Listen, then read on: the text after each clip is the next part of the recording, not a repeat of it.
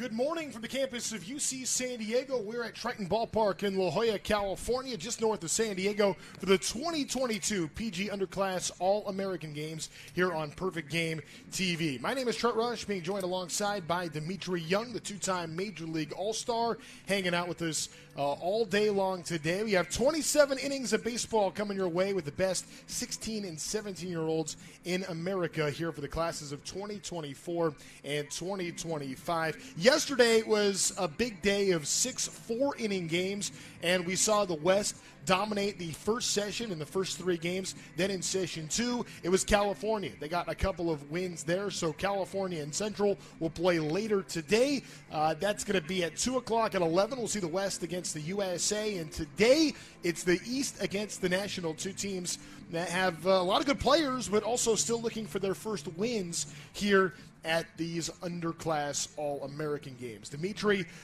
getting set now for another day of baseball, getting going bright and early here on the West Coast. It's an exciting day, but also one where you got to find a way to get that energy right out of the gate. Yeah, when you're trying to go for your first win at 8 a.m. California time, you know, the teams that are playing later, they're sleeping right now. So right now you're still playing for something. You're still playing in front of a crowd. You're still playing, you know, to try and get a scholarship. So whenever you step out on the field, you know, you're playing your all. You put on the uniform. You have an identity to go out there and play some hardcore baseball. The East is in blue. The national team is in orange. Maximo Martinez set to throw the first pitch of this ball game as we are underway here at the 2022 PG Underclass All-American Games. Martinez from Hawthorne, California. Outstanding college prospects. You see him for a strike. Somebody that could end up being a draft pick in the near future as well. Skied over to first base. Therefore, it is Paul Jones. And just like that, the batter is retired. And Mullinax goes down. And Paul Jones is lucky the sun is not in his face right now, early in the morning. Yesterday afternoon, the sun was definitely in the right fielder, first baseman's face. But right now, the way that the sun set, the left fielder and everybody on the third base side, they're going to have an adventure with that ball in the air. Maximo Martinez does a little bit of everything, going after the first pitch and fouling it back is Bo Hollins. Martinez, a shortstop, outfielder, pitcher. Showed some pretty good arm strength. Mostly fastball. 0-1. Good pitch for a strike. Yeah, Bo Hollins looks like a dude up there at the plate, just big and strong, and like to see him put a good swing on the ball. Gets just a piece of this one, testing his wheels right away, and he's going to be thrown out. It's a nice play over the shortstop position. Yeah, that was nice how he came in on the ball, and everything was in one fluid motion, got it and got rid of it. Shamar McDuffie there for the out. Here's a look at what the lineup looks like for the East. A heads up, that's what's on paper here, but here in sometimes these showcase events, we could see some jostling around the lineup just a little bit, so something to keep in mind moving forward. We thought we were going to see Mullinax bat second. Instead, it was Hollins, and now here comes Gavin Brawland. Yeah, he took a big hack because he was a little off balance on that swing. But he was definitely trying to hit that ball in the sunlight. 0-2. Yeah, this is going to be some tough hitting for right-handed hitters, at least stepping into the box. Not quite so bad, but in that peripheral, too. You do have that sun you're dealing with. 0-2. Brawlin just gets a piece. And for the kids out from the East, isn't it 11 o'clock out in the East somewhere? There should be a little advantage, right, for the East Coast guys? They probably woke up like 3 hours ago and been waiting to play. Time being called to give everybody just a little breather there after that foul tip. There's Maximo Martinez. Brawlin, the batter, is committed to South Carolina. Also on the track and field team at Georgia Premier Academy. Had to leave home to go to that Georgia Premier Academy.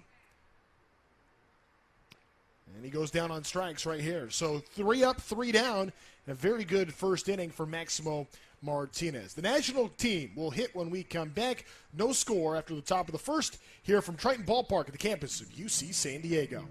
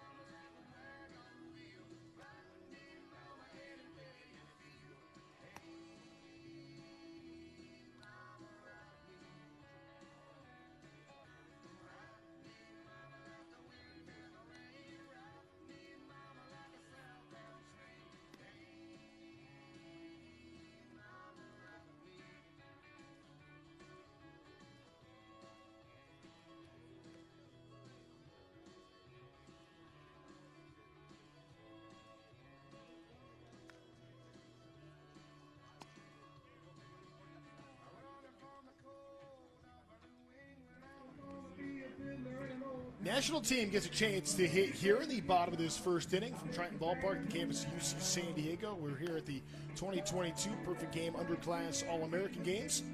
Trent Rush with Dimitri Young.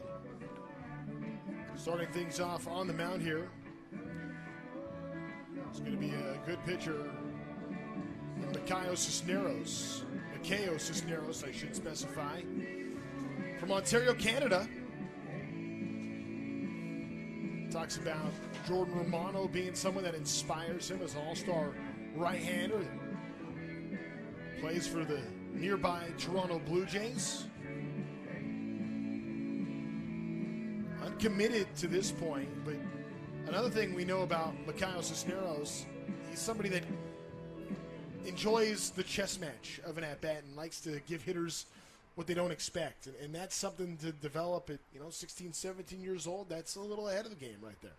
That sounds like he's a PO all the way, being able to dial in like that and have that pitcher psychology when he's going up against hitters. Alejandro Ludiero is going to lead off this game for the national team.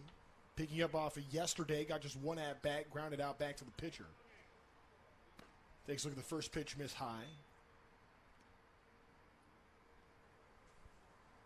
Everybody played 8 innings yesterday. Each team did over the span of 6 4-inning games. And the way the lineups work is, the lineup goes, it'll be about 15, 16 deep as this one is hit over to back behind first base in foul territory, finding the sun and getting underneath it for the out is Bo Hollins.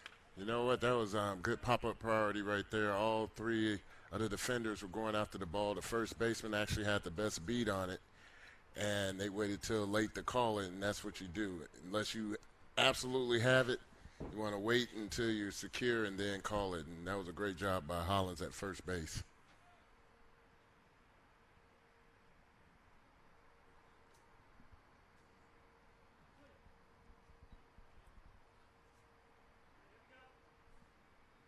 Batting now will be Jack McWilliams. He goes after the first pitch. Ground ball to Hargett, toss to Hollins. 6-3 on the put out, 2 gone. 2 quick outs right here for Cisneros. Well, we saw Jack McWilliams throwing the ball yesterday. He had a great first inning, second inning. Things didn't exactly work out for him. He swung at the first pitch right there, but he got down the line amazingly well. So that's something that the scouts can actually pick up on, is watching a man run from home to first and possibly get a good time. Landon Mack, one of the best players from the state of New Jersey, batting third here with 2 outs. in this first inning. Cuts and misses at the first pitch. For Cisneros, fastball velo about 88. And by comparison, at this age, that's in the top 97th percentile. I mean, that's way up there. You don't see a whole lot of guys throwing over 90 miles an hour yet. There's a handful, and if they do, they're pretty much in this tournament, in this event. And the jump a lot of times happens between now and the next high school season. By the time these guys are seniors.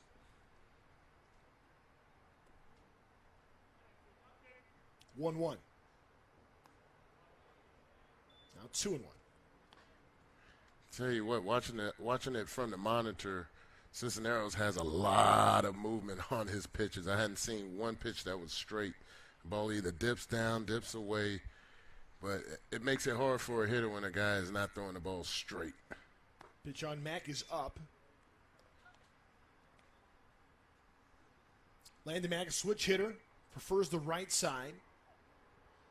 Prides himself on being able to hit to all fields.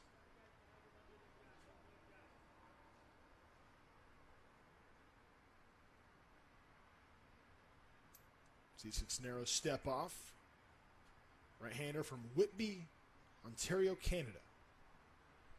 Here it comes. Right by Mack right there for strike 2. The way he swung, he was not expecting that. He just threw an absolute dart right down the middle of the plate with some late run on it.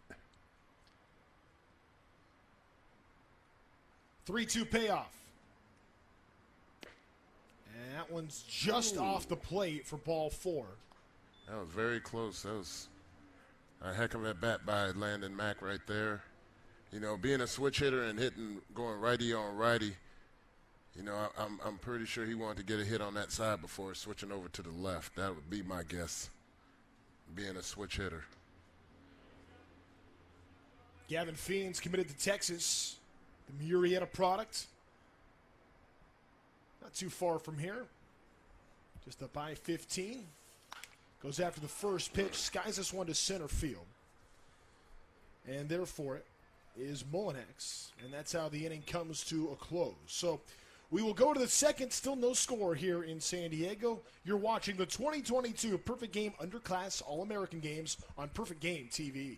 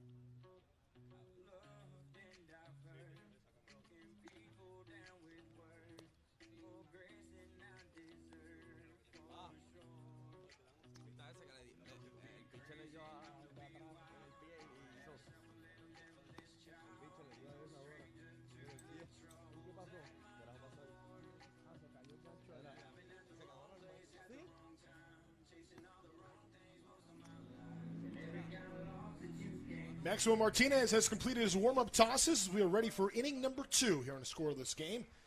Our first of 3 games today. 27 innings of baseball coming your way of some of the best 16 and 17-year-olds in America. It's Tyler Acevedo in the batter's box for the East in blue. Goes after the first pitch, misses that for strike 1. Yeah, right there, he took a big daddy hack right there.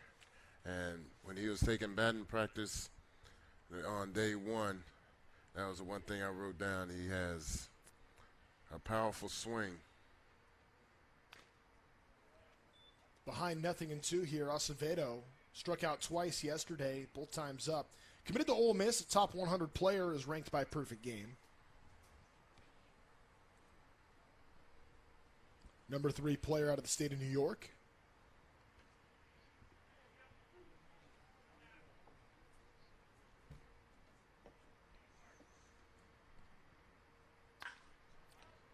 Fly ball, shallow center field. And coming up for it and settling underneath for the out on that first play will be Ryder Dykstra for out number 1. Now, you mentioned that this young man was committed to Ole Miss, and there are a lot of commits that are here. And I know a lot of the young men that are listening want to know, how do I get committed? How do I get a college to look at me? And a lot of it is just going out there playing, showing your skills. But it also means how much commitment are you putting into the work. You know, the guys that we have here, these guys, we mentioned it yesterday, working out at 4:30 in the morning every day. You know, making sure they put the right things in their body. They're training properly. And, of course, they're getting the grades at school. And yet you get the grades at school, they're not going to say, no, I have a 3.75. Well, you can get to our school. And you have talent? Yes, we're going to take you. So you can't come limping in with a 2.75. Like, Coach, why aren't they looking at me? The criteria to go to play next level ball, the grades are very important. You are an investment. If they're going to invest in you, what are you going to bring to them? And if you're not putting in the real work that a lot of these gentlemen are doing, as I like to say, faking the funk, then you're only playing yourself. You're not, because the schools know. They know what they're looking for, and they can look at your body and tell, are you putting in the work or are you just giving us lip service? Here's the 3-2 on Levi Clark, and he's going to be called out. Inside corner low, and strike 3 called, so Clark sits down. That's the worst thing about taking strike 3 is when you put the fate of your at bat in the umpire's hands, a lot of times it's not going to be in your favor. So it's always important to swing the bat. You're just talking about the importance of grades and academics a moment ago. Gavin Kelly, who's committed to West Virginia, carries a 4.4 GPA. That's a strike. With that kind of GPA, wouldn't you think he'll be going to Yale or Harvard or Dartmouth or somewhere like that? I mean, geez. You know, I'm taking nothing away from West Virginia, but those kind of grades right there? And there's a couple of guys committed to – I mean, there's not that many. I mean, you'll see the 4.0s, and you see a lot of 3.7 to 4.0. There's a handful of guys that are in that 4.3 to 4.5 range. And you're right, Stanford is getting 2 of them. Meanwhile, Kelly puts this one on the ground. A little test there for the second baseman. As Marr has to hustle that one over to first base to Jones. With good speed goes Kelly, but they are retired in order. So good job on the mound for McDuffie and Martinez. Faces 6 batters, retires them all, strikes out 2 along the way. We'll go to the home half of the second inning when we return here at the 2022 Perfect Game Underclass All-American Games.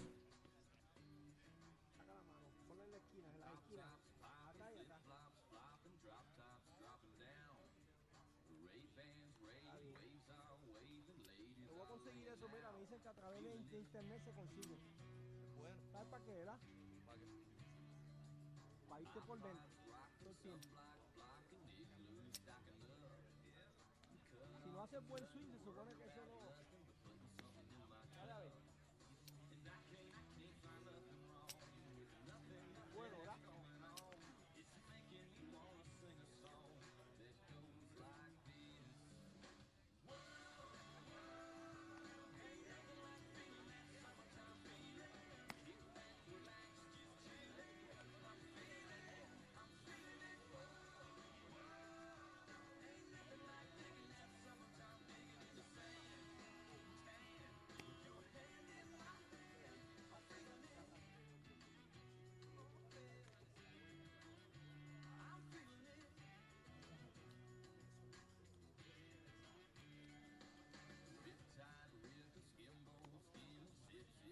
Encuentran que entrada filial, papi. La cuarta.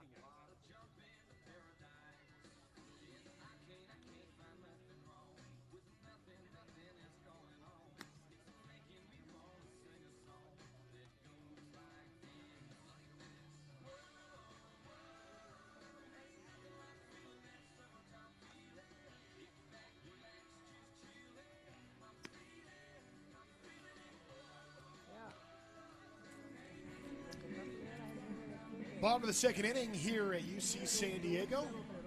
It's the East and the national teams. Scoreless. He's two-time All-Star Dimitri Young. My name is Trent Rush.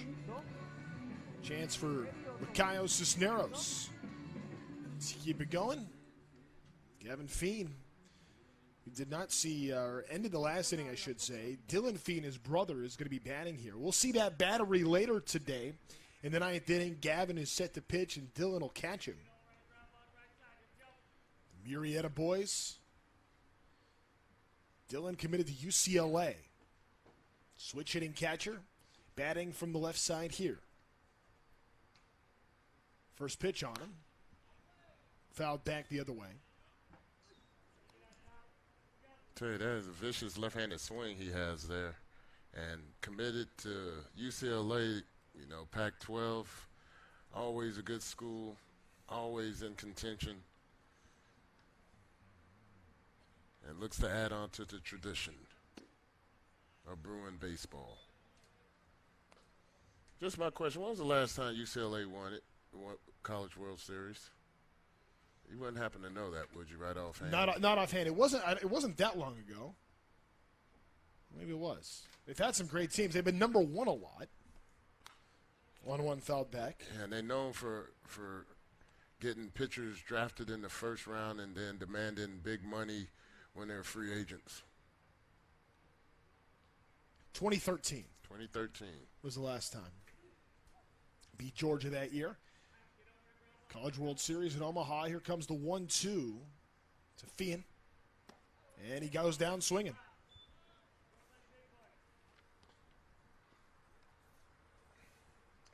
So for Mikayo Cisneros, aside from the walk to Mack, he's been very good outside of that. That Cisneros' first strikeout today. Ryan Vandenbrink.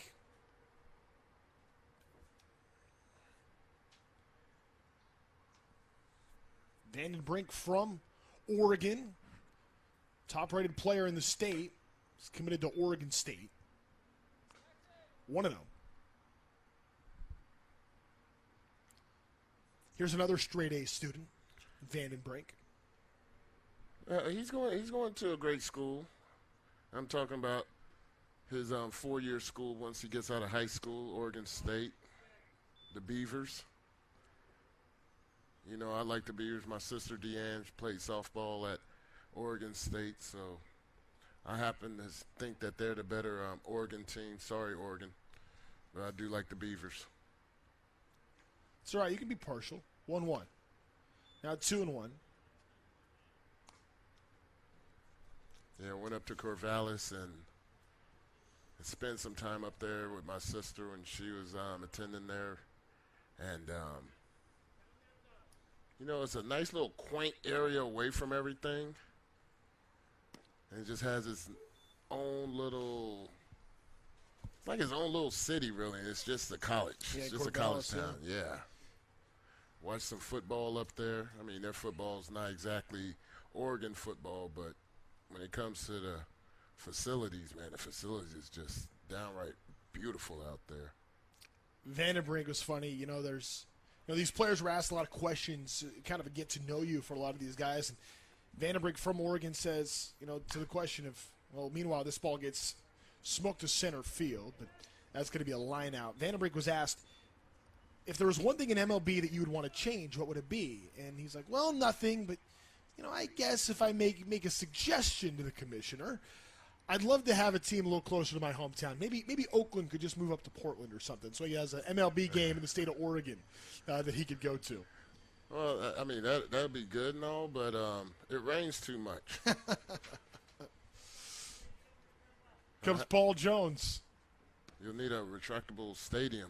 We say that at a ballpark where there is not a tarp to be found here. In theory, there's got to be a tarp somewhere. We actually had a little bit of rain last night. Not much, but some. Comes the 0-1 to Paul Jones. Now, you mentioned his grandfather is Cesar Tovar. Oh, yes. Former MLB great out of Minnesota. In fact, he's going to be inducted in the Twins Hall of Fame coming up a little bit later this month. Oh. Tovar is. Well, congratulations for the fine career and passing his genes on. He has his grandson here at the PG underclassmen games here and showing what he can do. And what I've seen, I see a lot of power in that swing. And I know that his grandfather didn't really hit for power, but, you know, the evolution of the game, these kids are bigger, faster, stronger than generations before. So the expectations are a little bit higher on kids that are built like this kid here. Look like he should be on the football field. And let's not mention football here, but, you know, we're playing baseball. Paul Jones from Burnsville, Minnesota, third-ranked player in the state. 2-2. Fouled back. Yeah, that was a vicious, compact swing right there. I mentioned Jones, you know, Minnesota being a cold weather state. Got back to the hotel last night and I was watching the Captain documentary that ESPN did on Derek Jeter, and he was talking about how I didn't want to just be the best player in the state of Michigan. I wanted to be the best player in all of high school baseball, and he took it personal as that one goes outside. But it was kind of interesting to have a look into that kind of a mindset. Yeah, coming from Kalamazoo, Michigan, and being who he was. I mean, I was in the minor leagues with the Cardinals when he was drafted. That 92 draft was pretty special. 3-2. Yeah, at the time, a lot of college guys were taken. First 5 picks, all college guys. Phil Nevin, number 1 overall, currently managing the Angels. Jeter goes to 6. Yeah, Jeffrey Hammonds was 4th going to the Baltimore Orioles from Stanford. And he was on the USA Olympic team along with Phil Nevins, Michael Tucker, Charles Johnson, many others. I mean, at the time, you didn't see a ton of high school guys go way early. Now that's not a problem, and Jones puts a charge into that one. Paul Jones off the scoreboard. Oh, wow, what a prediction. What a prediction. See what happens when you swing hard like that. Man, that's beautiful. Absolutely crushed. Paul Jones the second with 2 strikes on him pops that one right off the board in the right center field gap. He hit that ball at 8:26 a.m. California time. So in Minnesota, that's 2 hours ahead. So that was 10:26.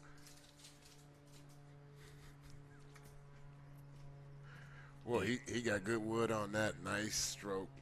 There's no wind right now. We're less than a mile from the ocean, and it's one of those rare humid days in San Diego.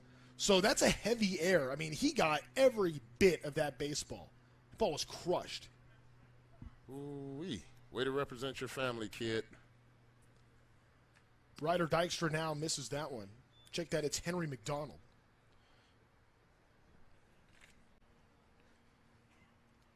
McDonald from South Pasadena, California, a catcher. Seen him play or catch the last 2 innings.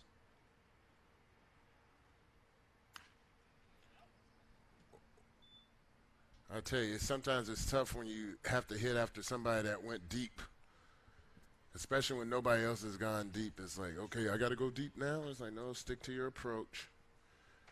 Just get a base hit. First home run of the event was an absolute blast, too. If that won't wake you up, I don't know what will. 0-2 is fouled away.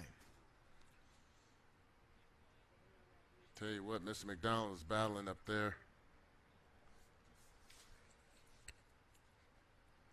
This pitcher on the mound, he's got a lot of moving parts on that ball, and be able to square him up is going to be tough, but it has been done. McDonald trying to get something to hit here. He struck out yesterday and then was also hit by a pitch. Got behind in this count 0-2, now 1-2.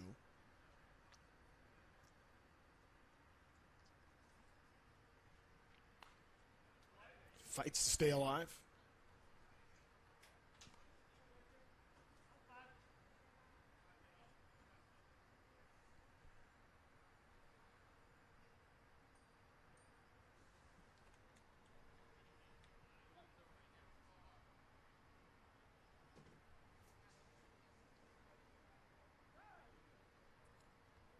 Keo Cisneros calls time. Or steps off the rubber, I should say. His time is called.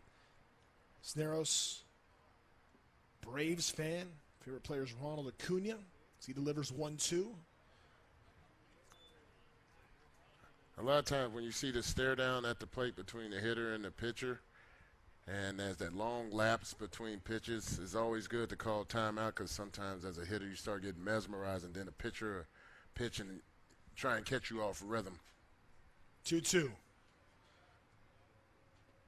Donald fighting to stay alive in this at-bat, is doing a good job of it. Yeah, we've seen Cisneros' pace slow down a little bit after giving up that home run to Paul Jones. But was absolutely launched.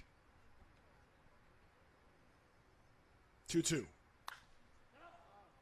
Fly ball back behind the mound in front of second base. Coming up for it and getting underneath for the out is Tyler Acevedo, and that's how the second inning comes to a close. But a loud home run off the bat of Paul Jones puts the national team on the board first. It's 1-0 National, leading the East here as we head to the third inning from Triton Ballpark on the campus of UC San Diego.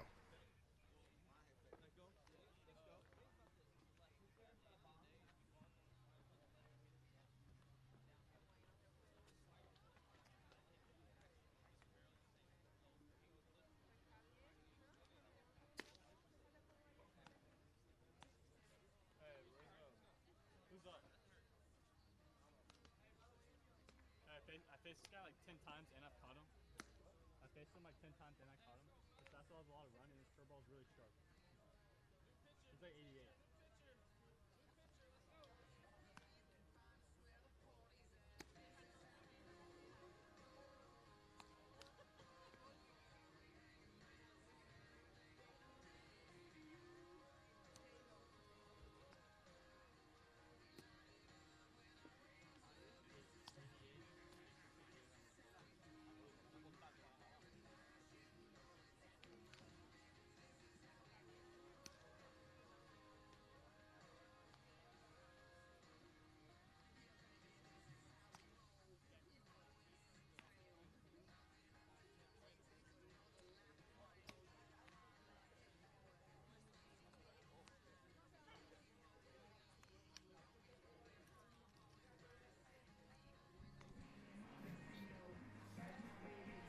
Getting set for the start of this third inning here at the 2022 Perfect Game Underclass All-America Games. Loudest hit of this event just came off the bat of Paul Jones, a home run in the second to give the national team a 1-0 lead. Now a chance to see Lucas Ramirez in the batter's box for the East. Ramirez calls time. Lucas Ramirez, the son of Manny Ramirez, struck out twice yesterday.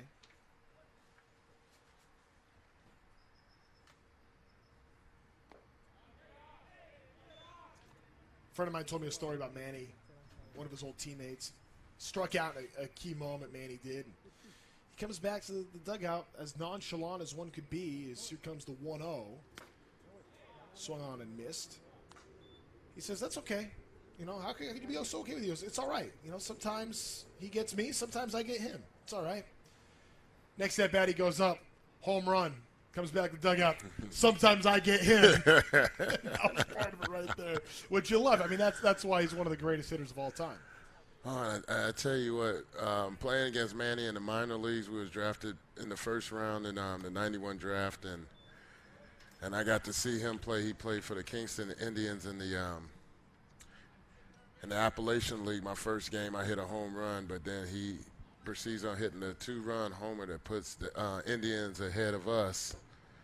And so I got to see the greatness of Manny from early on, and then we shared Bush Complex for instructional league. And in the Cleveland Indians organization, they were big on the strength and conditioning, doing the calisthenics and stuff early on, where the Cardinals, we bring in McDonald's and Egg McMuffins and stuff, and these guys are putting in work. But of course, over the course of, you know, baseball, the strength and conditioning guys become a real key coach to have in the locker room to make sure that we have our strength and endurance through the course of a long, gruesome season.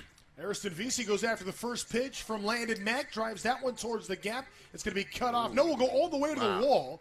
Vesey is going to hold at second base. We'll take a small turn and be in there with a one-out stand-up double here in this third inning. Yeah, he got some good extension on that pitch right there. You know, first pitch, jumps all over it, and shoots the gap, and that's exactly what you want to show here.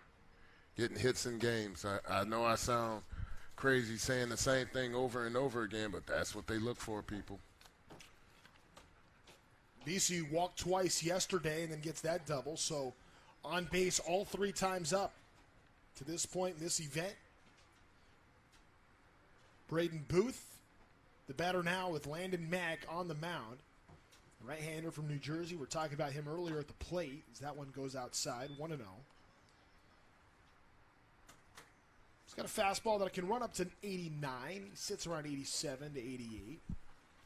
Sliders, that out pitch.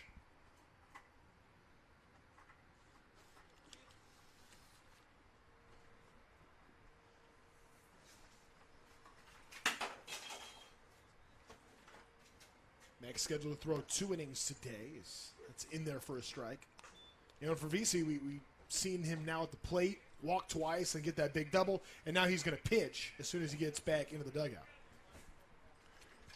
Get ready to go do that. Now, the scouting report I have on Braden Booth is he likes to use the entire field, and I'm just looking at the distance between the first baseman and the second baseman themselves, and that hole that's in between there.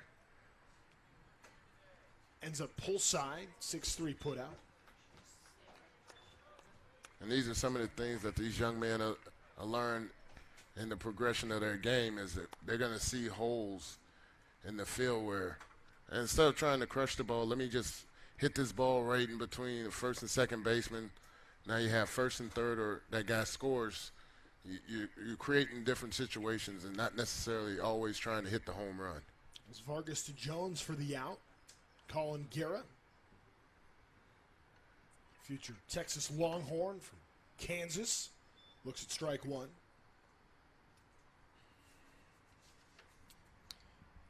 Guerra yesterday was 0 for 2 with the strikeout.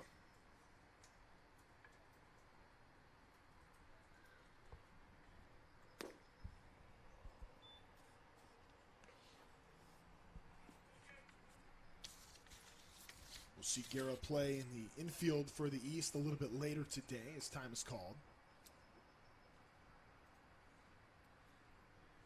It's kind of funny watching these pitchers too. When things are going good, it's you get into a rhythm, you try to speed things up. Just give me the ball and let me throw it. You give up some hits, you have some traffic. There's a runner at third base right now. Things tend to slow down. 1-1. Chopped foul over the first base side. Yeah, he has a nice smooth swing on that left side. We know we have him as a switch hitter, but we just seen him on the left side, and everything just looks nice and fluid. And he's going to grow into his body, too. You know, we're not looking at a finished product yet with the 16, 17-year-olds here.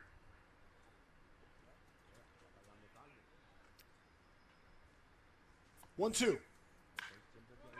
Another one. That one's going to get by. There he goes. RBI single for Guerra. Brings in VC. He's going some three. trouble He's in going the corner. 3. Here comes Guerra now into third base. Wow, with a stand-up triple right there. Wow. Some good speed. See, and an RBI knock. When you have a nice smooth swing like that, you will find hits.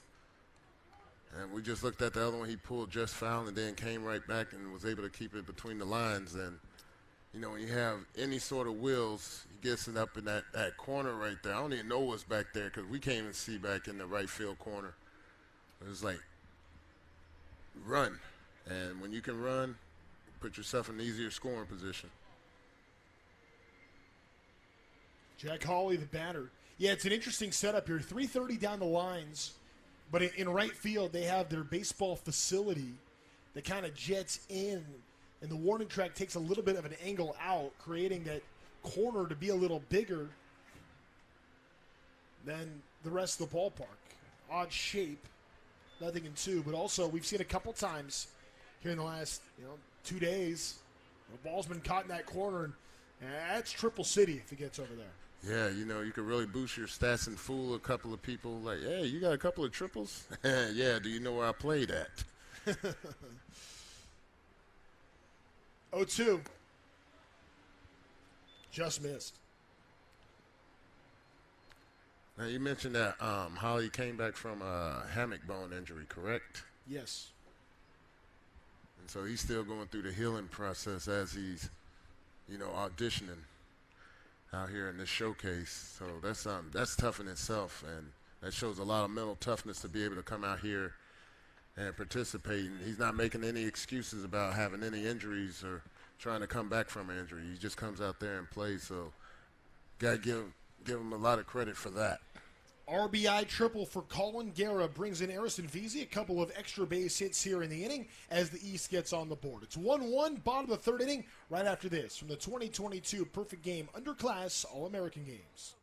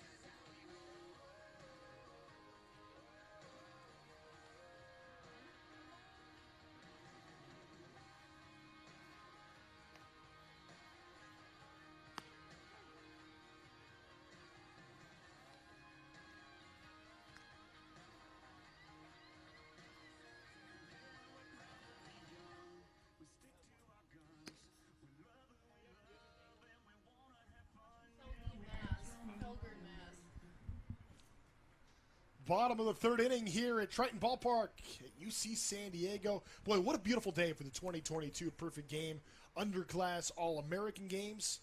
He's Dimitri Young. I'm Trent Rush. Harrison Veazey, the catcher, is going to get a chance to switch roles and be on the mound here.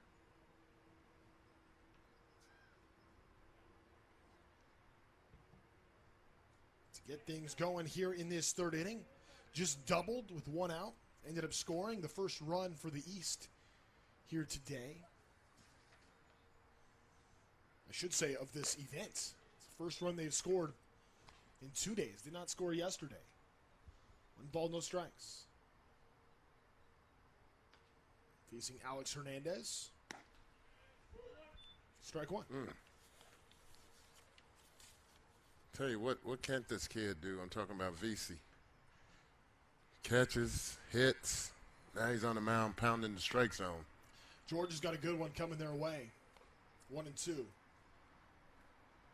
Yeah, I called him a catcher. He throws 91. He's got a 12-6 curveball, a slider.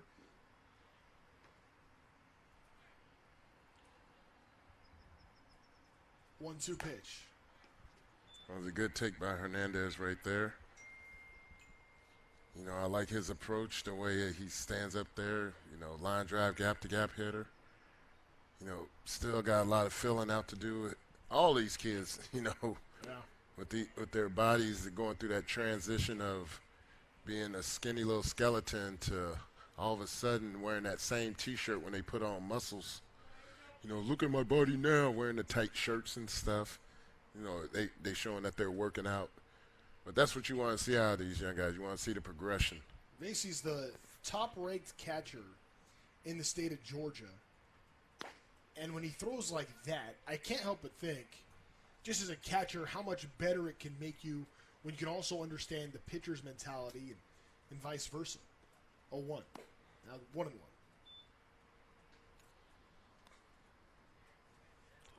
Shamar McDuffie, middle infielder. Batting here for the national team. A couple of Georgia guys going at it. 1-1. Now 2-1. Yeah, you know they're both going to be on the same flight going back to Georgia. And so it's going to be about bragging rights right here. 2-1. McDuffie with a good chance here. This AB, right-handed hitter. He's got that wide base.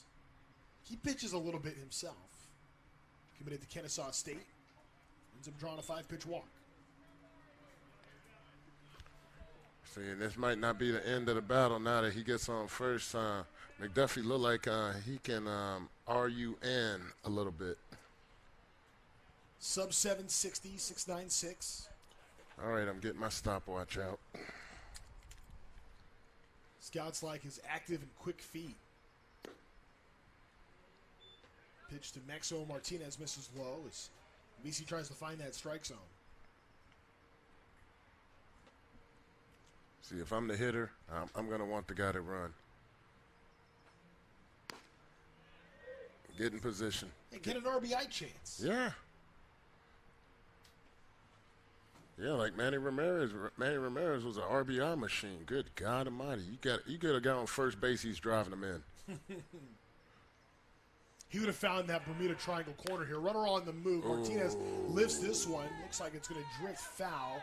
Will there be room? Oh there my God! was, but unable to get there to it in left field was Ramirez. And I tell you, McDuffie had one heck of a jump right there. He had a real good jump.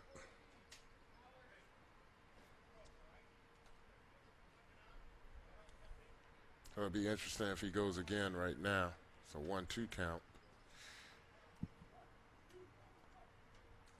Scouts really like the barrel speed for McDuffie Martinez. Pick off back to first. McDuffie gets there. And see, McDuffie can get an extra step off. You know, he dove and he was way up on the bag. That time it gets away, and McDuffie can cruise into second base.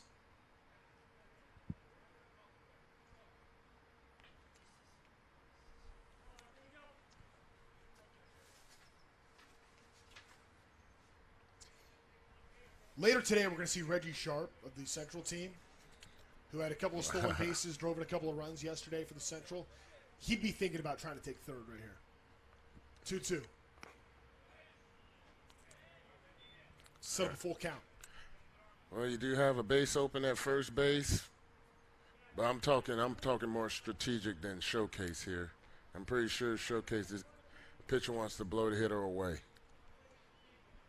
3-2. Fly ball shallow right field. Not deep enough for McDuffie to tag. There's the out. And that pitch looked like it was up and out of the zone, possibly ball 4. And Maximo might have expanded just a bit. But then again, that call has been made before as a strike, so kind of have to protect at the same time.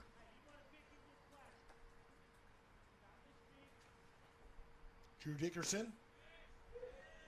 had a hit yesterday and also a sac fly RBI.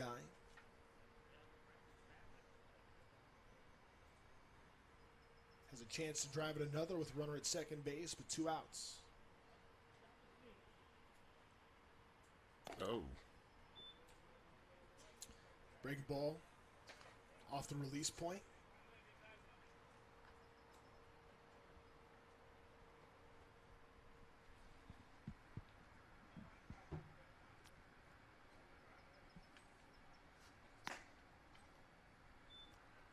Hey, looks like he's staying away from the hitter right here, so I don't know if he's going to try and get him to chase or check out the discipline, but right now Dickerson's having a solid at-bat. Taking what the pitcher gives him. Ooh. Drew Dickerson ranks as the number 2 shortstop in the state of Missouri. Number 11 overall, as you see VC here.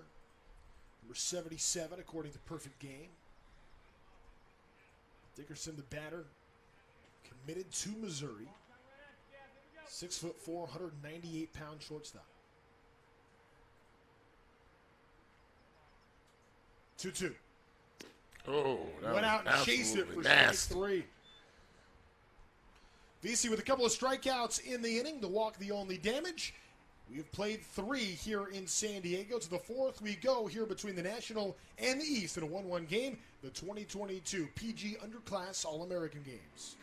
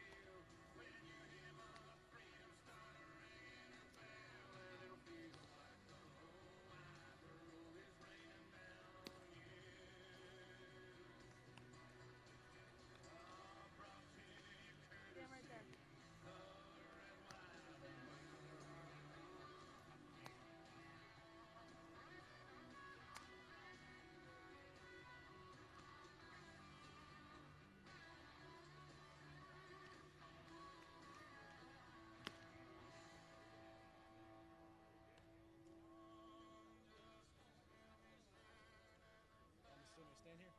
Yeah, just swing. Don't worry about me.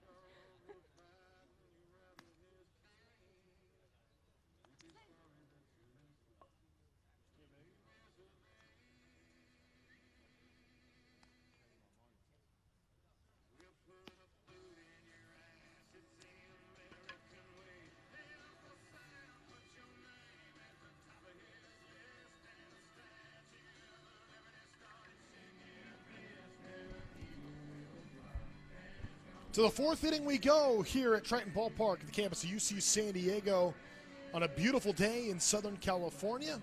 I'm Trent Rush with 2-time All-Star Dimitri Young. Roberto Barreto to lead things off for the East.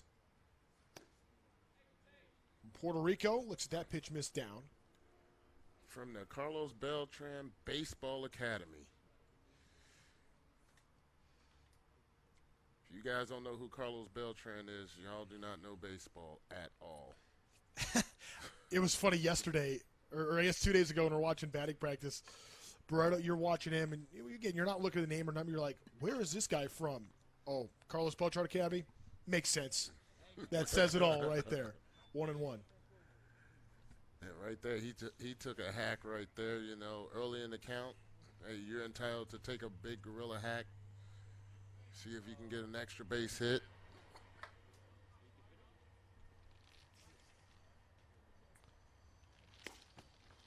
Barreto yesterday was 1 for 2 with the single and a strikeout. He's behind in this count 1-2.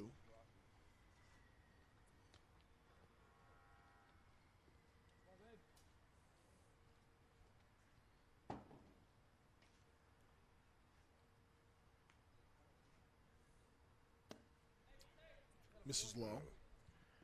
I tell you, I'm kind of curious. I'd like to walk on the campus at Carlos Beltran Academy. I'm just pretty sure there's baseball fields, batting cages, pitching mounds, and classrooms. And it's just an absolute cycle of you getting your baseball in, you're getting your schoolwork in. And I'm pretty sure a lot of it is teaching these young guys how to come and play professional ball, you know, because I know with the Dominicans, they'll come over to the U.S., and they will have $3,000 phone bills because they'll just get on the phone and call back to the Dominican Republic and be on the phone for hours and not know that, hey, you know, this costs you money. Chopper to third. Throw gets away, and Barreto is on. Now we'll turn and head for second base and get in there safely. And that's Carlos Beltran baseball right there. He didn't hit the ball the best, but he put his head down and he ran straight to first base. And because he ran, the play was rushed and the first baseman wasn't able to pick it, and he advanced to second. So just because you didn't do your initial job, there's still other things that you have to do. The play wasn't over just because you hit a ground ball. The play still has to be made. That's why you hustle. And that's why he's at second base. And that's why I'm talking about it. Dre Barrett, the batter. Going back to that last play for a moment. It was Cesar Andre Lopez over there at third base. Fielded it cleanly. It looked like he took his time. But I think you're right. When he saw Barreto running as hard as he was, rushed the throw, and that's where the mistake happens. And I have a story about that. When I was with the Detroit Tigers, we're playing the Cleveland Indians. Okay, the Cleveland Guardians now. But a guy by the name of Nook Logan just got called up for the Tigers, and he's one of the fastest guys in baseball at that time. And he was batting right-handed. I forgot who was pitching, but we're playing at the Jake. And what is it called now? Cleveland Stadium. Progressive Field. All right, the Jake. and he hits the chopper to Omar Vizquel, one of the best fielders around. Anyway, Omar Vizquel is known for getting a guy by half a step, kind of like Ozzie Smith. He gets the ball to first base, gets you by half a step. Well, he didn't know Nook Logan. Nook hits a chopper. He gets the ball. And he goes, oh, bleep, and tries to throw it over there. By the time the ball got to first base, Nook Logan was in right field, and we was absolutely dying in the dugout watching, a Hall of Fame caliber shortstop kind of get schooled by someone that could just haul tail down the line. Dre Barrett, the Southern Miss commit from Deatsville, Alabama, goes down on strikes. One gone here in the inning. Jackson Ginther.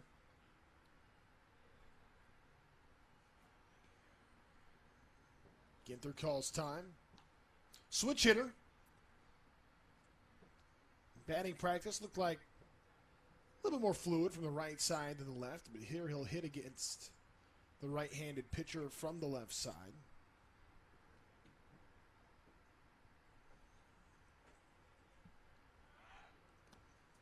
Misses that one, but on the move and taking third base will be Barreto. Wow, that was one of those stolen bases where he took that on the pitcher. The pitcher wasn't paying any attention to him, and he was able to steal the bag. And you don't have to be the fastest guy out there. It's about how you run the bases and what kind of leads you get, what kind of jumps you get. Because there are plenty of guys that have a lot of stolen bases that weren't the fastest in the world, and then you had some of the guys that were the fastest in the world not being able to steal bases.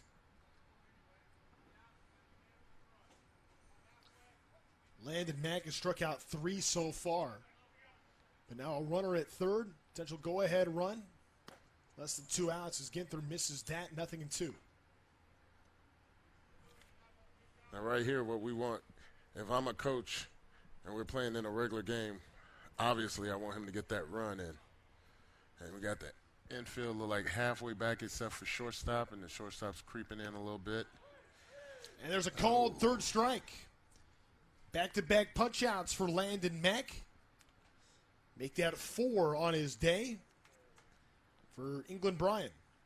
Now, I know if I'm the pitcher on the other team, the team that's hitting right now, I'm a little upset that we didn't get that run in, because this is what makes a difference in the season right here. We get that extra run in. We get an extra run, change the momentum of the game. And these are the things that you learn in next-level baseball, whether it's college or professional. You got a runner on third, less than 2 outs. Last thing we're doing is taking a pitch for strike 3. Comes the 0-1.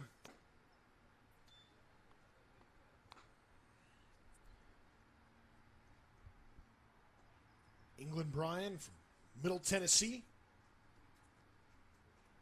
Committed to Kentucky, 6'2", 200 pounds. Primarily a right-handed pitcher that also can catch. Meanwhile, Barreto's going to break for home. And Wow! Barreto making everything happen on the bases. All right, what we've seen out of Barreto is Carlos Beltran baseball. That's how Carlos Beltran was on it, but nobody was expecting that. No one expected him to steal third. Nobody expected him to steal home right there. Oh, Barreto reaches on an error. The throw gets away. Instead of holding it first, he challenges to go get to second base. Then he takes third on the pitcher, and then right there broke for home and takes a run for his team. You know what? He was timing the catcher, throwing the ball back to the pitcher, and he was lobbing it like he was. And that's something that's that Carlos Beltran baseball. That's just, I mean, people need to consider him a Hall of Famer and forget all that bull crap that they talk about with the Astros and stuff when he played and didn't get the managerial job with the Mets. I thought that was kind of, Bush League of the league to take that away from him. I mean, the intelligence that Carlos Beltran had is above and beyond. Meanwhile, Landon Mack ends up striking out the side, but a run comes in. 5 strikeouts in the 2 innings of work for Landon Mack. We'll go to the 4th inning, where now it's the East that leads 2-1 over the national team here at the Perfect Game Underclass All-America Games.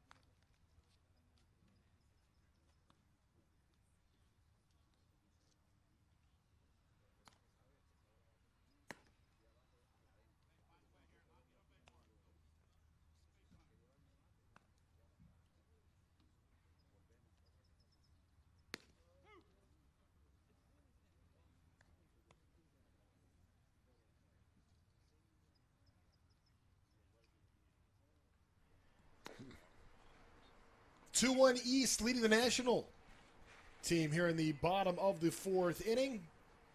But how about the way that we have seen some runs scored in this game for the national team? Paul Jones with the big home run. East got a couple of extra base hits in the 3rd, and then Roberto Barreto doing it all by himself, reaching on the air, advancing to 2nd, stealing 3rd, and then stole home for the 2nd run for the East, and they have a 2-1 lead. Thomas Marr is going to lead things off here in the 4th for the national team, the home team here in this game. This is the first of 3 baseball games we have today in UC San Diego. Marr fouls the first pitch. Yeah, Marr has a nice compact stroke. Look like he uses the entire field to hit. And I mean, when you're a high school coach and you have talent like this, it's like you feel like you have hope to winning whatever championship there is to offer for high school baseball when you have talent that looks like this. 0 for 1 yesterday with a walk.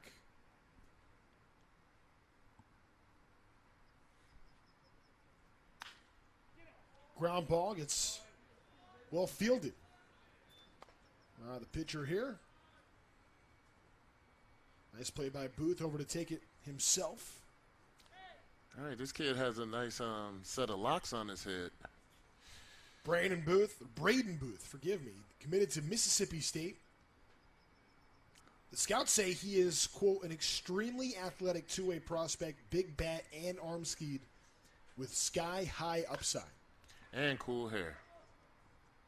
Well, you don't need a scouting report for that. Meanwhile, that's going to get down. That's a triple. Vargas is going to turn for third as he gets back into that corner. Vargas will go into third base sliding in. He didn't need to. And there you go. That triples alley out there down the right field line as Jeremiah Vargas is in. Yeah, he fights that ball off right there, and the right fielder's coming in hard and just missed it, and the ball scooted away from him into the abyss in that right field corner.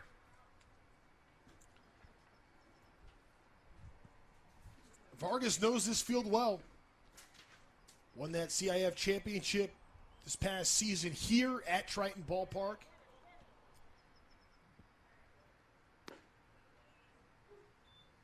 First pitch strike on Corey Fortson. Here we got RBI situation. We had the infield in.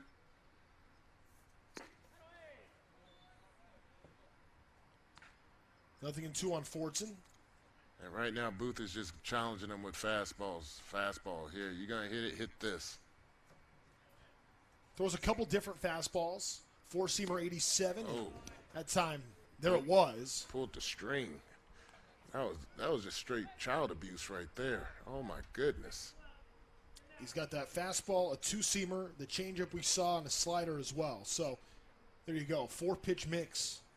He gave him everything that he had to, and that was another situation where you have a runner at third. That run has to come in. Now with 2 outs, much more difficult for Cesar Andre Lopez. And this is just a lesson for the parents, the coaches, and for the kids that are watching. When you're playing baseball, especially championship baseball, the teams that are able to execute small ball are the teams that win it. You know, that one little run right there, you get them in, it's a tie game. As opposed to we have Lopez hitting with 2 outs here. You know, situational hitting is so key to learn as far as development and to be able to play next level ball. Because you can look good in a uniform and good in batting practice, but we got to get the skills going in the game.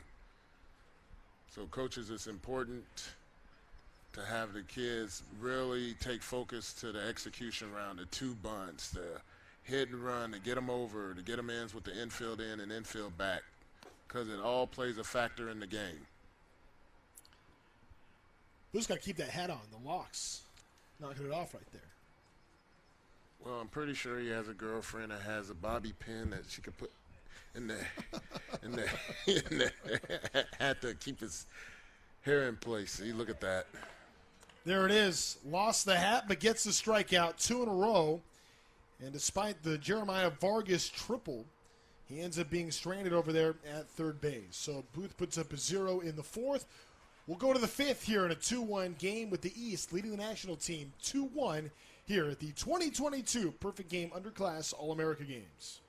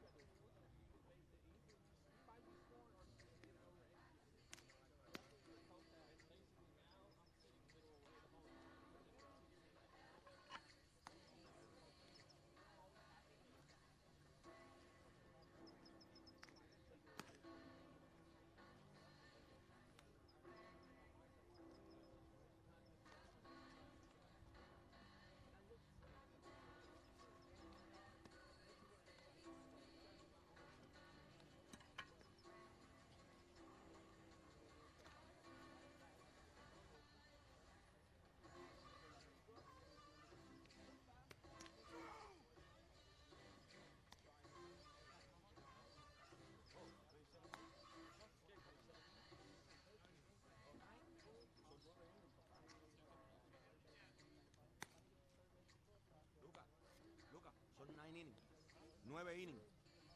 So, empieza más temprano.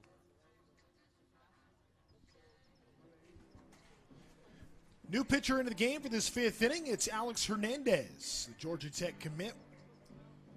We saw bat earlier, struck out in the 3rd inning, and now's a chance in the 5th. Throw the 5th and 6th. Try to get some other strikeouts on the other side. He'll go up against the top of this East lineup. Perry Hargett could get things going for the East. Hargett's over 3 with the strikeout here at the event to this point. Looks at that first pitch missing side. The thing about Hargett, he has too good of a swing to be hitless. So I'm expecting a hit right here. Hargett committed to North Carolina. So familiar with that Columbia blue. I guess that's more like a Tar Heel blue they're rocking today for the East team. So he was pretty happy when he was selected to this team and found out what unis they're wearing. Yeah, he was all about that, right? Oh, yeah. Good thing he wasn't on the West team with the Royal. I guess you don't have to worry That'd be about Duke, that. wouldn't it? That's what I'm saying. 2-1. He probably would have asked for a trade. Do we do that here at PG? Oh, I'm sure some have tried. 3-1. You expand that zone a little bit, but you want to hit. You want to hit right now. Hargett has been the varsity team captain at his high school. Only a Christian since he was a sophomore. Oh. Goes down on strikes there for the 2nd time at this event. You know, I know these kids feel like if they don't have a good tournament here that they're going to be out of the rankings and stuff like that. You know, these scouts and college recruiters, they go a lot deeper than that, you know. Just because you have a bad showing, I mean, you're here for a reason. I mean, Hargett's the 45th ranked player in the country. I don't know if that's something he needs to worry about. No, not at all. You just chalk it up for, okay, I did this, I did that, move forward. And that's what good players do. 1-0. And the other part about this, we've seen batting practice, we've seen infield, outfield work, catchers do their stuff. We're seeing all kinds of different throws tested. There's radar guns out for all of it. There's so many different attributes that are being measured and watched and evaluated here. Yes, the game is important, but so is all the other stuff. Yeah, and on top of it, these kids could be playing with injuries, especially, I mean, it's August already, and they've done everything this summer. They've done the circuit, and they can have little nagging injuries and not say anything about it. And that shows a sign of toughness to still be able to come out here. Here's the switch hitting Hollins, 3-1. Ooh. Rips that one, but it goes just foul. And that was another good swing. He's trying to get it into triples alley. I'd like to see him run. See if he's gonna tackle the third baseman. Trying to get the third. 3-2 to Hollins. This time straightens it out just enough. There it goes into right field. Gets cut off. Hollins digging in for second base. Slides, yes. and he's safe.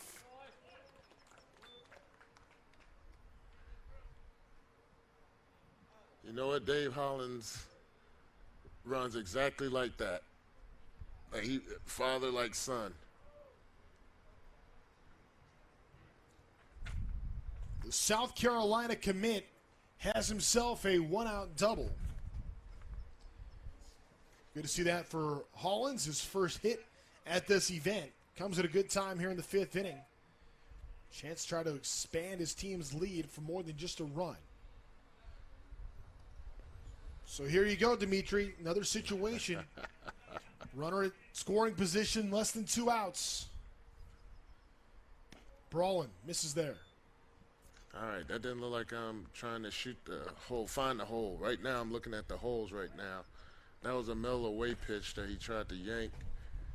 You just make contact with that to the right side that's getting through. Strike 2.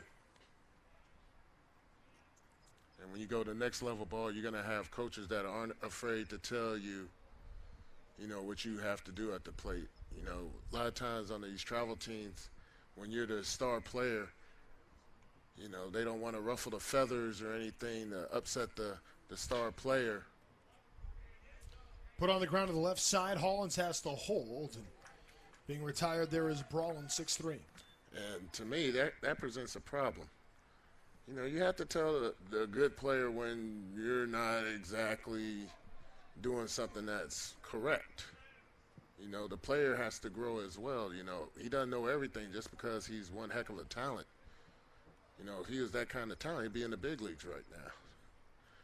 So these guys have to learn just like everybody else. So coaches, don't be afraid to let the good players know when they're messing up as well, because that makes you a more credible coach to the kids that may not be as talented.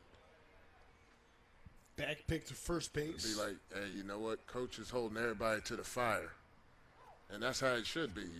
Coach sees something, and parents, don't get involved when coach is telling your kid how to become a better ball player. Don't tell my kid that, don't do that. That's wrong. Because as a high school coach, I definitely don't want to hear it from you.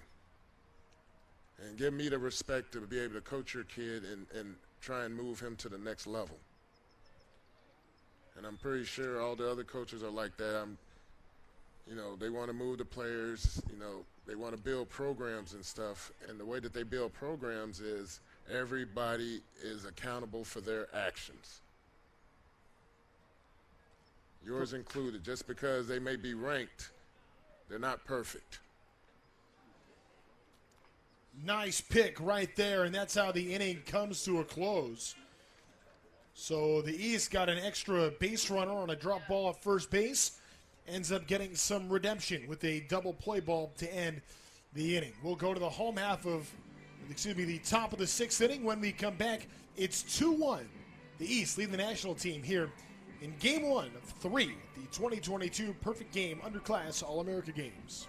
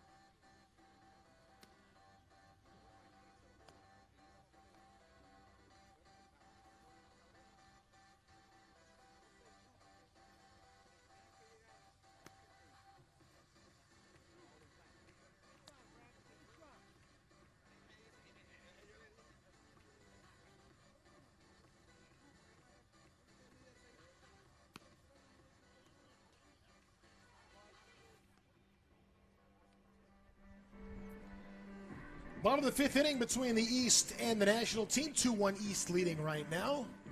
You see the national group in orange. The home team here get a chance to hit. Booth stays in the game to pitch for the East. Ended up with a couple of strikeouts after stranding a runner at third base. His last inning, Ludiero is going to lead things off for the national team. Swings and misses that first pitch. Pembroke Pines in Florida.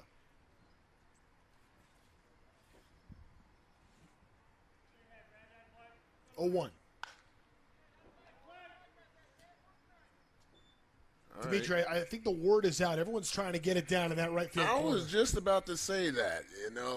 They know that they can get that extra base hit, that triple in that particular area. And the guys that are hitting triples, they don't look like the guys that normally hit triples.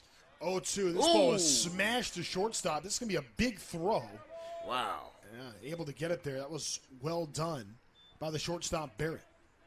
I like how he took a step back initially, got his feet in position, caught the ball, and then threw an absolute strike. And forgive me, that was Colin Guerra.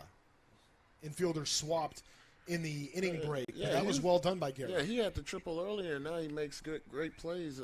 Way to show all your tools, young man. Colin Guerra having a nice day, 0-1.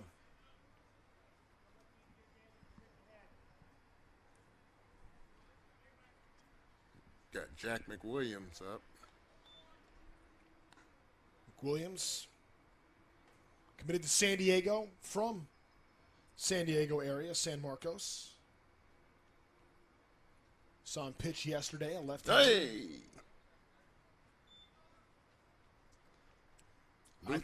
Booth threw that pitch like my locks are better than your gold locks. General rule of thumb is to not hit the scouts. Or the people taking video. Oh, my. Strikeout right there. Make that 3 for Booth, who is retired 5 of the 6 he's faced. 3 on strikeouts. It looked like he has on, you remember the old Russell pants that the coaches used to wear back in the 80s? That's what Booth is wearing right now. He pulled those pants way up over his knees. Old school. Love it. Landon Mack digs in.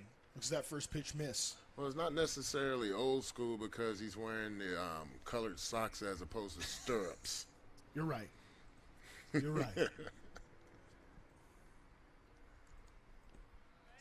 Just an homage to. And then he has on red spikes. Dimitri, I'm going to leave it to you to be the fashion guy here.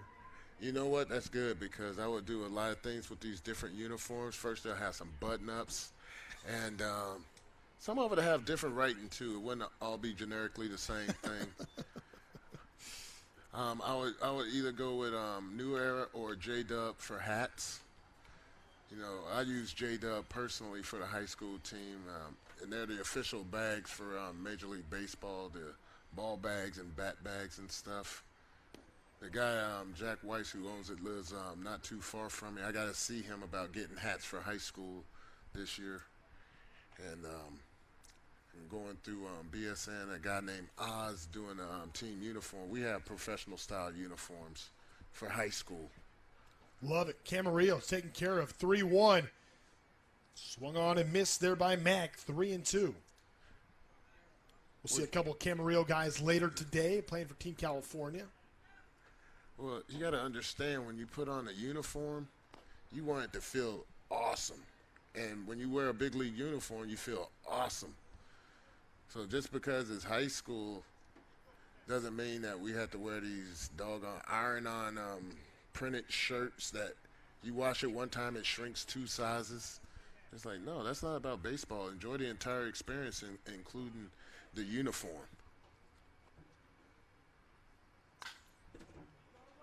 Hard hit ball by Gavin Feehan. Toss over to second base, gets the lead runner. 6-4 on the fielder's choice is how the inning will come to a close. Good job by Booth on the mound in this one. Had a couple of base runners, a triple and a walk in his 2 innings, but also struck out 3 along the way. We will head to the 6th with the East leading the national team 2-1.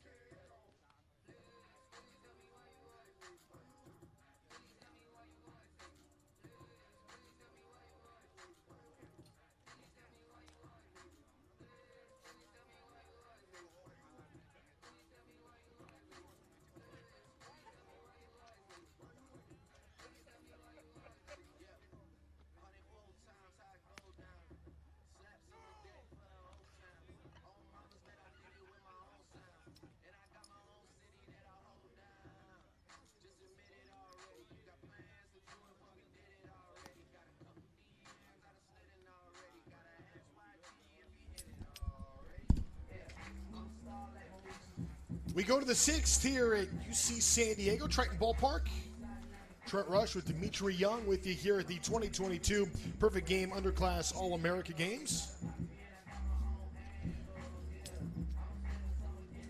Levi Clark set to lead things off for the East, rocking that Columbia blue. On the mound, Alex Hernandez.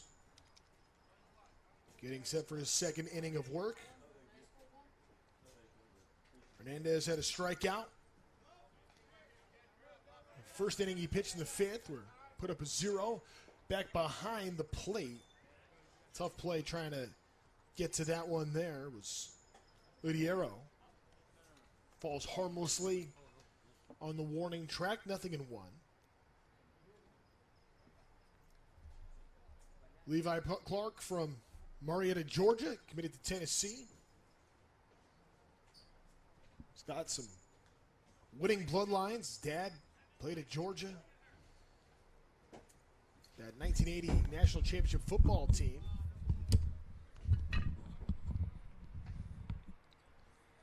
Clark committed to be a volunteer. Comes the 0-2. Clark tries to hold. Looks like he did. And that one's low for ball 1. Yeah, peeled down to first base. That's the right call. One thing Levi Clark says is, he says his favorite player is Austin Riley. I love the reason why. He says, regardless of if Riley goes 3 for 3 one day or 0 for 3 the next, he always stays calm on bad days and in high-pressure situations. That's something he tries to do as well, 2-2. That has nothing to do with that contract he just signed? Well, that's part of it. $200 million plus. By the way, what's it say about Riley? They're calling that a team-friendly contract. No, Albus signed a team-friendly contract, 7 years for $35 million, and then Ronnie Acuna signed a friendly. That one was, yeah, Austin deserved all that. And the other two deserve that kind too, but they wouldn't be able to keep all those players. And then Braves are set up to be good for a while. Yeah, and their minor league system is like we talked about with the Cardinals and some of these other organizations that have a strong minor league system. So when you bring guys up, you have a lot of homegrown products, really. Clark has struck out twice and also reached on an error. That time reaches on a walk. So it was aboard for the second time at this event. This time a leadoff walk here in the 6th inning as the East tries to tack on. Already up 2-1 here in this ball game. This is Gavin Kelly. Thank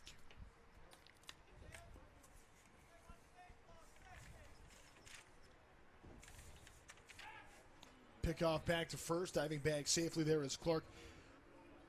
We've mentioned Gavin Kelly's grades and his outstanding 4.4 GPA before he goes to West Virginia, but he always talks about how he's always been the little guy, and he hasn't felt like he's gotten a lot of hype because of that. Starting to grow a little bit now, but has always been relatively undersized, 5'11", 170 pounds. But here he is, making a name for himself. The Perfect Game Underclass All-America Games. You know, the one thing I've noticed about guys that were the small fry of the team and all of a sudden they grew, they still had that little man, like, energy on the field, that the way that the smaller guy grinds, but then has the size to put the ball out of the ballpark and be a difference maker. Those make for some of the best ball players because they had that fire and the size to match. 2-0 the count. This ball hit well towards center field. Ball is still carrying. Wow. Going back for it and able to secure it for the out was Ryder Dykstra, but that time Gavin Kelly gave it a ride, but that's going to end up being out number 1. Yeah, if there was a stat, and I've seen it where they have other ball fields and where the ball lands at certain places, how many ballparks it would be out of. Like, we know that this would have been our most ballparks. And this, unfortunately, is not the one. Lucas Ramirez looks at that one, miss outside. Yeah, Lucas better get himself a hit, or Manny gonna have him in the cage for the next 36 hours straight. Ramirez so far 0 for 3, 3 strikeouts. Fouls this one back.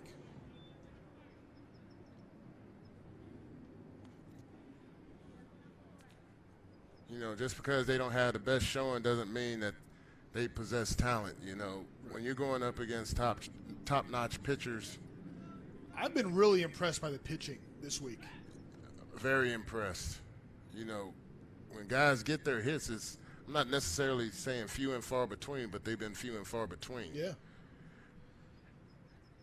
But what I do see out of Lucas Ramirez is a nice, short, powerful stroke.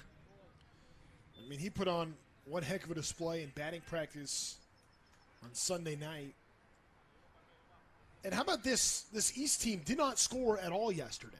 Just kind of tells you about how hard runs are to come by. Even this, another tight game, 2-1.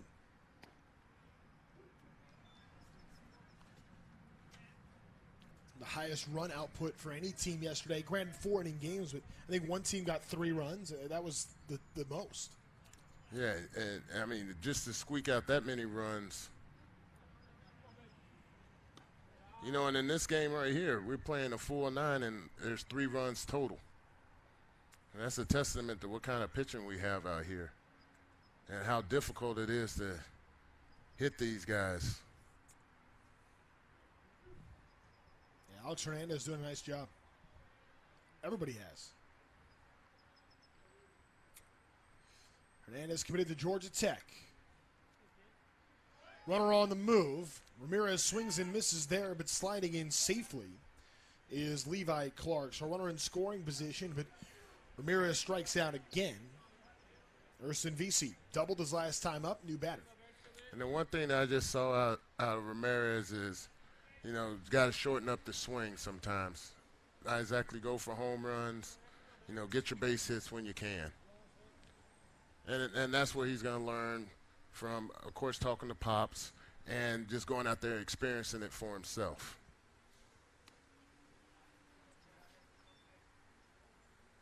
VC doubled his last time up, was trying to improve on that this time with that big swing.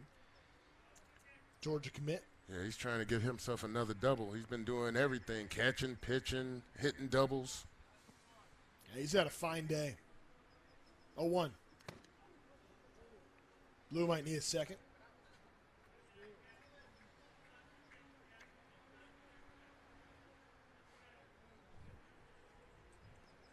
Time on the field. Sure everyone's all right.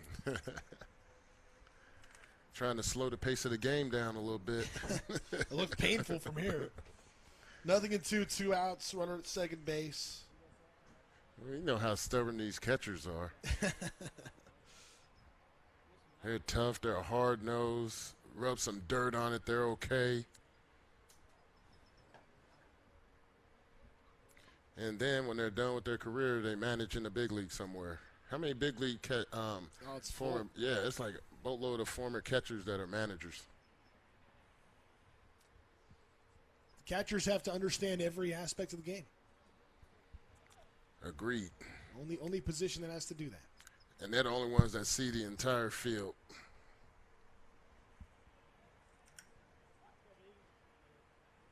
It was like hitting is the last thing they want a catcher to do. Vasey in there, swings and misses. He goes down on strikes. So a couple of big strikeouts after that leadoff walk. A good response there for Alex Hernandez. Hernandez ends up striking out 3 in his 2 innings of work. We will go to the bottom of the 6th inning after this here in a 2-1 game with the East leading the national team here at the 2022 Perfect Game Underclass All-America Games.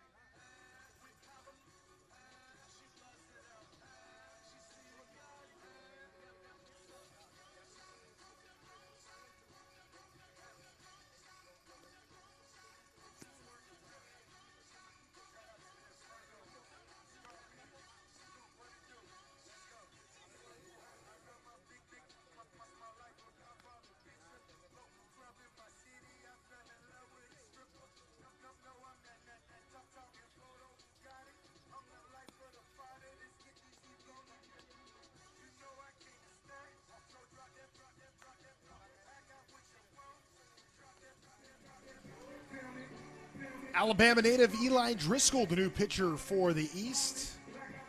6th ranked pitcher in the state. See a fastball about 91. That's where he tops out. I like the nickname for Eli. It's easy. Dad played baseball at South Alabama. Mom, soccer there. And has some family in the bigs. His cousins, Matt Peacock of the Blue Jays. And here's Driscoll now getting set to work against the talented national lineup. And the top of that lineup coming up here in the 6th. Well, it's nice to hear someone that has some kinfolk in the big leagues, you know, someone to get advice from. You know, how is it to make that climb from high school to the big leagues, and what things do I need to work on the mound, my overall presence as a baseball player on and off the field, you know, things that I have to worry about and encounter. You know, there's so many things. You got the girls, you have the friends who don't have the same interests as you do. So that's when you hear about successful people being successful by being around like-minded people. And so be around other baseball players is what I'm getting at.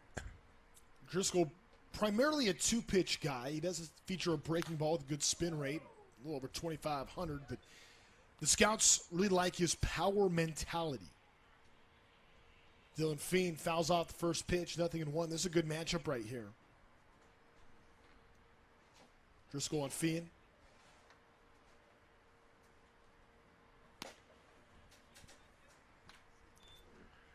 See, we've seen 4 pitches swung at from Gavin Fiend, so we haven't got to talk about him much. But, you know, the bloodlines between these two brothers here, you know, regardless of how they show here, is they're a proven entity, you know, both brothers. And, you know, you got one that's committed to go to UCLA as a junior, and he doesn't look like a finished product at all. He, like, the muscles are getting ready to start forming on him, and he look like he's going to grow another inch or two. And, yeah, that's a recipe for I'm going to become a pro. Giving him a hit there? In this tournament, yep. There you go. All right.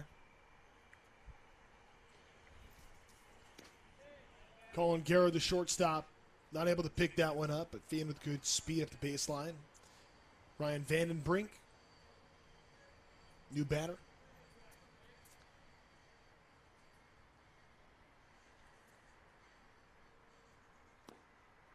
That one gets away, and now all of a sudden a runner in scoring position. So Driscoll goes, man, I got the ground ball I wanted, but that one gets away, and now all of a sudden a runner in scoring position with nobody out.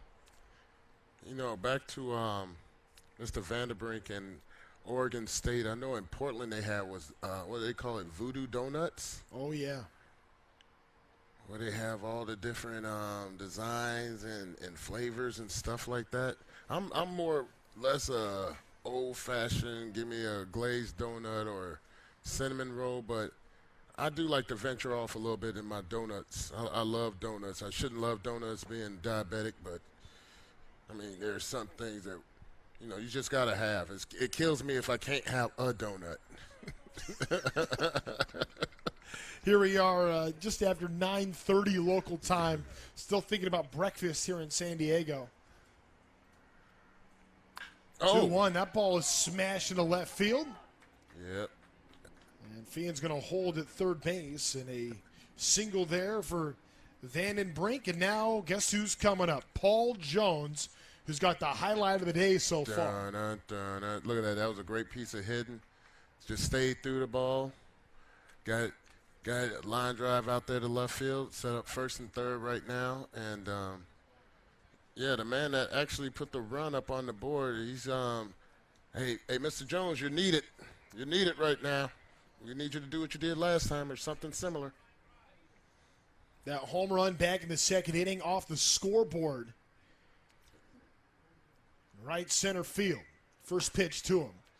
High chopper over to first base. Yes. And a good decision. A run's going to come in. That's going to be an RBI there for Paul Jones. But I think the right move by Bo Hall is just to take it to first base, get the out. Yeah, he wanted to get the lead runner, but the lead runner he had a good jump, and you got to get the sure out right there. And I was going to say, when a hitter comes up after doing something like a home run and getting up in the key situation, do what you did last time. And it's the mentality before you hit the home run, whatever you was thinking about before you hit the home run. Because what happens, especially with the younger players, oh, I'm going to try and hit a home run. Is that what you tried to do last time? No, I just want to hit the ball hard. Well, that's what you stick with right there. Keep it simple. When your thoughts change, your swing changes. And when your swing changes, no telling what's going to happen. He was a little bit on top of that one. Was able to bring in a run to tie up the game.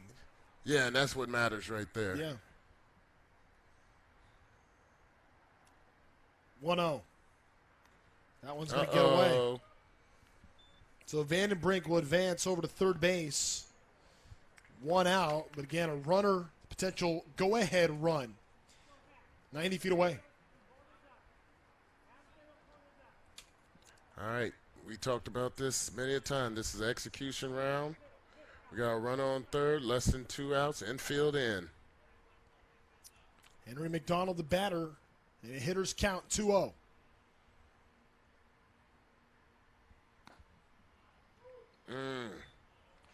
There's no need to be taken right there, and this is what you learn as you get older.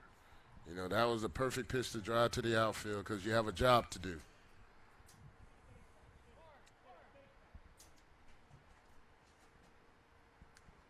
Here comes the 2-1. Just caught the inner half. And and what I do with my hitters for execution round is 2 bunts, get them over, get them in, or hit and run, get them over, get them in with the infield in, infield back, and 3 oppo. And I'm also throwing curveball, split fingers, like how. Oh, that's a good job there right you go. there. Lifts it to right field. There does he goes. his job. Awesome job. Awesome job. That's going to score the go-ahead run, a sac fly RBI for Henry McDonald.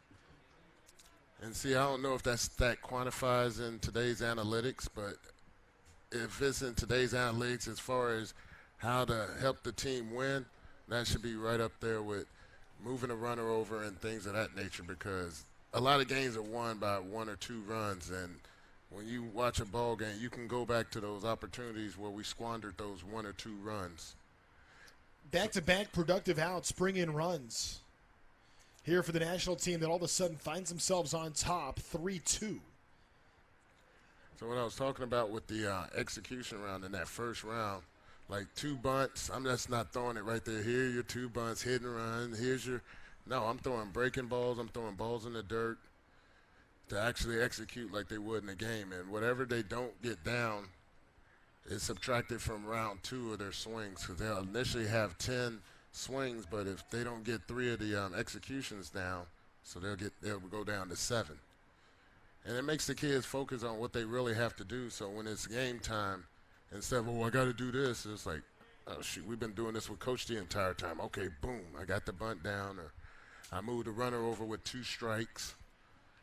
And definitely getting the run in from third, because our pitchers work too hard to, when we had those opportunities, to not come through. 3-0. Took it for a strike. Alex Hernandez, who struck out his last time up. And he's seen enough of this pitcher right here. Expect a big swing right here.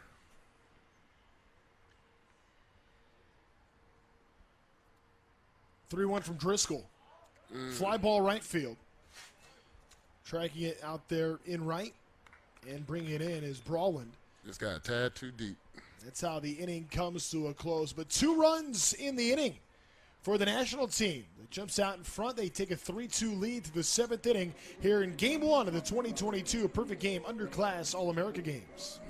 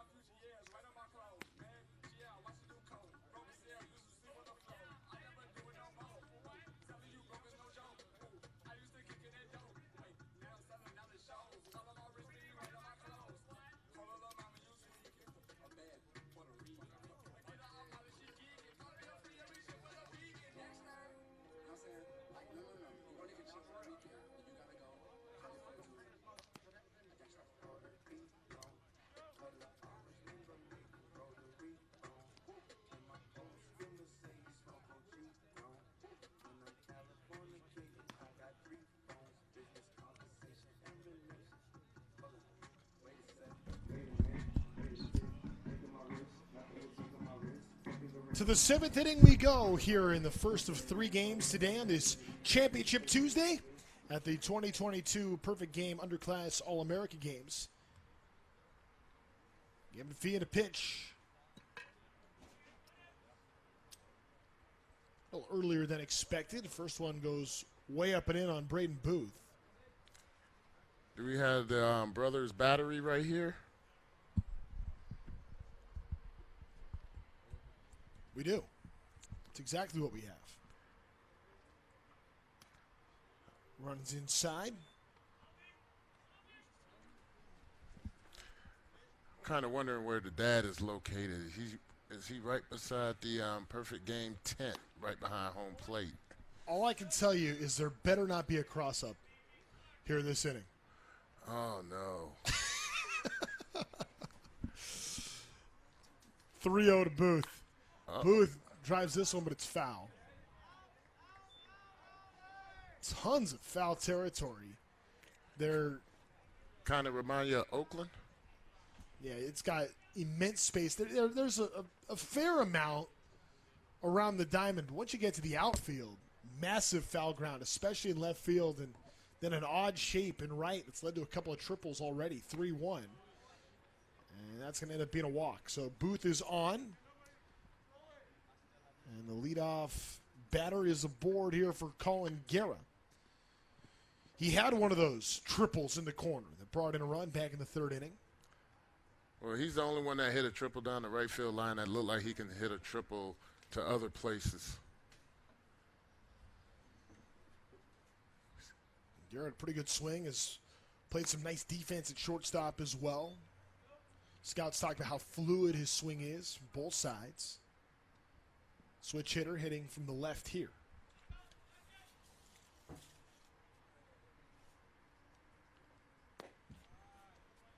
Vian tries to find the strike zone.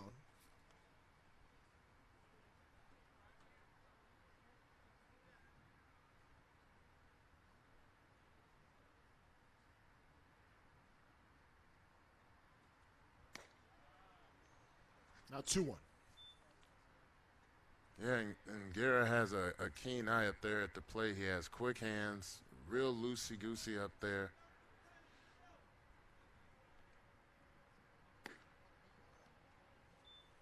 Hadn't given him anything that he'd make a pass at, and the kind of patience he has up there at the plate, he's a guy that I'll take the walk. Well, this is not somebody that you want to just leave one over the plate to, but I think you could say that pretty much about everybody in the lineup, and that's going to be a walk.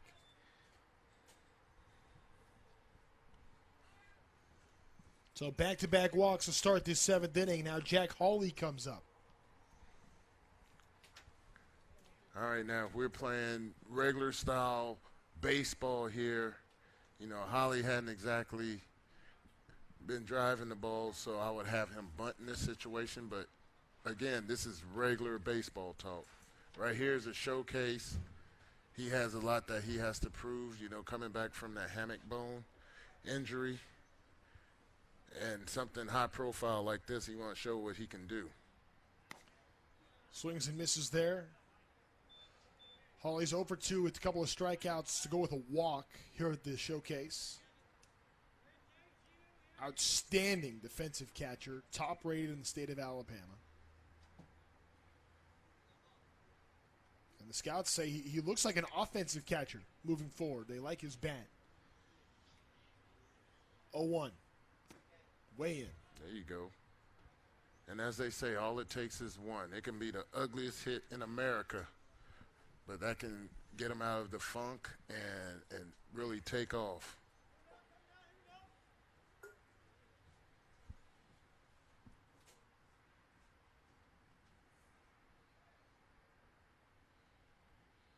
That one gets away, and that's going to move both runners. So now 2 in scoring position with first base open. And we have, second and third. Nobody out. The infield's definitely coming in. Devin Fee having a hard time finding the strike zone. Oh, actually, they're halfway.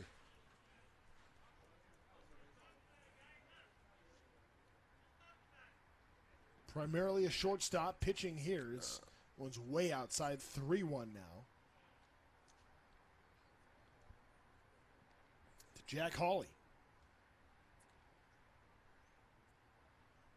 Roberto Barreto, who is just a torment on the bases, is on deck. 3-1. And that runs inside. So now the bases are full for Barreto. Now, right here, you would think that big brother go talk to little brother, tell him to calm down or something of that nature. But they're brothers. They probably had that I can look in your eyes and tell you what you need to do. Right now, he needs to bear down because you got this dangerous guy up right now, and this guy showed us how he can score a run on an error. Bases loaded on 3 walks, nobody out for Roberto Barreto. Ooh, he took a swing right there. Barreto says, I do not want to walk in a run. I want to drive something. And I'm pretty sure that's in hitting 101 at the Carlos Beltran Academy. Thou shalt swing hard at fastball. Yes. He is right there, and he gets it by. Snuck past the third baseline. That's going to drive in 2 runs. Barreto will turn for second on the throw. The runner is out at third base, but Barreto brings in 2 and puts the East back on top. Now it's 4-3. Now, where does PG have him rated? Yeah, it's going to be moving up. I'll tell you that right now. I got Barreto at 257. Yeah, and you know what? I mean, move him up for what he did offensively, but what he did on the base path the last time he was up, still in third and then still in home on the catcher. I mean, the instincts, there's got to be a category where that can quantify for some ratings going up. I mean, he's impressed me from his batting practice on Sunday when we first met. I mean, all the way to right this very moment. But that's why this event exists. I mean, here we are. We're 23 months away from when most of these guys would be drafted. This is a chopper over to short. Barreto's going to advance on a hit over to the left side. Good speed, but outs. Over there at first base is Barrett, and that's how the inning will come to a close. We're going to pick up that thought when we come back. It is stretch time here in San Diego. The East back on top 4-3, thanks to Roberto Barreto driving in 2 here in the first game of 3 on this Tuesday at the 2022 Perfect Game Underclass All-America Games.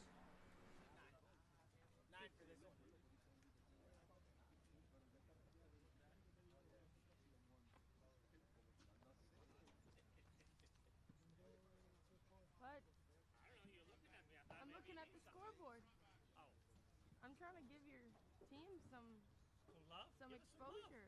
There's no energy after you stuff on the other. No, we need one of those party after teams. Clear. Yeah, you're only down by 1. What's going on?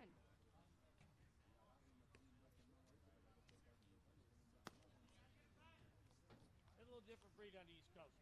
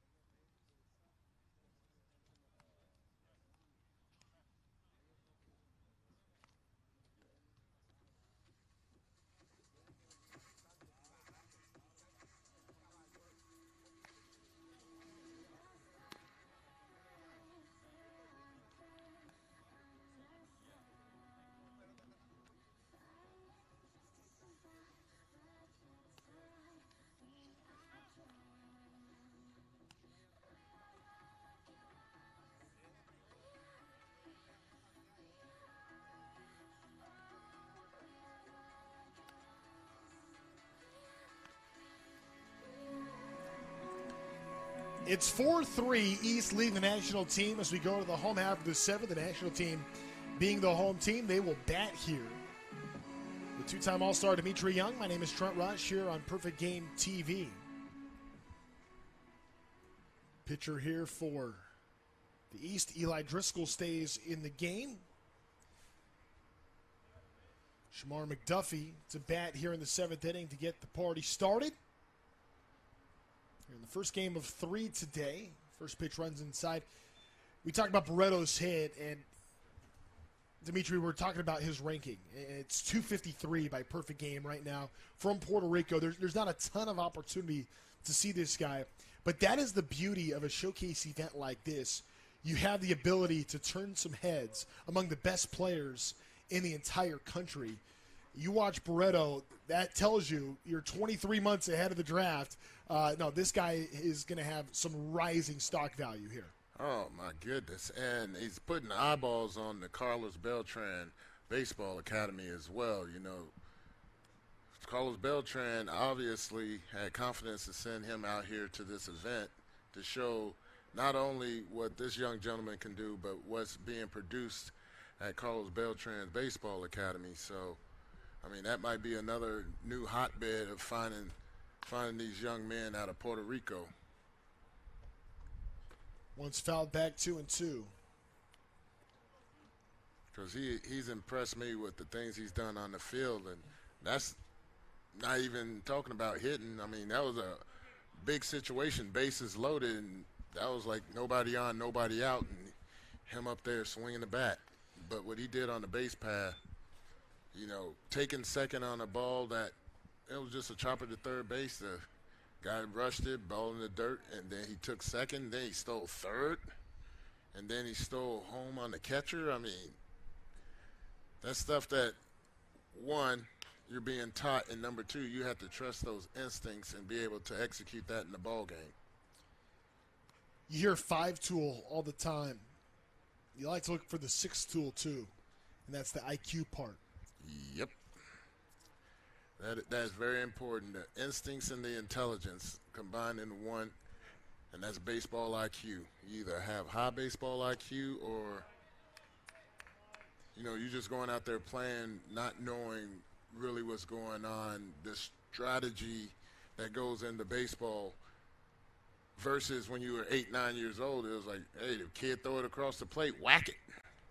Driscoll with his first strikeout of the morning. Approaching 10 o'clock local time here on the West Coast. It's Maximo Martinez, the batter. Looks at the first pitch strike. Man, that was a short leg break on that pitch right there.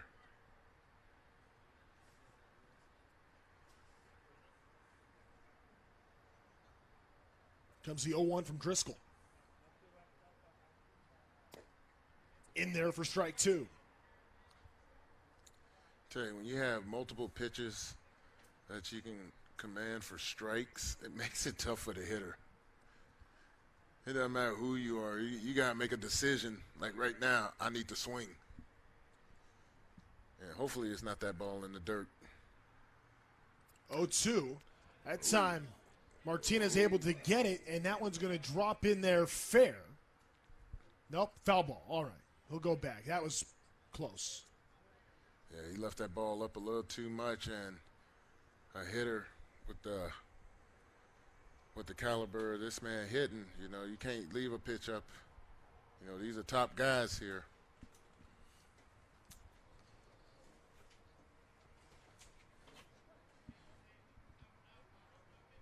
All right, 0-2 to Martinez. We'll do it again. That time a hot shot, a rocket at third, and he is on with a one-out single. Now the ball gets away, turns for second base, and he is in there. Well, the mistake in left field allows Martinez to take second base after his base hit. Yeah, that ball was a screamer off the bat of Martinez right there, and uh-oh. It was the proverbial put his head down and then brought it up before he had the ball in the glove. No need to explain what you have to do on that one. Make sure the ball's in the glove. Uh-oh. Air charge Ramirez as this ball is hit well towards the left center field gap, and that ball is gone. Oh, my. Drew Dickerson, a big-time blast. Wow. 2-run home run, and now the national team takes the lead back 5-4 in a seesaw battle. And just like that.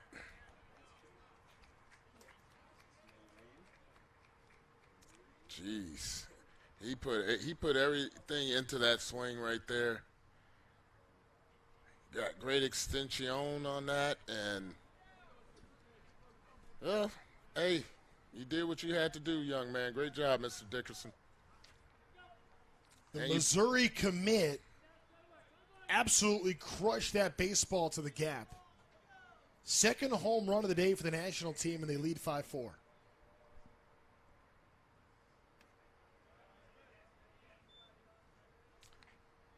Ooh. Tell you, over the last few innings, a lot of runs have been scored. It's been a one-run game pretty much throughout, but it just keeps going back and forth. You know, it was a 2-1 game going to the bottom of the sixth inning. Well, that's when the national team put up 2. The East responded with 2 runs in the top of the 7th, only for the national team to get 2 back here in the home half. 1-1 count to Marr. Now 1-2. Yeah, we go back to when we had Martinez 0-2 and didn't sink that curveball, and which he hit foul and then came back with a fastball, which, you know, people that can hit, they're looking for that fastball, and he jumped all over it and then had the error right there, and he wound up going to second base. But what happened afterwards, you know, the home run, it just changed the whole complexion of the ball game. Little better hitting conditions today with a much lighter breeze. And obviously, you know, being in the daytime, the ball's going to carry a little bit more. But still, I mean, we've talked all week about this is a hitter's graveyard out there. So to tee 2 home runs in a game is some serious pop. Absolute serious pop. From guys that can hit the ball out. Yeah.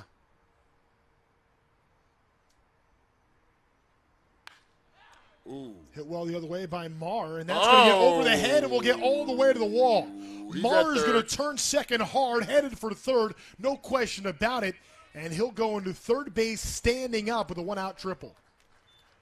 Yeah, those those balls are real tough right there. He hit that ball on the line, and that's that she moment when you get in the outfield where you take that step in and realize that that ball is going to be over your head. And the next thing you know, you're running to the fence, and there's nothing but bad thoughts going in your head like, oh, my God, I can't believe this. This is so ugly. And please don't be, he's at third already. Crap. Infield coming in now for Vargas. And The runner at third base. Then, of course, you watch a Major League ball game, and they always put the camera on the guy that makes the error. Oh, look at his reaction. Yeah, he's upset. Get the camera off him. But this is what you want to see here. You want to see these pitchers get in these situations to see how they work their way out of it. You know, just because they may have the arm, they got to have the heart. Meanwhile, 3 straight hard-hit balls. First Martinez, then Dickerson, then Marr. Now for Vargas, runner at third. Chopper with the infield in, barehanded snag, tossed to first. What a play. Can we see that again? Oh, my. Tyler Acevedo, the shortstop, making it look easy. Oh, look, shoot. Oh.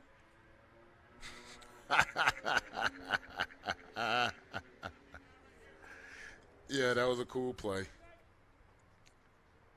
Yeah, that was awesome.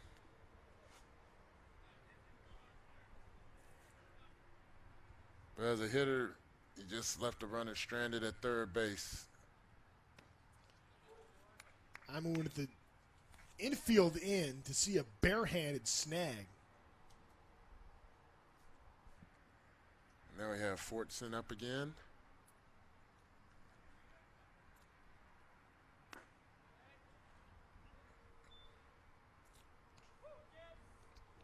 Yeah, that play right there by, I mean, that was just a beautiful play, and for some reason the runner did not go from third to home. Yeah. Hard to say why he held there. 1-2. The shortstop was actually Dre Barrett. Dre Barrett, that was a Dre Barrett. They're changing positions on us, so forgive me, but Dre Barrett at shortstop makes an incredible one-handed stop and toss. And there ends up being strike 3, so Fortson goes down swinging. Boy, a lot of action here in the 7th inning. Dickerson, the big 2-run home run. The nice defensive play by Dre Barrett ends up being a strikeout as Fortson goes down swinging. To the 8th inning we go in a 5-4 ball game and a battle here in Game 1 between the East and the National on the 2022 Perfect Game Underclass All-America Games.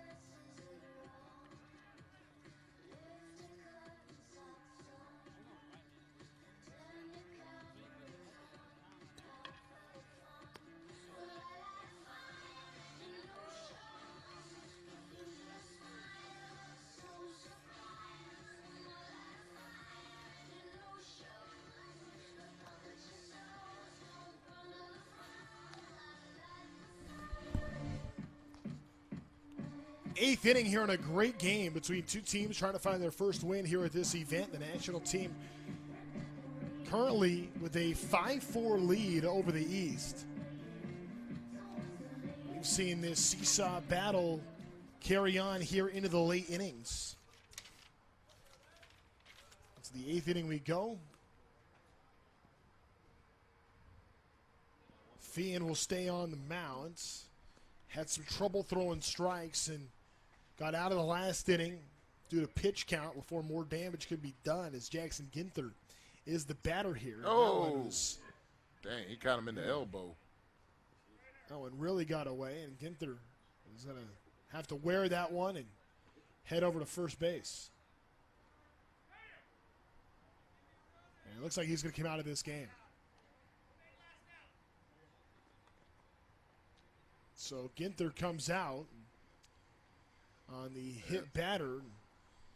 That's going to bring up Dre Barrett, who we just saw play some outstanding shortstop, come in to run.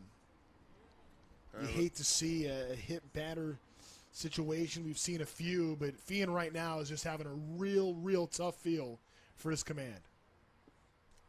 Yeah, let's hope the young man is okay. It got him pretty good, got him solid. Think of anything as just the initial hit. Yeah. You know, once he gets some ice and gets some movement, some flexibility in it, he looks like he can run through a wall. So I feel that he's going to be all right. England Bryan to bat now. Up and away. Fian will be a sophomore. He's coming here, one of the highest rated shortstops in the country for his 2025 class. He's got his brother committed to UCLA catching him. 2-0.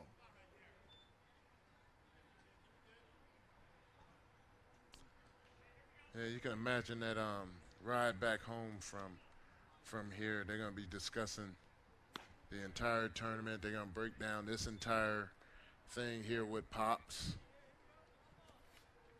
And that's what's going to make them better ball players. That ride home, they're going to go over everything. And the thing that I tell parents for their kids is once they're out of the uniform, that's a nice double play right there. Yeah, a little glove scoop for a 6-4-3 double play.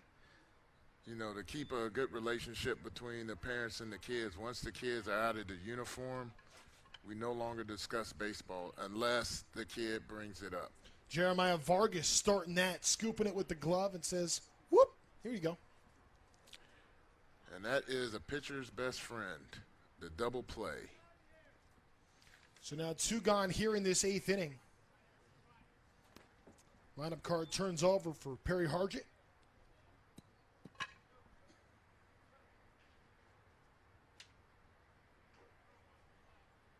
Oh.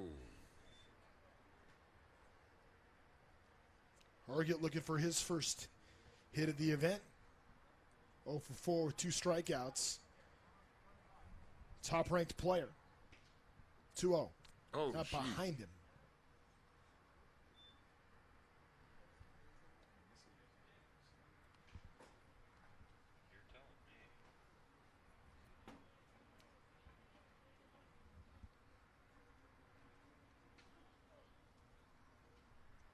Comes a 3-0. And that's going to be a 4-pitch walk.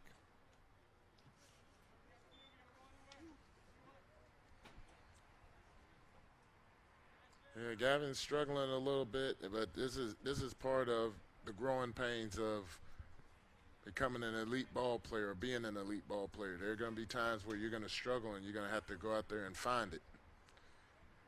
And like I said, when you're an elite ball player, the coaches are going to be afraid to go talk to you because they don't want to ruffle any feathers and you go switch teams and stuff like that.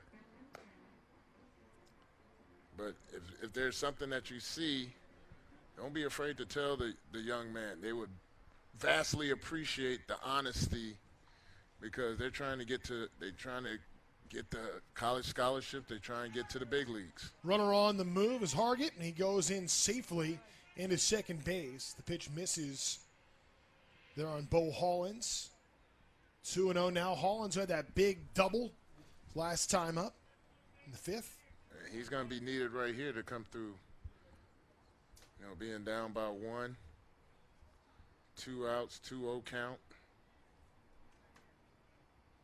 Down the middle. That was coming right at us. Yeah, Hollins just missed that one.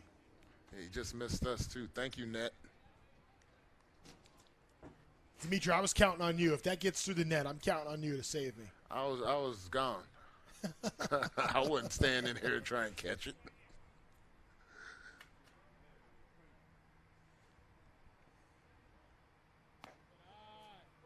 Call the strike.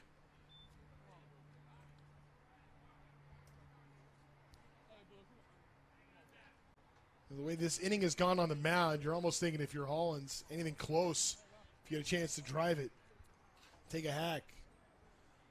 2-2 now. Bo Hollins. That was the mentality that time when he fouled it back. Defensive 2-strike swing. And seeing how Gavin Fiend has been pitching this inning, hadn't been throwing too many breaking balls, hadn't been getting it over. He's relying heavily on the fastball. So as a hitter, that's what I'm keying in on, that fastball in my zone. And one time I used the word don't miss it. Well, that one drifts out of play.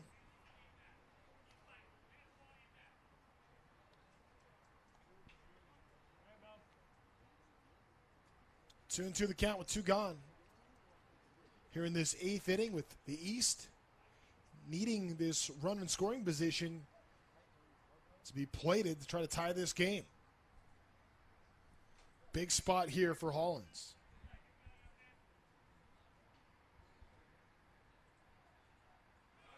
Hargett on the move. Hollins a hard shot. Oh, that's why you can't be perfect in the game. You do everything right, and that happens. Hit it hard, but right at Landon Mack for the final out here in this 8th inning. The home half of the 8th is next with the home team, the national team, leading the East team 5-4.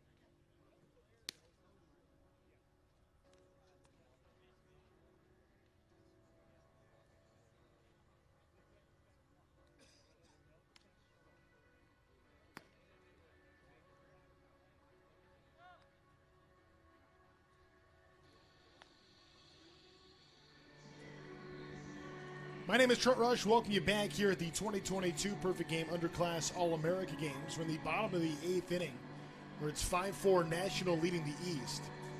Pitching for the East is Roberto Barreto. And I'll tell you this, if Dimitri Young, my partner here, could put together like Dimitri's favorites, I feel like Barreto is right there towards the top for what he's been able to do on the diamond, what he's done at the dish, what he's done in the field, what he's done running the bases, and now we'll get a chance to see what he can do on the mound. This young man has done it all. I mean, he is representing Puerto Rico. He's representing the Carlos Beltran Baseball Academy. And most importantly, he's representing himself and his family. So what he's showing here is, rankings, they are what they are. But when you finally get seen, and this guy is finally being seen, I mean, he has a great frame, great at third base, great on the bases. I mean, absolutely phenomenal. I hadn't even brought up his hitting. Ooh. Good effort there, but nothing doing. I've already seen a couple of barehanded efforts. That time it was Perry Hargett who says, well, let me into the mix there, but ends up being an infield hit. Andre Lopez on for the first time in this event. Struck out his previous 2 times up for Alejandro Ludiero. And as they say, there's plenty of ball game left here. National trying to extend their 1-run lead, up 5-4. Outside from Barreto. Now back to Barreto, it's kind of interesting to see what's going on at the Carlos Beltran Academy. When you're spitting out products that are like Barreto here, you're kind of curious to see what else is in the refrigerator. At the Junior National Showcase earlier this summer, the Perfect Game Scouts had his fastball mid-80s with a nice sink on it. He's working on a slider, has a changeup as well that fades. Foul ball.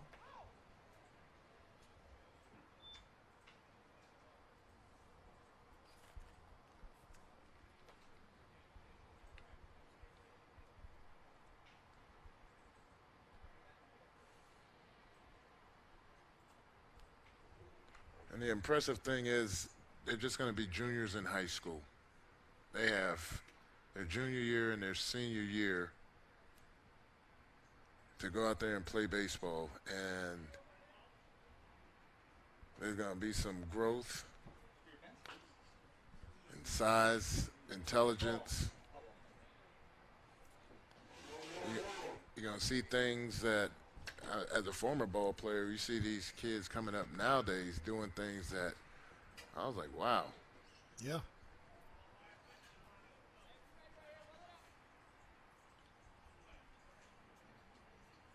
Comes the 1-2.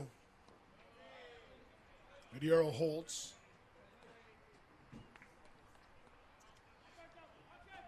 Yeah, I mean, this is the age where you start to see guys make that, separation too. Are you going to be a two-way guy? Because, I mean, this is probably the very tail end of where your best player just does everything on your team. Yeah. But the guys that are now able to do it on a showcase stage like this, that's real deal stuff by the time you get to an event like this. Yeah, it's like you can throw 90 miles an hour at this age. It's like, yes, please. 2-2. Yeah, you can hit and play some third base too. Yes, please. Eventually a decision will have to be made, but until then, yes, please do what you can do. Runner on the move, and there to take second base. No problem. Right there is Lopez, who also would get there anyway with Ludiero drawing ball 4. So 2 on and nobody out. Jack McWilliams. It's a hit.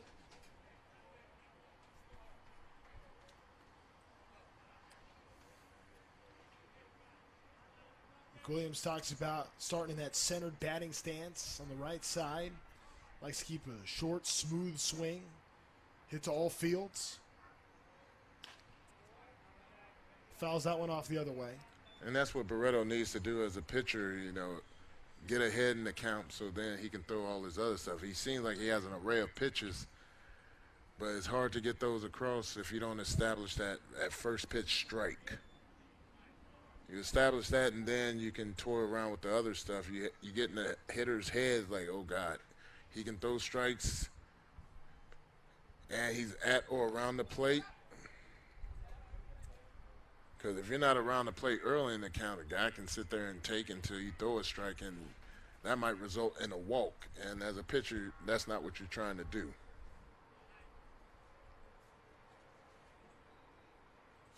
Williams 0 for 2 today. Did not hit yesterday. Pitched in yesterday's game. 3-0.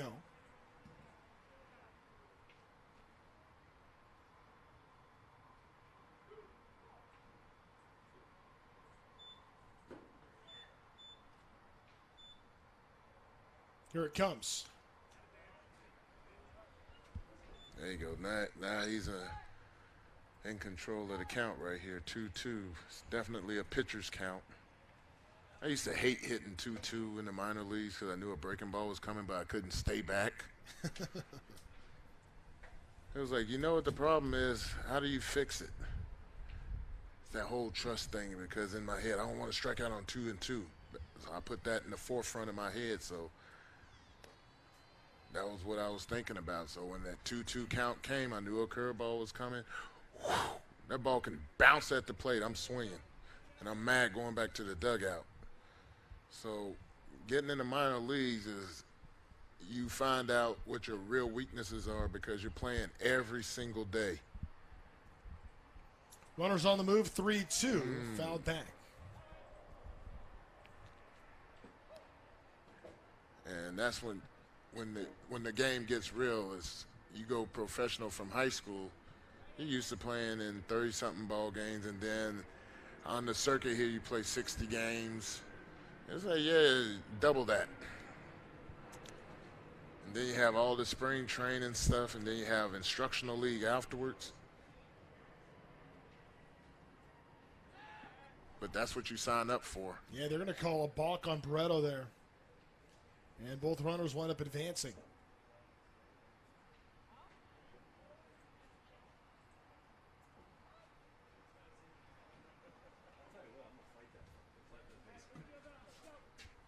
That's some of the. Now they're going to bring the infield in after the balk for Jack McWilliams.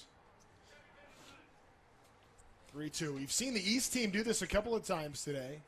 Situation with a run at third base, right over everybody's head. That one is going to be hit in center field, and it's going to keep bouncing. Gets right on by. Both runs will score. McWilliams turns for third, thinking three all the way, and he is in there safely.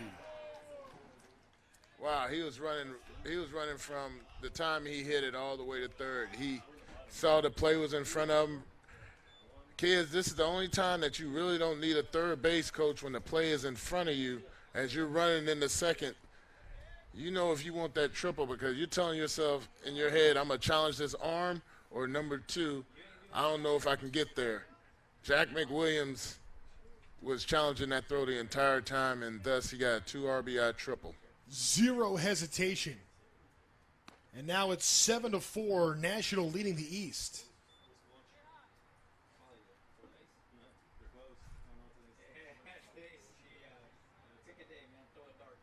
1-0. In there for a strike, but my oh my, that was a great piece of hitting by Jack McWilliams. That would have brought in at least one anyway, maybe two anyway. But then for him to continue to challenge and get to third base, that says something about him. Yeah, that's the eye-opening stuff that everybody here wants to see. You know, we talk about the college recruiters and the scouts. Of course they want to see it because you're going to eventually be a big investment for these colleges or these pro teams. So you're showing them the goods. You're showing them what you have. And little stuff like that goes a long way, challenging the arm and making it.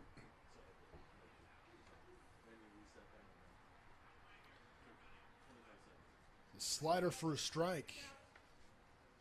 It's Landon Mack, who's walked in each of his first 2 times up today. Also walked yesterday, so in 4 times up, 3 walks and a strikeout. Ground ball, Hargett, toss to first, 1 gone. All right, they're rolling it, and that right there, that's what you don't want to see is a hitter give up on a pitch like that when you had an infield end. I mean, these are things that they're going to go over in Pro Bowl. I keep saying that because that's what's going to be out there. You have to be able to do your job.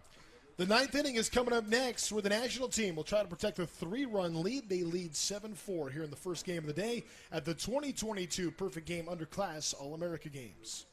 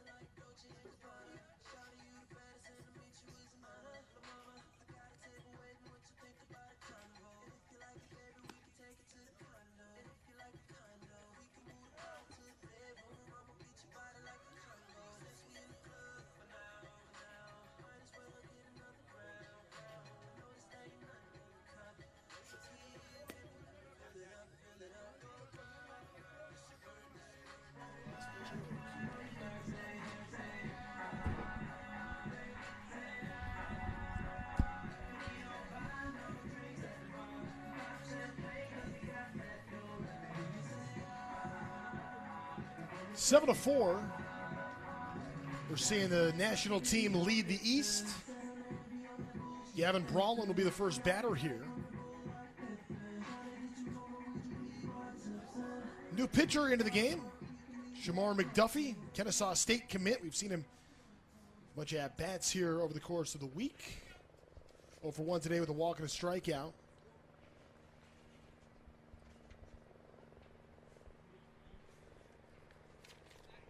Duffy was on base after he got hit by a pitch yesterday, but now we will see him on the mound. Face Brawlin, Acevedo, and Clark. The 3 due up here for the East, needing 3 runs at least to have a chance here in this one. Now we will see the national team hit in the bottom of the 9th inning regardless, even though they are the home team and currently have a 3-run lead. 0-1. Runs inside. I don't know if that got him. I think he got out of the way. And Brawlin will plead his case, insist that he was not touched there, and will stay in the box.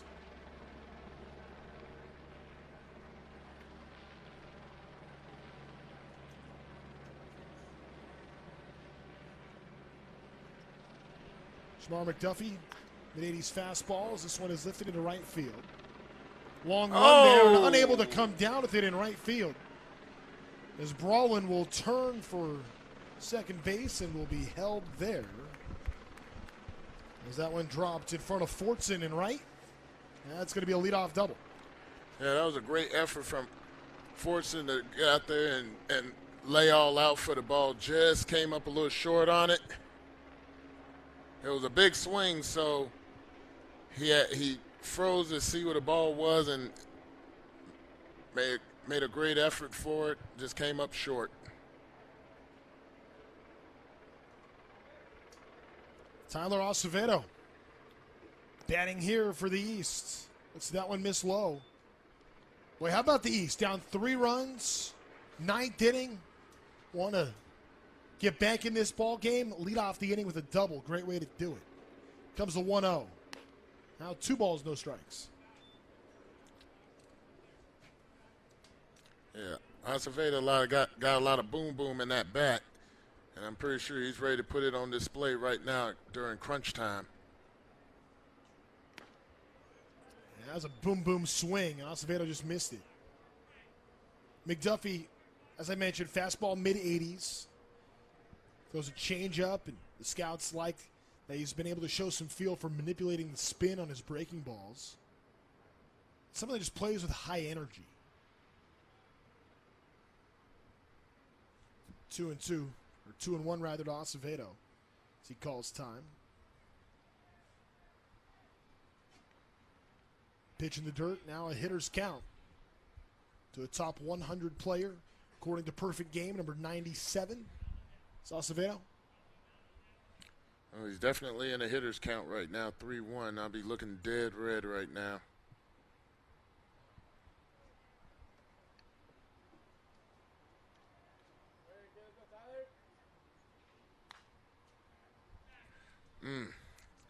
Just missing his pitch. Scouts like Acevedo's quick and strong hands, able to get that barrel whip.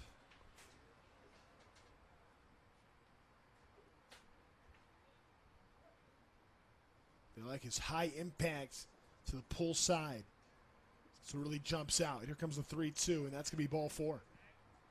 So the first two have reached here in this ninth inning, and now Levi Clark represents a potential tying run with nobody out.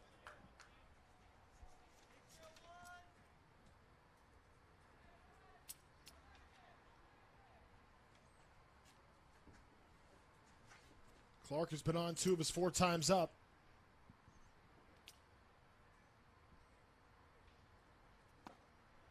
Strike 1.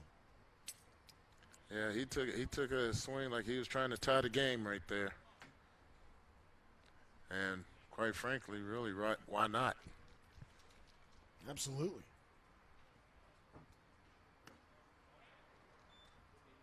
Strike 2. Now we need you to drive the ball into a gap somewhere between first and second, between right field and center field, between third and short. In other words, get a hit.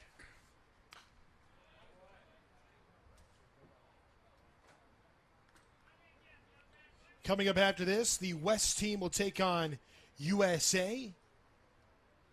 That game's scheduled for 11 o'clock local time. It's about 25 minutes from right now.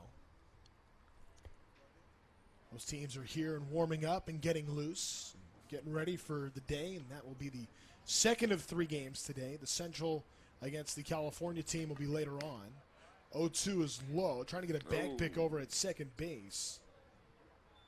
Fiend with a good throw, but hustling back safely there will be Brawland.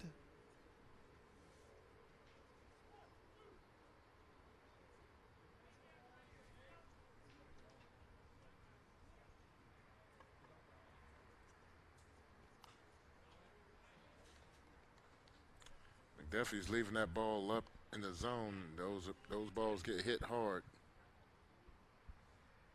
Clark up now. Gavin Kelly on deck looking for his first hit at this event.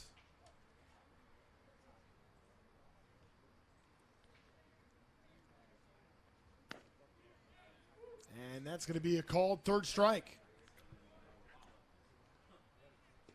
The umpire today has been calling that ball in the inner half.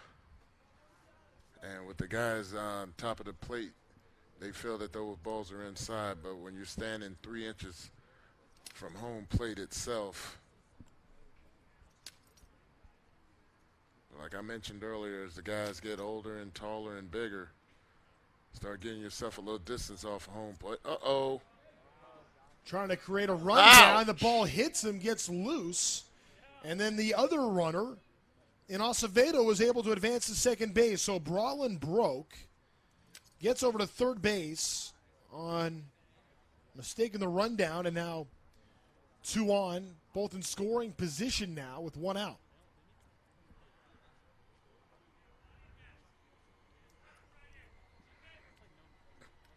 Right here, you had the infield back because these 2 runs here really don't matter. But if you can cut down that run, You know, that would also help. So that's why they moving them to halfway. But I would just keep them back personally. 2 on and a 3-run game. Fly ball right field. Line up for And 3. we're going to see tag here by Brawlin. Both go. Brawlin is in and advancing over to third base. There will be Acevedo. So now a 2-run ball game. 7-5 is our score. And congratulates the hitter for doing his job right there. Not only did he drive the run in, he also moved the runner to third base.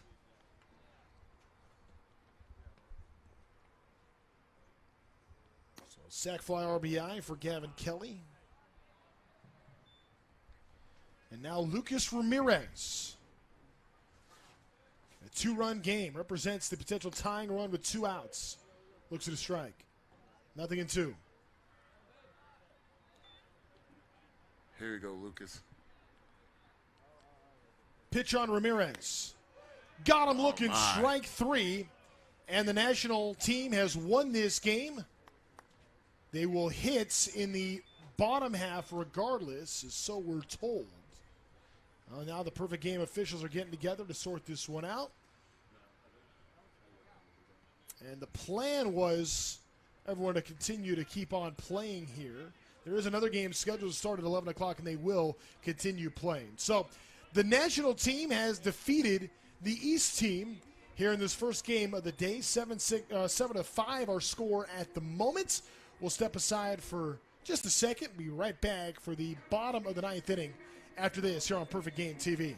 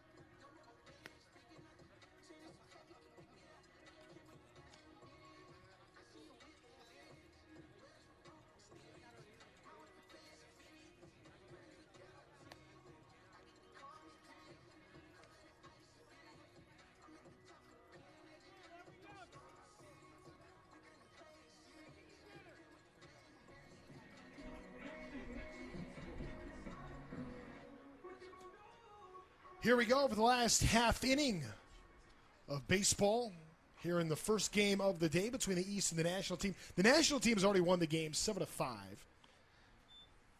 It's 7 for now as they will continue to try to add on here. Gavin Feen, the batter. It's that one catch the corner for a strike. Pitcher here, Dre Barrett. 6'2", 165 pounds. Ground ball over to left side. 5-3 put out to get things started here in the 9th.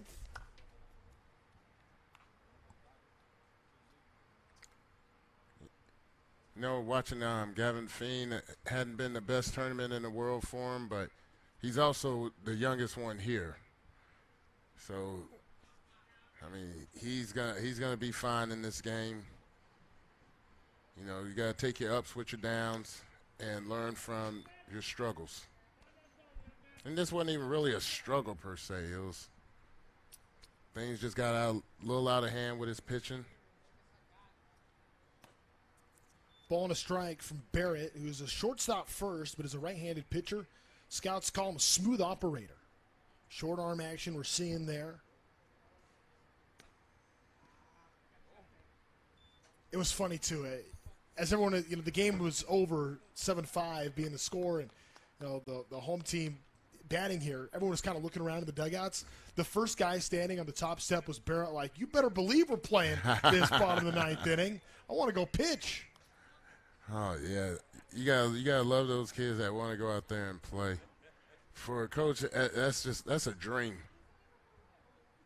You don't even have to tell him. Matter of fact, he's telling the guys, "Come on, hey, get off your butts. We're gonna play this half inning." I'm like, good, yes, someone that takes charge.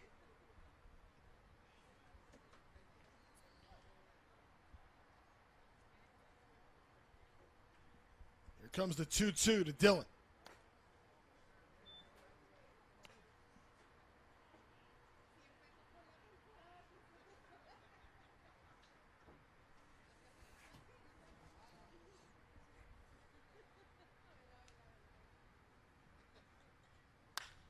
Nice piece. Yeah, just a opposite field base knock right there. Baseball swing. And a single there for Fiend. You think I'll be off base by saying in the Fiend's backyard they have a batting cage, a pitching mound? Well, yeah, Mom and Dad were tired of the garage door keep getting banged. So they had to buy a bigger house with a bigger yard so they can have they probably have a gym. You mentioned the grocery bill yesterday. This is a ground ball. This could do it. No, it gets away. Oh, no. And now advancing, Fiend's going to end up getting all the way to third base. That was a tailor-made double play that did not happen. Yeah, tough right there. Gavin Kelly unable to bring that one in. Eyes might have gotten big thinking two. Now here comes Paul Jones, who had a mammoth home run back in the second inning. That one gets in the dirt. Runner's going to break, and another run comes across. Vandenbrink will advance to second as well. Makes it 8-5.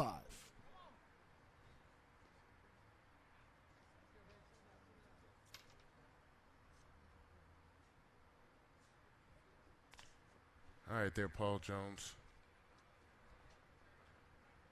See you do something cool right here. You've been doing it all day long today. Ooh. Boy, just behind that one. Yeah, another vicious swing right there. It's vicious and under control. It's not one of those out-of-control swings where the body's going all over the place. He's finishing a nice, powerful position. Yeah, I like Paul Jones' look. He's got going right here. Upstairs. Yeah, he doesn't look like the type that want to pick flowers with you. He's got the athletic bloodlines. You're right. Just a smooth left-handed swing. It's got some real power. Woo. 2-2.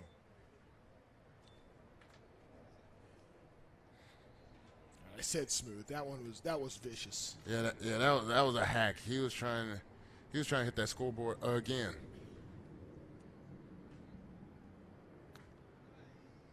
It's ball 3. Yeah, he has that mentality. I'm swinging till it's not my pitch.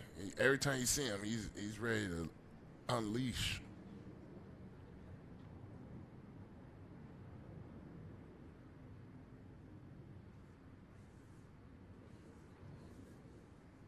Here comes the 3-2.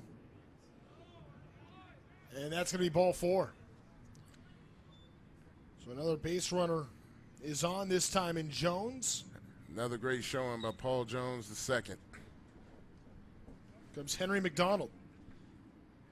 Had the sac fly RBI his last time up back in the 6th. That was a beautiful piece of hitting. Comes the first pitch to him. He goes after it, fouls it off his foot. You know, the thing about that, too, for McDonald, he was ahead 2-0 in that count, took 2 strikes. And it was almost like the mentality became, all right, once he had 2 strikes on him, you know what, I'm not going to go crazy. I mean, the first one he probably should have swung at. Second one, didn't get a great call. But now 2 strikes on him, what I'm going to do? Have a productive at-bat. And he did. I mean, real productive, and that's baseball. You hear us talking about, you know, the difference in doing things right and not doing them is the difference between a winning team and a losing team. A team making the playoffs and a team going home. Oh. And that one's getting him right in the rear. Loads the bases.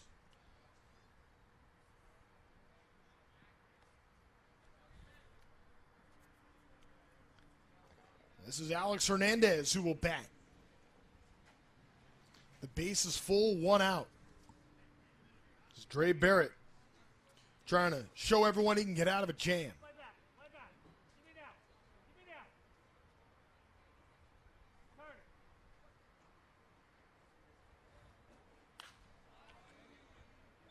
There you go. He went right after him, and he took a man's hack right there.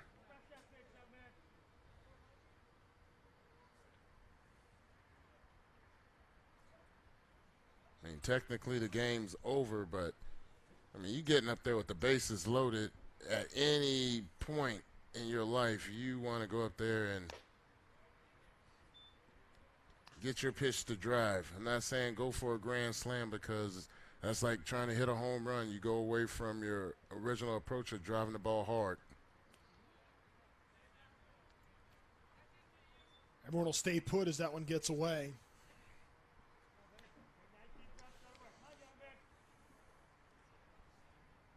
And that's a good thing that he stays so the grand slam will still be intact.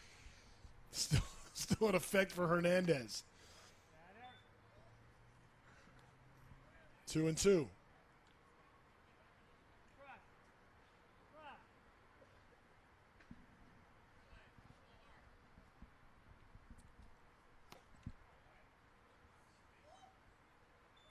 Takes that one. Well, somebody's going to win this battle right here. Here it comes to Hernandez. Puts it on the ground. It's going to be picked up. There's one over to first. A double play ends the ball game.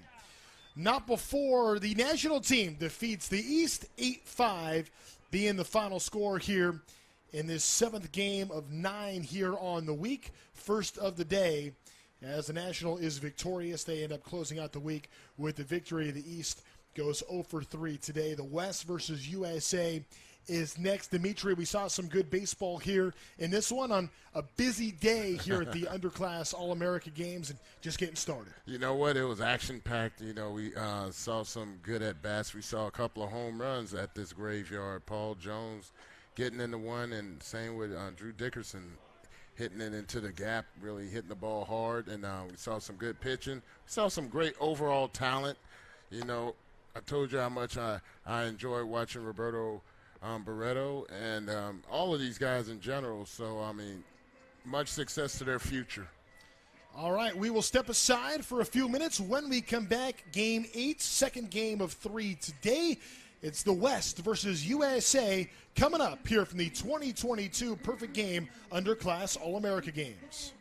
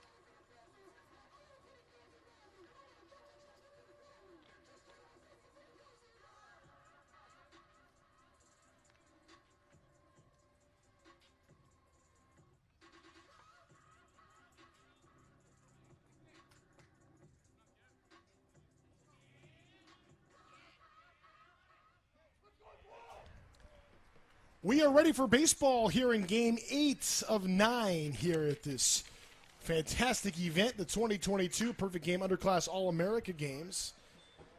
We'll bring you the starting lineups and who's doing what here coming up in a moment. Grady Woodward is the batter here. Now, you're going to see a green jersey on the pitcher here. That's Bryce Navarre, though the West is in royal blue. And he's traded teams here. And my name is Trent Rush, joined by Dimitri Young. Dimitri, you were asking earlier today if we were going to see any trades. Well, I guess we have seen one here as Navarre, the Texan, will go from the left side as he's behind in this count. 2 balls, 1 strike on Woodward.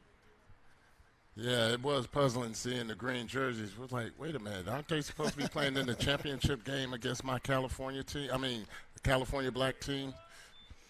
Navarre committed to Texas A&M, the second-rated left-handed pitcher in the state. Scouts love that large, projectable frame. Fastball, changeup, kind of a slurve pitch that he throws, 2-2. Grady Woodward, the batter here. Boy, Grady Woodward had an unbelievable diving catch yesterday out in center field. The Washington commit. Yeah, that was a game-changing catch right there that Grady did yesterday. Now trying to show off what he can do at the plate. By the way, it's been a nice week already for Grady Woodward, who in 2 times up has 2 hits.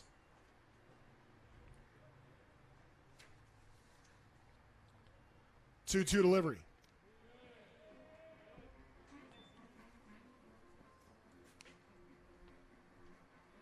We're at Triton Ballpark at the campus of UC San Diego in La Jolla, California, just north of San Diego proper. Beautiful sight. Just after 11:15 in the morning here on the West Coast. 3-2 pitch. This ball is hit well by Woodward into left field. Should be playable. That ball continues to go, though, and that's going to bounce all the way to the warning track. So there you go. 3 hits at the event to go with a double here, and that diving catch last night. Grady Woodward is putting his name on a lot of people's radar. That ball had a lot more carry than initially coming off the bat. The ball just kept going and going. As you see the left fielder, he was going straight across, and then he had to go back. And by the time he got to it, the ball already hit the ground, and Woodward was at second base.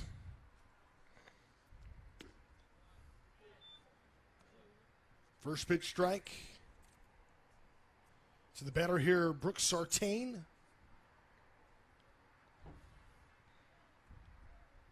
Comes the 0-1.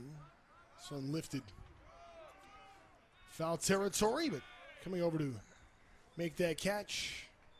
Not exactly what you want to do in a situation where you have a runner on second, no outs early in the ball game. You know, lefty on lefty, still want to get that ball over. Right now you have 1 out with a runner on second base. Got to take a base hit to get this run to score. This goes back to execution from the last game, and I'm going to continue to bring that up. This is the coaching side of Dimitri Young coming out. This is Coach Hook. And that guy has to get to third base, you know. Early in the count, you try and drive the ball wherever. But by the time you get to 2 strikes, it's like, okay, I'm giving myself up to move the runner to third base. So this hitter here will have an opportunity with 1 out to get the run in. And the next batter with 2 outs if this guy doesn't get the run in. This is Jonathan Holt, the batter, committed to Notre Dame.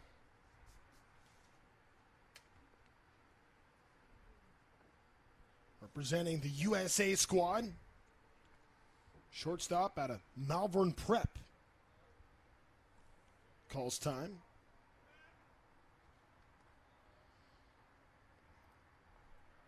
Scouts say that his strength really plays well now, and there's even more in store as he continues to fill out. 1-1 pitch. Big hook right there. Navarre gets a strike. Navarre's got a lot of nasty stuff on his pitches right there. I've been watching how he's been working the batters, and yeah, this guy's the real deal. Too bad we're not seeing him pitch in the championship game against my California team. 1-2. Lifted over towards the right side. That's going to get out to right field. We'll see if Woodward decides to tag. He thought about it, but gets back to second base safely. 2 gone. Yeah, he thought about it quickly. I'm not going to third. Yeah, that was not hit very deep at all.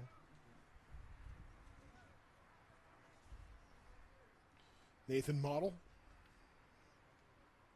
now digs in from Sioux Falls, South Dakota. Top-ranked player in the state of South Dakota.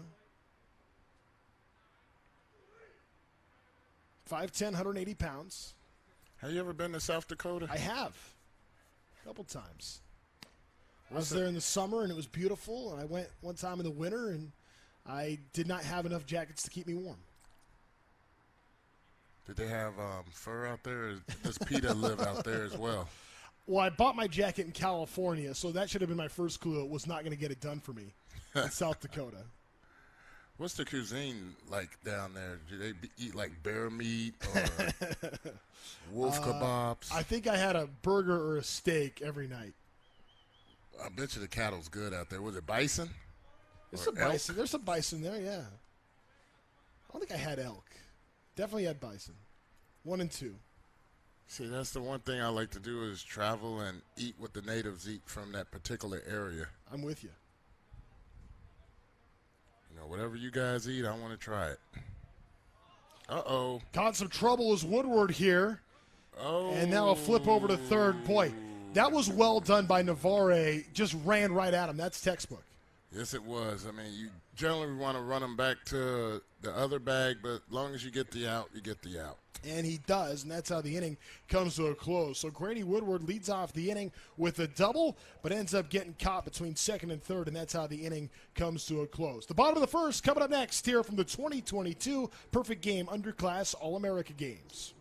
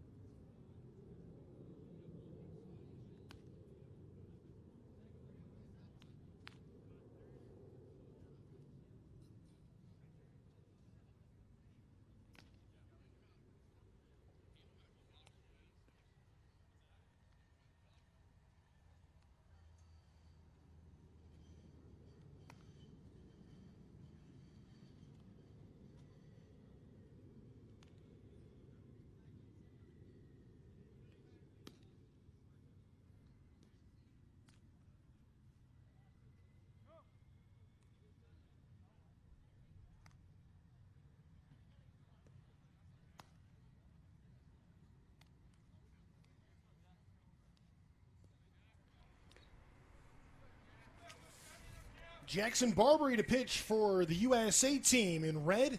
The West is in their royal blue as we welcome you back for the bottom of the first inning. Here an 8-inning game today, here in game number 8 at Triton Ballpark at the campus of UC San Diego. There's Jackson Barbary right there, 6'2", 160 pounds. See a fastball that gets to about 90. Snellville, Georgia native delivers a first pitch strike on the batter here in Jackson Haferkamp.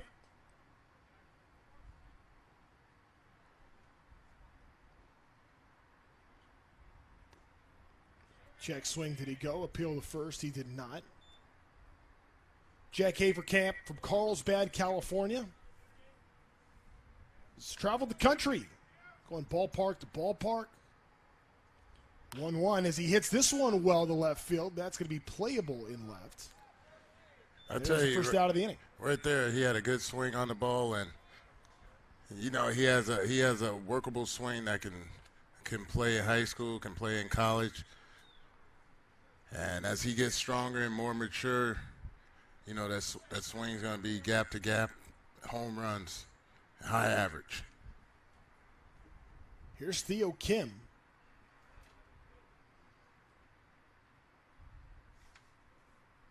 Committed to UC Irvine. First generation American. Lives here in San Diego. Sees that pitch miss away. Saw him hit from both sides in batting practice. Shortstop that prides himself on effort. 2-0. Now right here, I'm looking to see a nice fluid swing from him. Looking for the fastball. Use the middle as his oyster.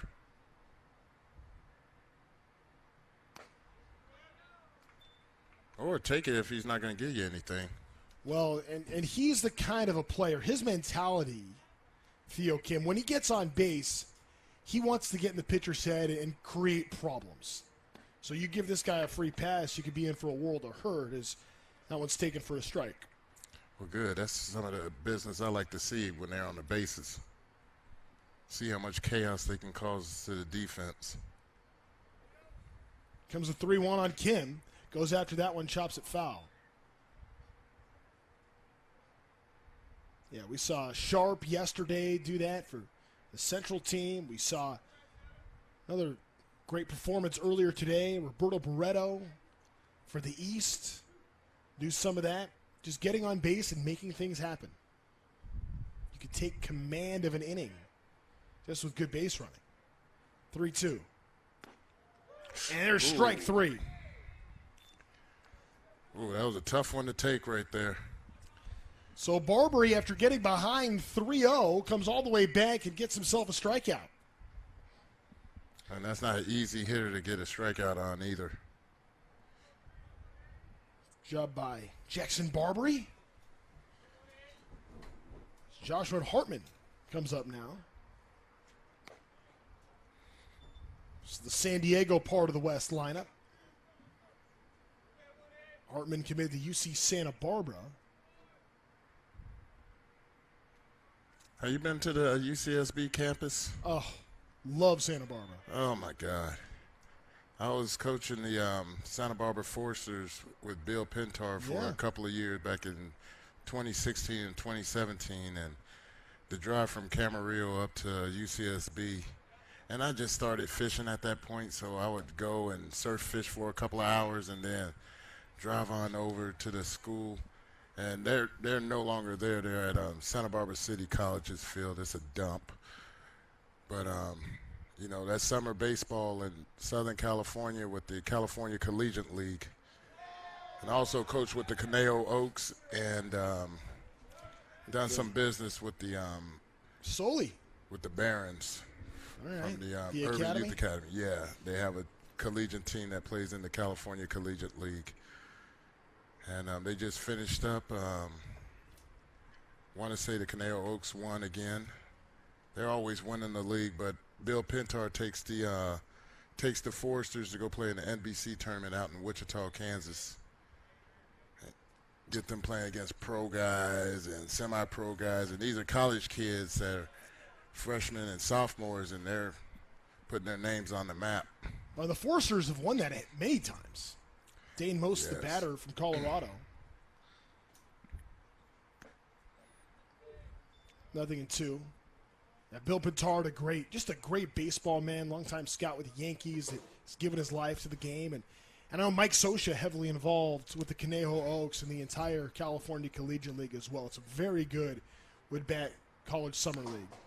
Swing and a miss, and down goes the batter Most on strikes. 2 strikeouts in the inning for Barbary. To the second we go here at UC San Diego. All scoreless between the West and USA here at the 2022 Perfect Game Underclass All-American Games.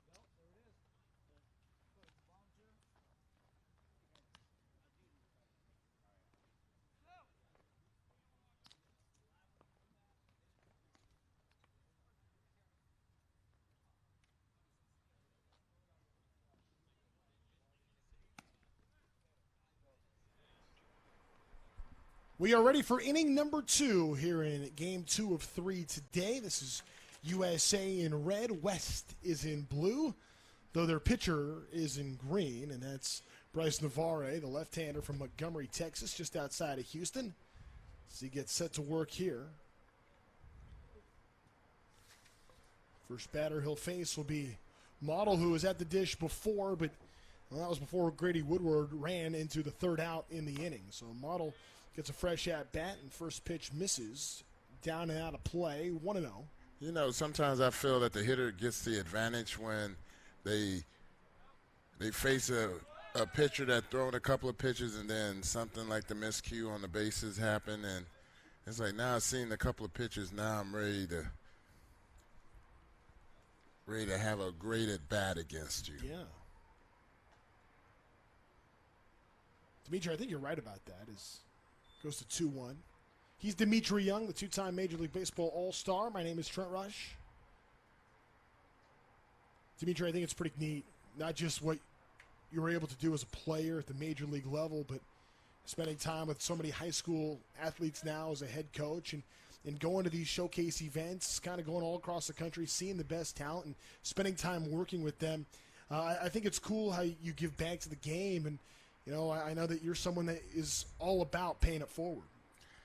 2-2 is cut on to miss for strike 3. You know what? When you love the game like I do, I mean, this has been my entire life. I couldn't tell you how to fix a car or build a building, but when it comes to playing baseball and playing it with enthusiasm, that's the thing that I like, is when these guys show a little bit of their personality. I showed my personality when I played. I did the hand waving thing with the Reds, and then I cut my arm when I hit a home run. And that was not to show up the other team. I can care less about the other team. It's about pumping my team up, getting them excited, and getting that momentum in our favor. And we see a lot more of that today, because when I retired, that was right before they started saying let the kids play and stuff like that. You know, it was more of the old school, act like you've done it before. It's like, I have done it before. That's why I'm doing this. 3-0 on Anderson Nance. Second-rated shortstop out of North Carolina. Throws hard, 93. Draws a 4-pitch walk here. Navarre puts him on.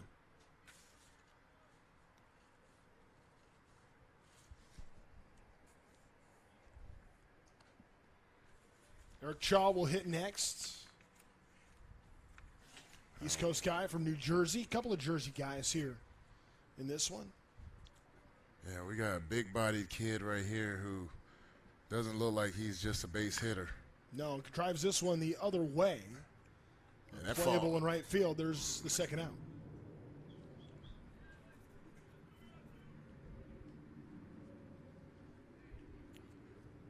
You know, I love talking about these young men, but sometimes they go after the first pitch and it's like, okay, we got to move on to the next guy. Oh, but that I think his frame is something that's exciting. It just seems like his power to both sides. And we've seen him for a couple days now. Yeah, for Chad, it just seems so easy. Selga, the new batter.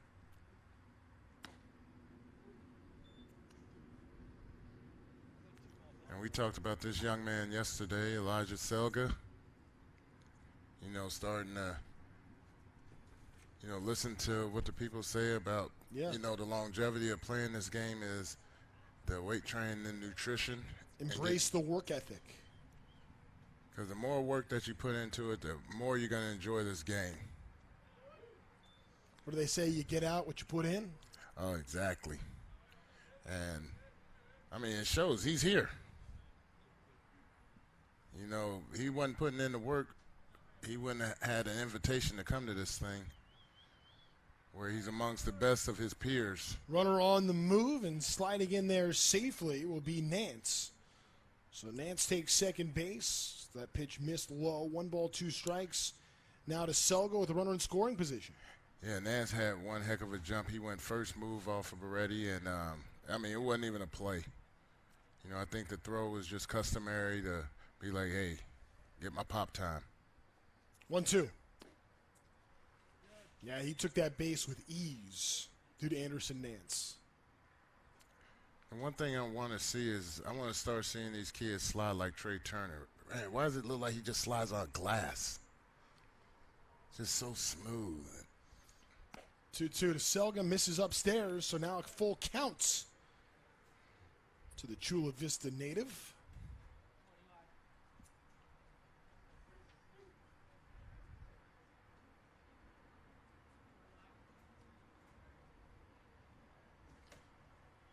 There's a 3-2 breaking ball, strike 3 called. That was downright dirty. Couple of strikeouts in the inning for the left-hander of Montgomery, Texas, Bryce Navarre, as we go to the home half of the second. Coming up in a scoreless game at Triton Ballpark at UC San Diego here at the 2022 Perfect Game Underclass All-America Games.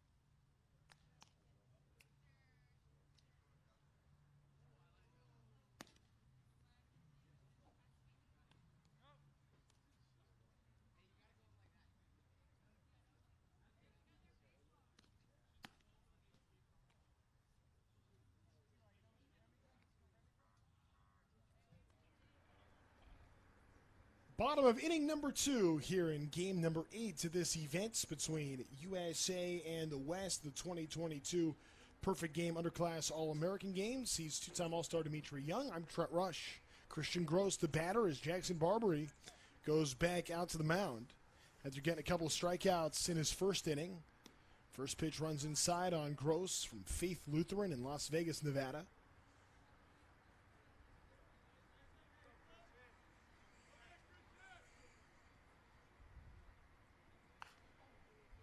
One.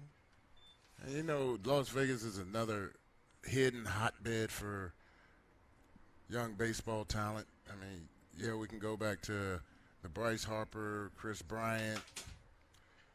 But, I mean, you got Justin Crawford that was just drafted that went to Bishop Gorman. And, I mean, we have this young man here, you know, Christian Gross. Gross says he's a Yankee fan. His favorite player to watch, though, Mike Trout, just somebody he looks up to. Sees himself as a 5-tool player, as that one goes to 2-2. And let me give the guys a clarification what a 5-tool player is. From a 2 to 8 scouting scale, 5 being average, and that means your talents are average right now at the big league level. And they had a stat line and all that for that average. And there's nothing wrong with it, you know, being average in the big league as a high school ball player. I mean, that's still you're still going to make a lot of money. But where it gets a little special is when you go above in some of those areas. You're a 6 or a 7 or the ever so rare 8. You know, that's what separate certain ball players from others. Caden Kachia, the batter, goes down on strikes.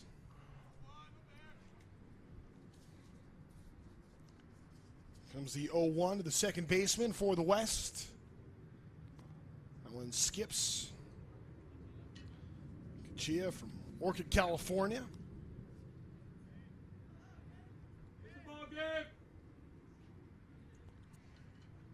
and I know it's exciting for the scouts to see these players progress over the years, especially, you know, how deep Perfect Game goes down to 11U now. Yeah. And we're at 16, 17U, and so these guys have been through the system for a while. And you see guys that progress, and the guys that progress obviously are the ones that you put on the showcase forefront. And for those that quite not make it, let this be the fuel for you to get here for the following year. You know, we're giving you the antidote of what you have to do, the ingredients to working out, nutrition, of course, grades, being a good teammate. You want the coaches to talk highly of you when you're getting scouted. That's another strikeout. So 3 in a row down on strikes from Barbery, who's up to 4 strikeouts here through an inning and 2/3. This is Cole Jones batting.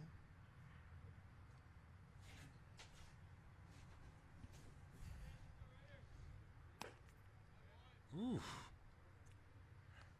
I know you had Barbery at how many miles per hour? I mean, what he's listed at? I had the velo at 90. All right, that looks harder than 90. I agree. And again, that's part of it. And sometimes, maybe in an event 3 months ago, maybe it was 90. And today it's 93. Like that's absolutely could happen. And we see it happen all the time. Comes the 1-1. Time took something off. Good spin on that. 1-2. I mean, so right now we kind of sound like meteorologists when we're talking about the miles per hour. Instead of feels like it's 97 outside. Yeah, this is the feels like. Yeah.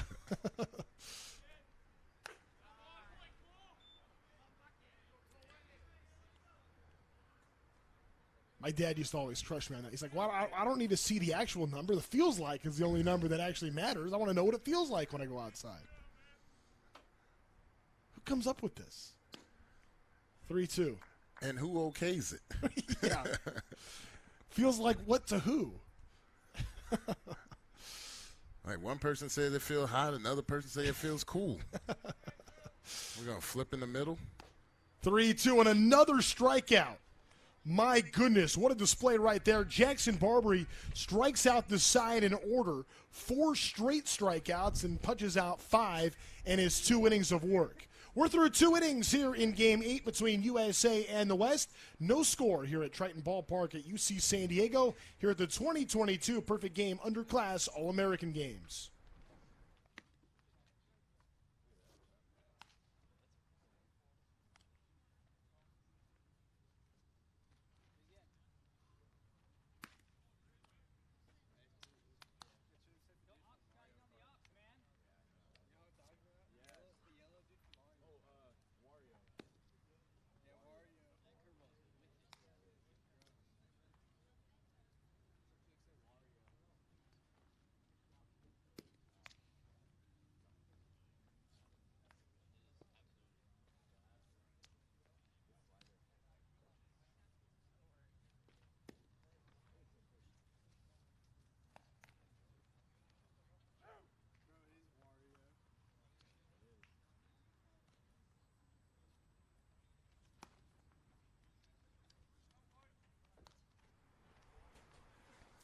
Tyler Arnold, the new pitcher for the West team, rocking that royal blue here in beautiful San Diego, California. Top of the 3rd inning.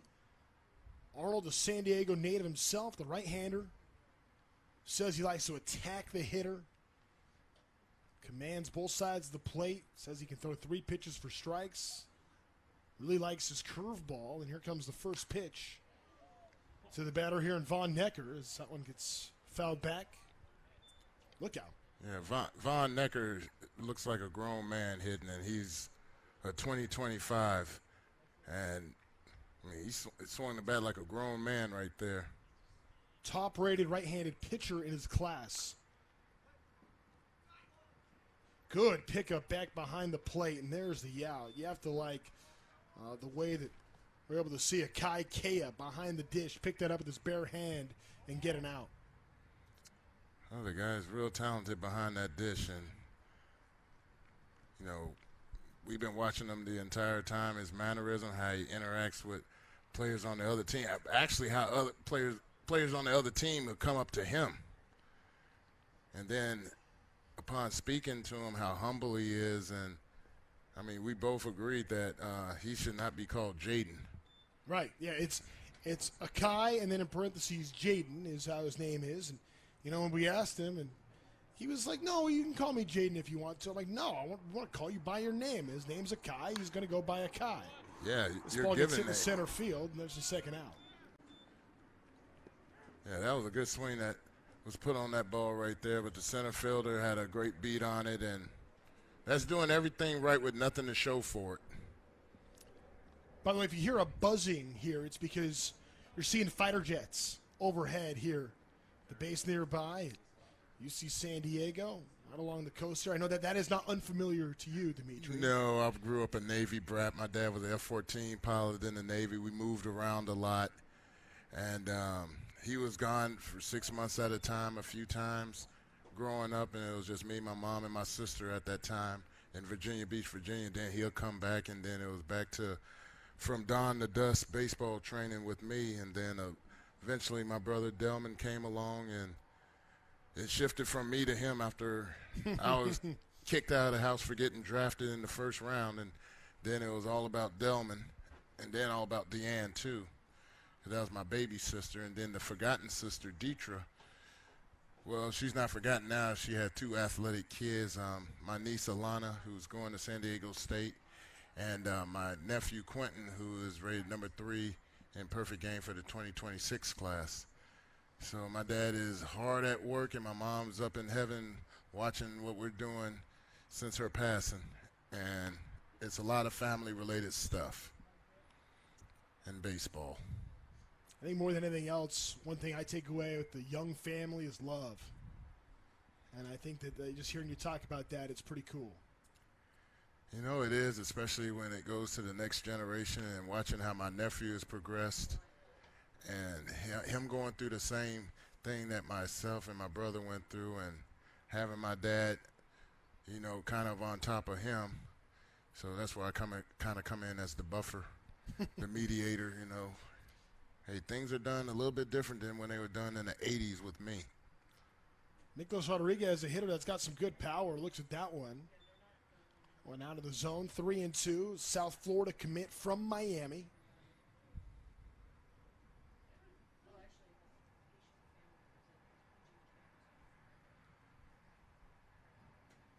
Pitch Rodriguez misses in, so he's aboard with a 2-out walk. Brings up Nate Johnson. Talked about the Fian boys earlier. The Johnson twins get a lot of attention as well, rightfully so. Yeah, and they're up in my neck of the woods in Ventura County. First pitch strike. It's amazing when you take over a high school job, you kind of get a list of, you know, with each team, who are the stud players, and those were the names that came up. It was the Johnson twins. You know, Nolan's the catcher, and he's going to the University of Miami. That's where he committed to. And then you have Nate here, who's a switch hitter and plays shortstop, and they're both 6'5", and they're defying the odds of being these bigger guys playing kind of nimble positions. You know, you don't exactly find a 6'5" catcher. They're pretty rare, but you have to be some sort of athlete to be able to do that. And then at shortstop as well. I mean, he may eventually be moved, but he may not be moved. You know, you play the position until either team says, yeah, you're going to be there for me, or we're going to move you to third base or move you to the outfield. But you show a lot of athleticism playing shortstop, and you show a lot of smarts being behind the plate. 0-2 on Nate Johnson here. Nate lifts this one into right field. On the move. There for the out to end the inning. Goes the West team. So the red retired. The exception of the Rodriguez walk. Nate Johnson goes down, and a 0 here in this third inning. The home half coming up next here from UC San Diego at the Perfect Game Underclass All-American Games.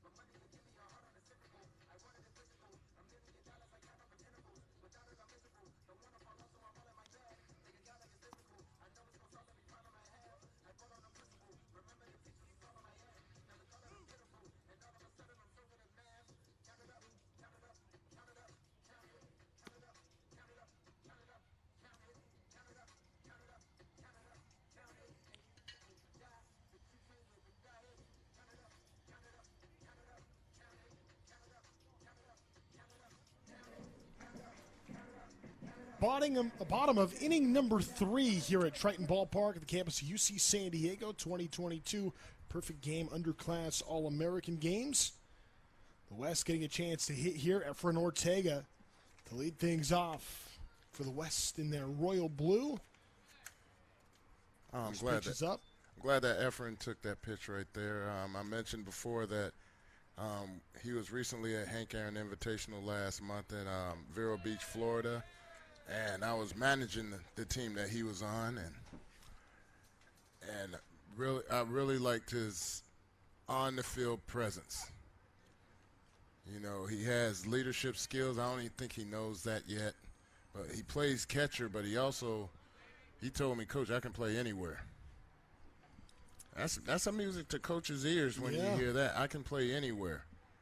So in case one day, hey, I might need you out there in the outfield, we can put this kid here catching against, you know, maybe a lesser team. I'll have you catching against a major team that we had to get a win against. But having that kind of versatility, and he has some thump in that bat of his too.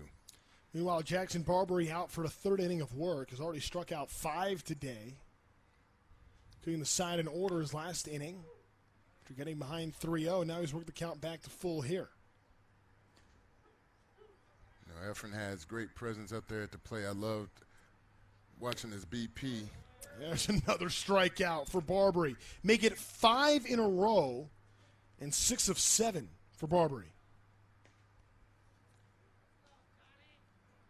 Did this kid come from the area code game to come here and pitch?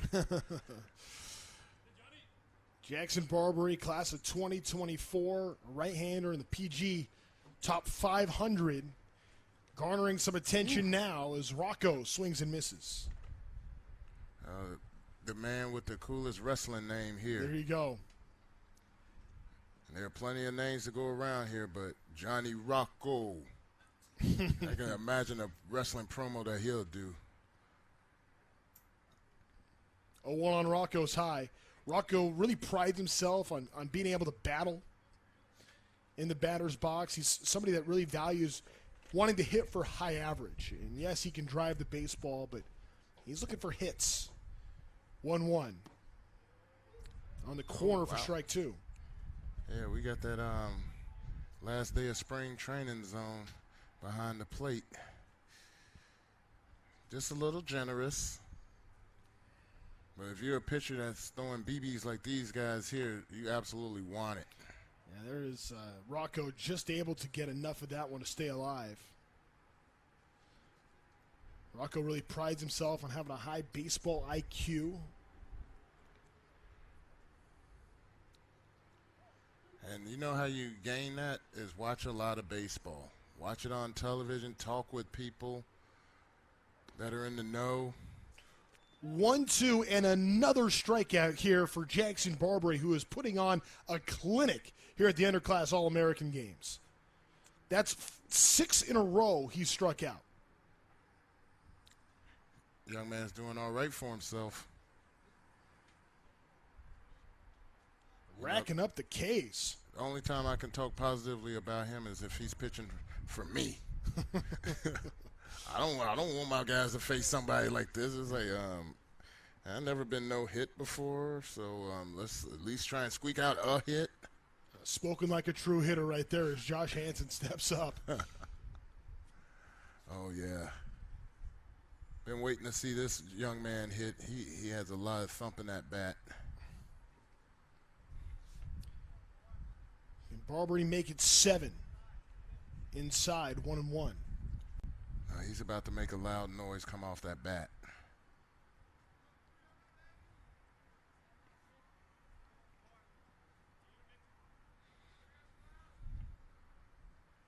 Barbary goes to work. Misses high. See, he knows that too. You see how he's throwing up and around the other guys. He's right around the strike zone. He knows him. They must have faced each other somewhere, maybe in the 8th grade or. Ooh. Little jam shot. That's going to end up being a foul ball by a couple inches. Well, I'll tell you what, look where he's at. Hanson's in right field. He hustled all the way down that line. He didn't assume anything. And ball players, please do this. Run the bases and stay on the bag until the umpire makes a call. I've seen it with my high school team. I've seen it during the summer. Well, I thought the umpire was going to call it foul. Did the umpire call it foul? No. You got tagged out. We're out of the inning.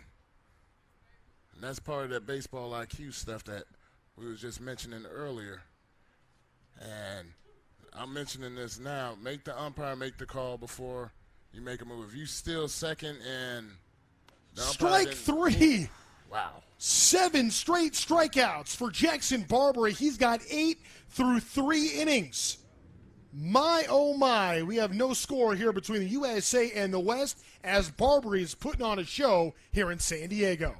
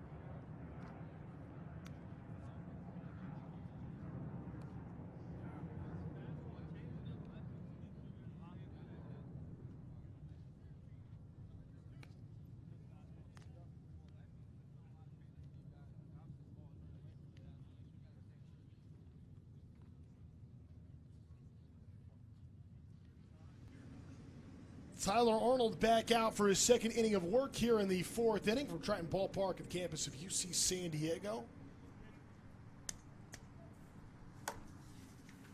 He'll lead off the next inning at the plate. Justin Heffler.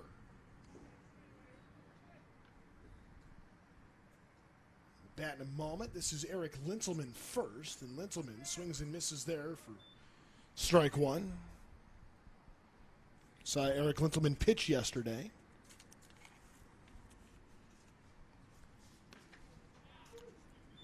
Yeah, Lindemann did a great job on the mound yesterday. Let's see what he does with on the other side as a hitter. And there is strike three as Lintelman from Westchester, Pennsylvania goes down looking.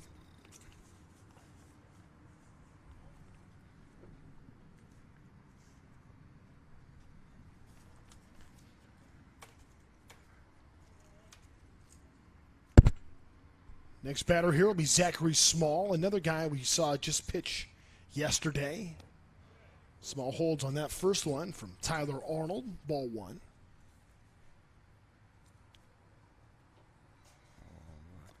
Small's committed to Hawaii.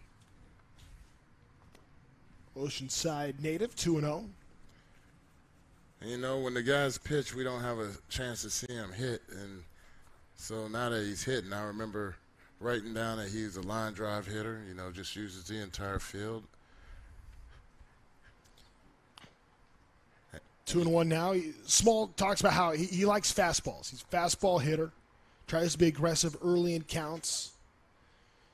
And what he tries to do is to be up the middle and hit the other way. It's what he's trying to do at the plate. 2-1. Now 3-1. He has a modified Eric Davis stance where his hands are closer to his shoulders, where ED would drop the shoulder. ED has a swing that you can't replicate. You can't teach that. You can only teach the mentality. Hit hard up the middle, but caught out in center for the first out here in the inning. Second out, I should say. Small's retired in his first time up here at this event.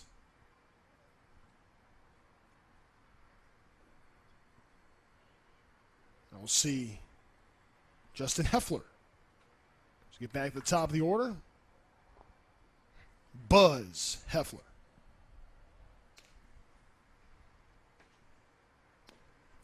Is that his nickname, Buzz? That's his nickname. 5'11", 170 pounds. We should have seen where he got the origin from, because he doesn't have a Buzz Lightyear head. Maybe it's from the ball coming off his bat, buzzing right by everybody. Because he hits the ball hard and really was impressive in BP earlier this week, and we've seen him have some good ABs. He's been on base 3 times already. I like how he uses the entire field to hit, and if you're using the entire field to hit, you're hitting for a pretty decent average. 1-2 count. There were 2 outs in the 4th inning as that one misses away. Still no score. You know, in the first game we saw earlier today between the East and the National, it was a low-scoring affair early, and then once you got deeper into the bullpens, all of a sudden the bats came alive.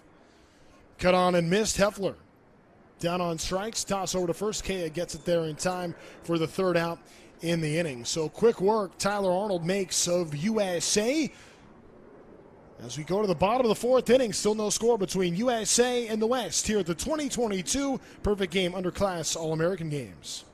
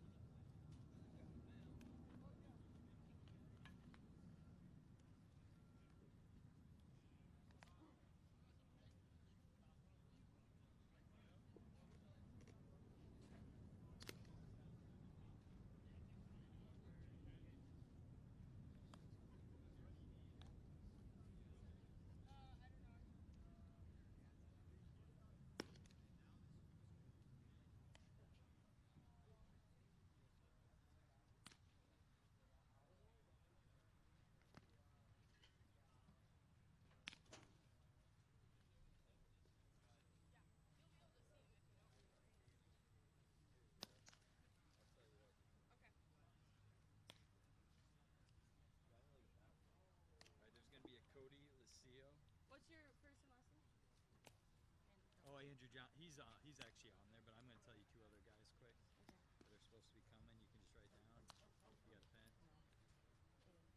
All right. There's going to be a Cody. Lucio, Lis, I think.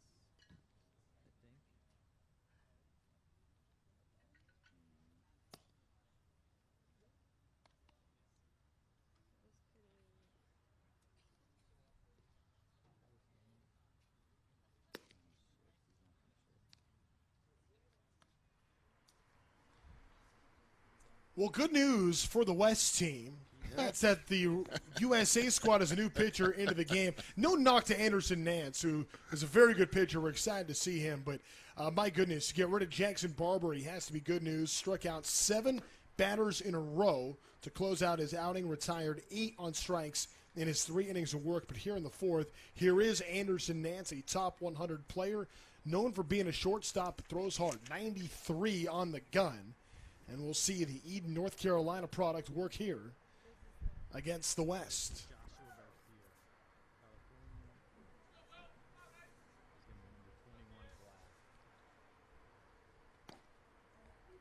First pitch on Tyler Arnold, the opposing pitcher.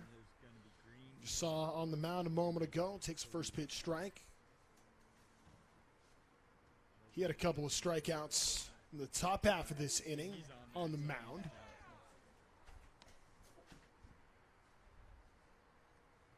Yeah, didn't Arnold hit a big double yesterday? Yes, he did. Came around to score in the 4th inning. In 4th and final inning. Bunch of 4-inning games yesterday. This will be an 8-inning game here today in the middle of 3. The championship game coming up, slated for a 2 o'clock local start time, 5 Eastern. 1 and 2.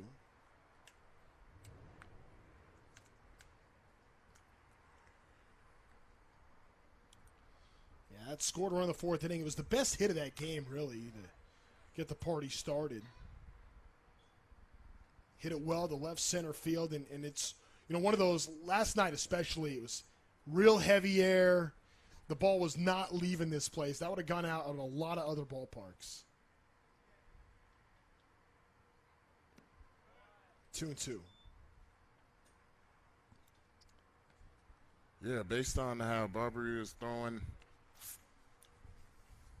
and seeing Nance come in, Nance just got to get settled in a little bit, and sometimes that's how it is with pitchers.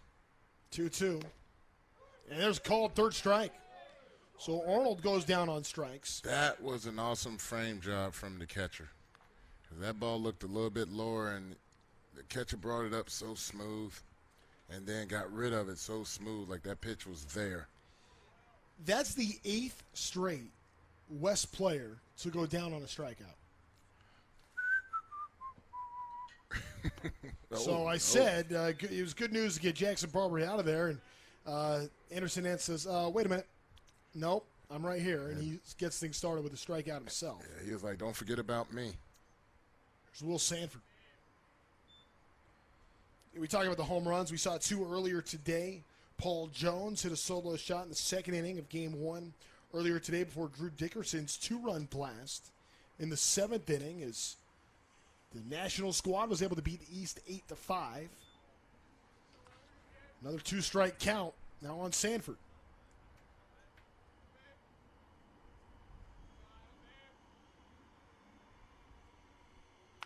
This one hit up the middle, and there's going to go for a base hit. That's going for more. Yeah, he's going to going try to for turn more. it into 2. There goes Sanford now. All the way to the wall almost. Sanford's going to turn for 3, and it'll be in there with a triple. Wow. Wow, that was a great piece of hitting. Line drive just to the right of the second baseman, and that ball scooted all the way pretty much to the wall.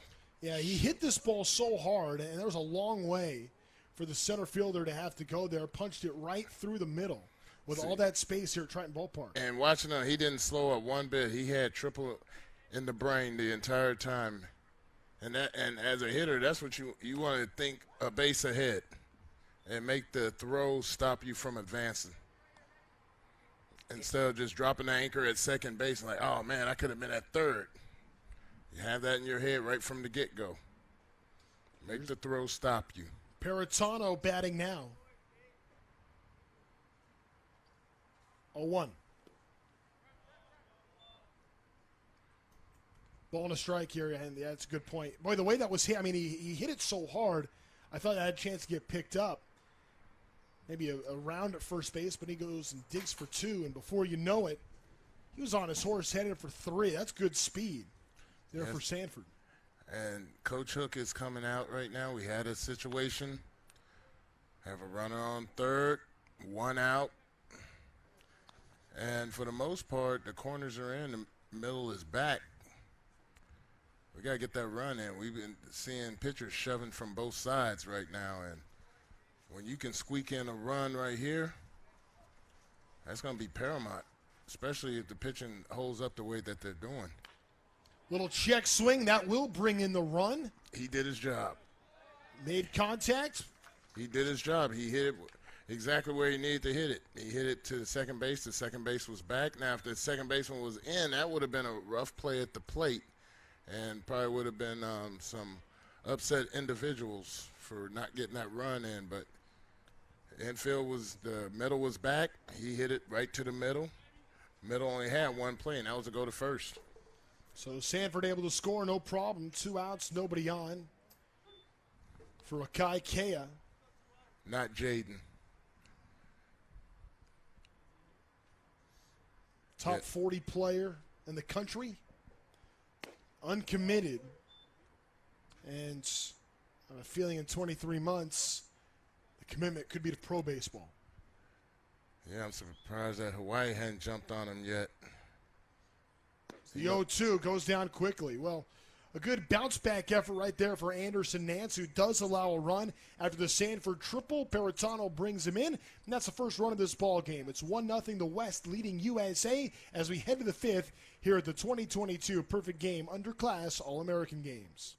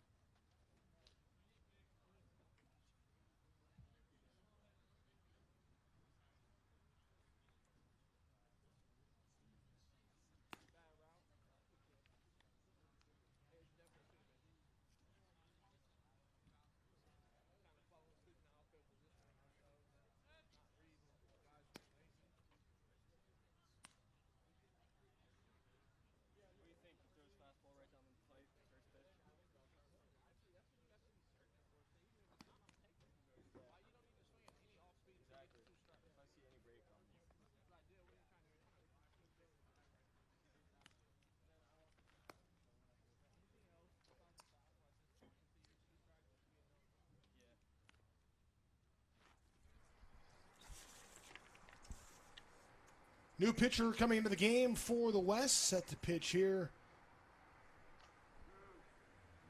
for this Western squad.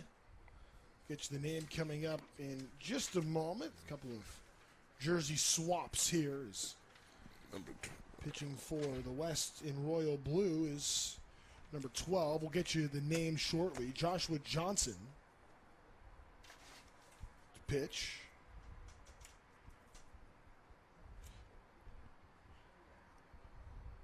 Boy, this West team today started the game with Bryce Navarre, now going to Joshua Johnson, who we didn't get a chance to see yesterday. Calling on everybody here to pitch at the top of this fifth inning. Ooh, nice currently pitch. Leading 1-0. All right, namesake. All right, relative. 0-1 to John Young. All right, good hitters can hit in any count. All right, show us what us youngs can do.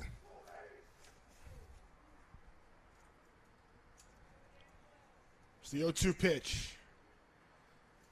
Able to lay off. Ball one. I've been loving the at-bats that Mr. Young has been taking here, over the last couple of days. Fly ball over to the left side will run out of play into the parent section. Hugging that third base side right there on the fence here.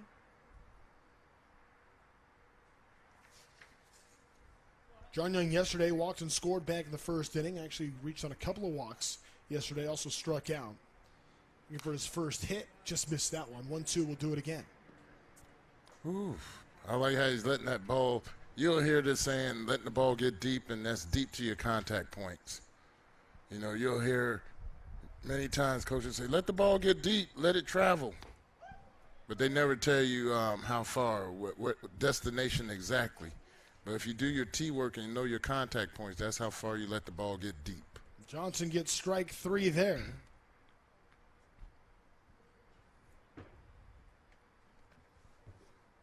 One gone here in the inning for Nolan Johnson.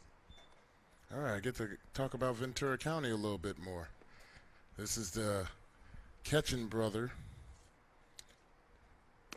who's committed to the University of Miami.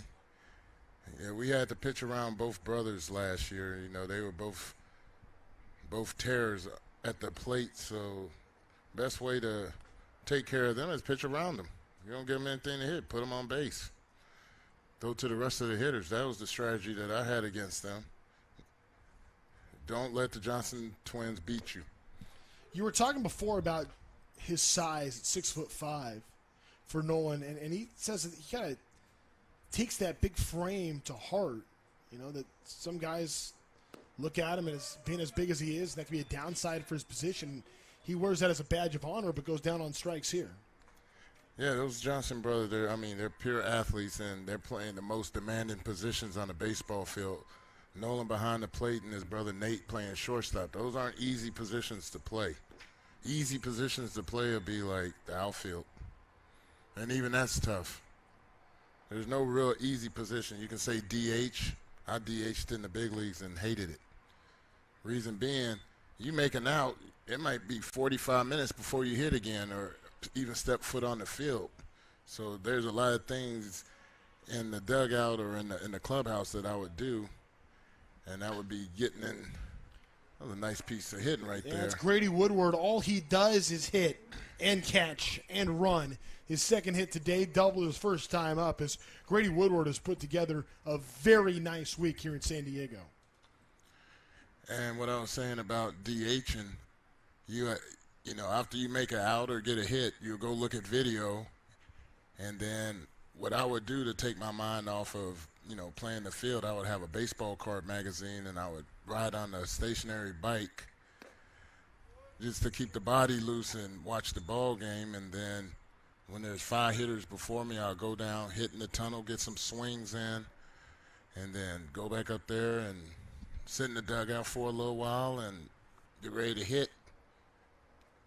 1-0 gets away, so Woodward will scoot over to second base. So for those that are DHing, you want to find yourself a routine to kind of get your mind off of, why did I get a hit? I should have got a hit right there. Oh, my God. You'll drive yourself insane, and you'll drive your teammates and coaches insane too. So find yourself a routine that will keep your mind off of hitting until it's time to hit, and you'll be a lot more effective that way. Here comes the 2-0. Runs in.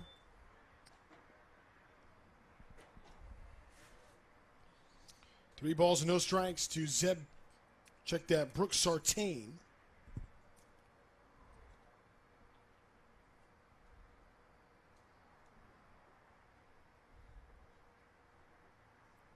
Three-0 delivery. And that's going to be ball 4. So after they hit, a walk. And now 2 on with 2 outs after Johnson struck out the first 2 in Young and Nolan Johnson. That's the way it seems like Brooks Sartain's gotten like 1,000 at bats. I feel like he's been hitting out of order. He's just been leading the chart. Hey, okay, no one wants to hit, I'll go hit.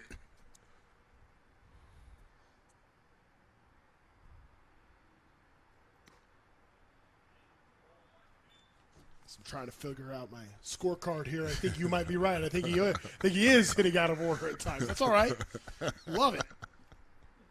I want a chance to hit. Let's go. 1-0 pitch. 2-0 now is seeing Johnson after getting those 2 strikeouts to get the inning started. Gave up the hit, now a walk. Behind in this count. 2-0.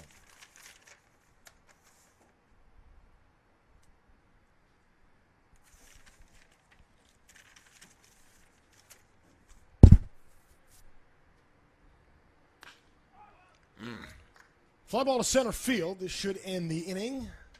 And it does. So Holt retired on the F8, which is going to take us to the bottom of the 5th. It's the West leading USA 1-0. West going to try to add on to their lead when we come back here at Triton Ballpark at the campus of UC San Diego here at the 2022 Perfect Game Underclass All-American Games.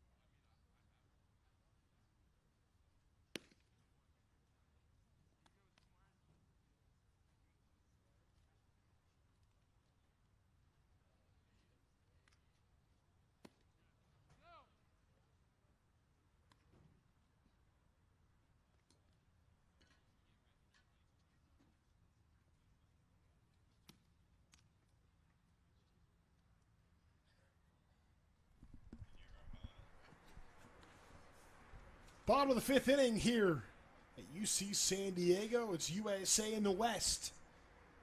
And right now it's the West with a 1-0 lead thanks to the RBI sacrifice from Anthony Peritano to bring in Will Sanford, who had a triple earlier today.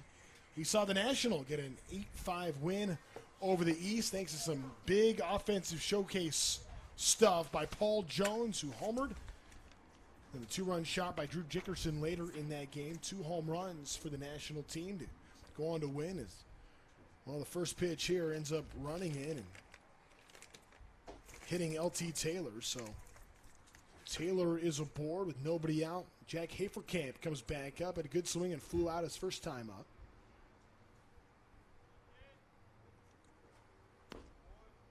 First pitch strike on Haferkamp. Local product. Prides himself on just being a high-energy guy that loves the game of baseball.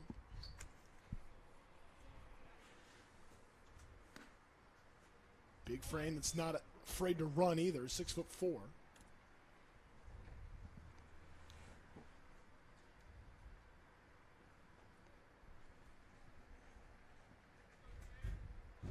One one.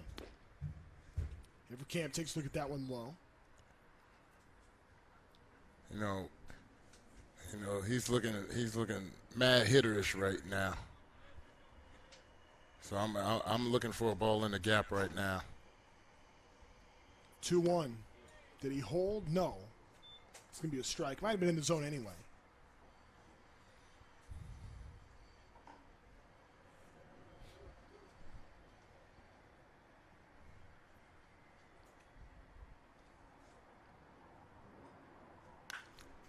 Avercamp lifts this one to center field. Ends up being caught out there. And back to first goes Taylor.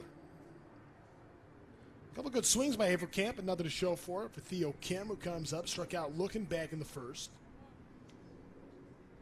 Started the parade of strikeouts where 9 of 10 West players went down on strikes.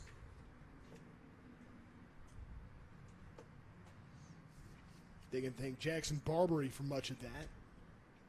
Punched out 7 in a row. All right, this is how Theo Kim started out the last time. He worked him 3-0, and then, well, I don't know what number he was in one of the 7 in a row, but he was a victim. Kim hits Like this that's one, a gonna little flare fall the other there. way. That's going to drop in there for a base hit. Fell right in the Bermuda Triangle. Those are the best kind of hits right there, just out of reach of everybody. Put it in just the right spot. And Theo Kim, the soon-to-be UC Irvine Anteater, has himself a single.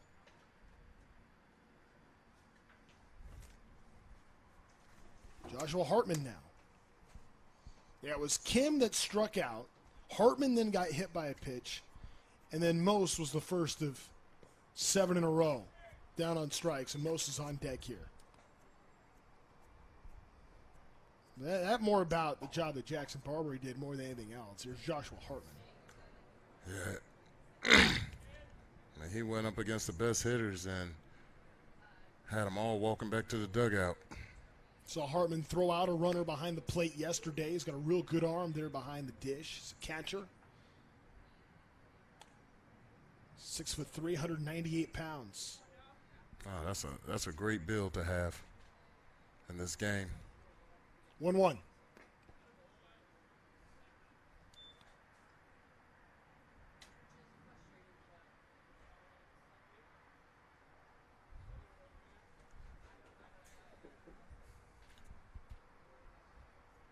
Hartman, good pop time, 1.89, the last PG event he was at. Breaking ball for a strike. Tell you what, it makes it a lot easier for pitchers when they get that expanded zone.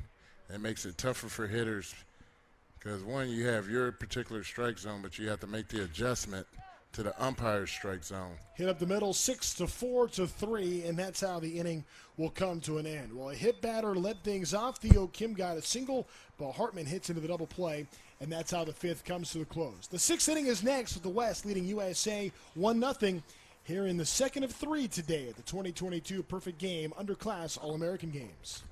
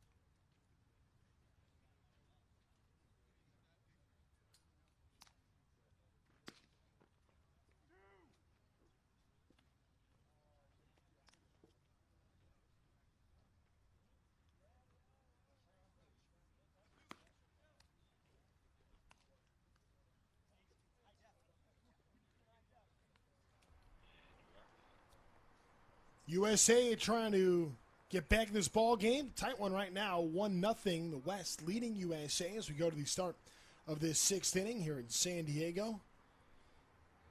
Nathan Mottle's going to get things going for USA in red. Mottle struck out his first time up. A couple of strikeouts in this game, but was able to reach on a strikeout, only to steal a base, and it would come around to score earlier. So has been able to make an impact on the bases. First pitch out of the zone, 1 ball, no strikes. Here is that one is upstairs. Model.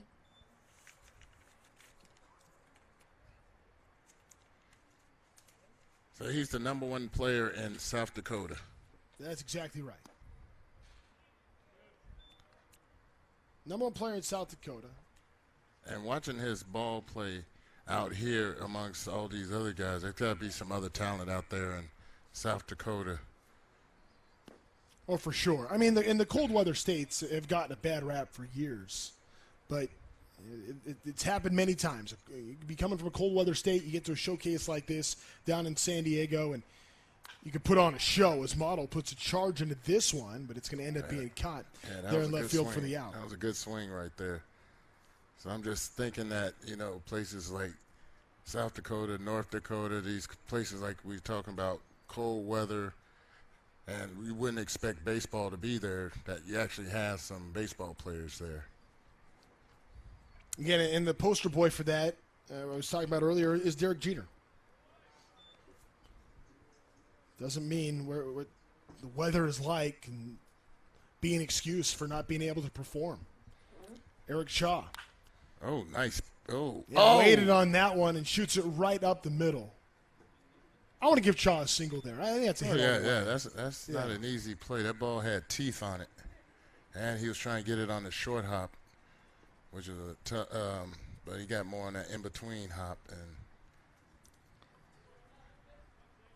this is Shaw from New Jersey. Again, another state where you don't see a whole lot of talent come up until some guy by the name of Mike Trout made an impact. Big understatement there, but we'll let it go. Now you got Selga up here. Finally facing a right-handed pitcher. He's been seeing lefties galore.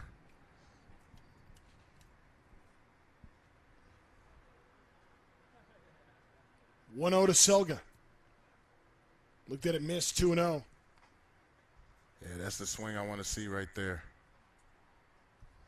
Selga's played every position defensively. He started to get older. He went from being an infielder to a catcher, and now he's spent more time in the outfield, but still catches. 2-0. Now 2-1. All right, you want to be in a hitter's count anyway. Here you go. See, you drop some head, young man. Selga had to hit his first time up yesterday, but struck out his last 2 times the plate. Now 2 strikes on him here, 2-2.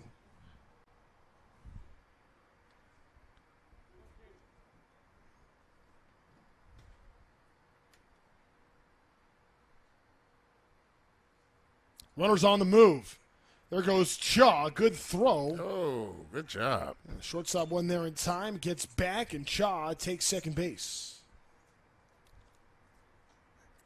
These are the things that you like to show when you're playing baseball, that you can run.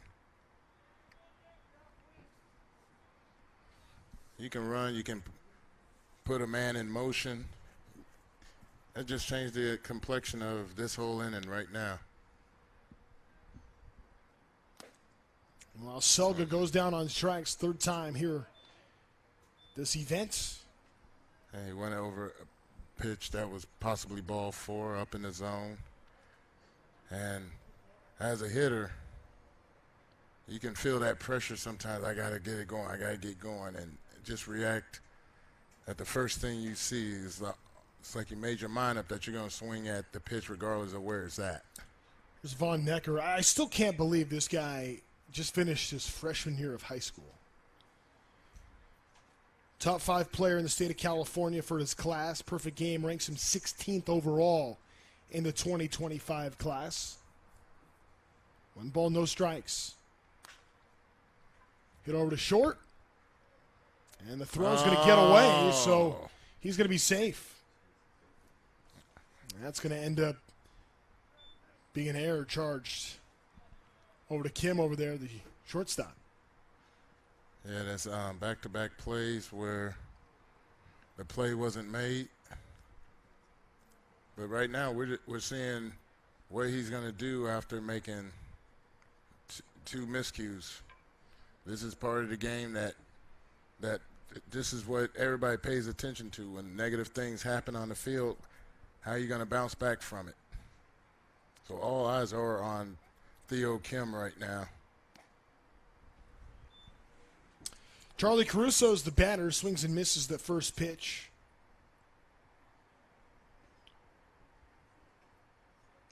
Because the one thing that scouts see is when they play well all the time, but they also want to see when you're not the best player out there, when things aren't going your way.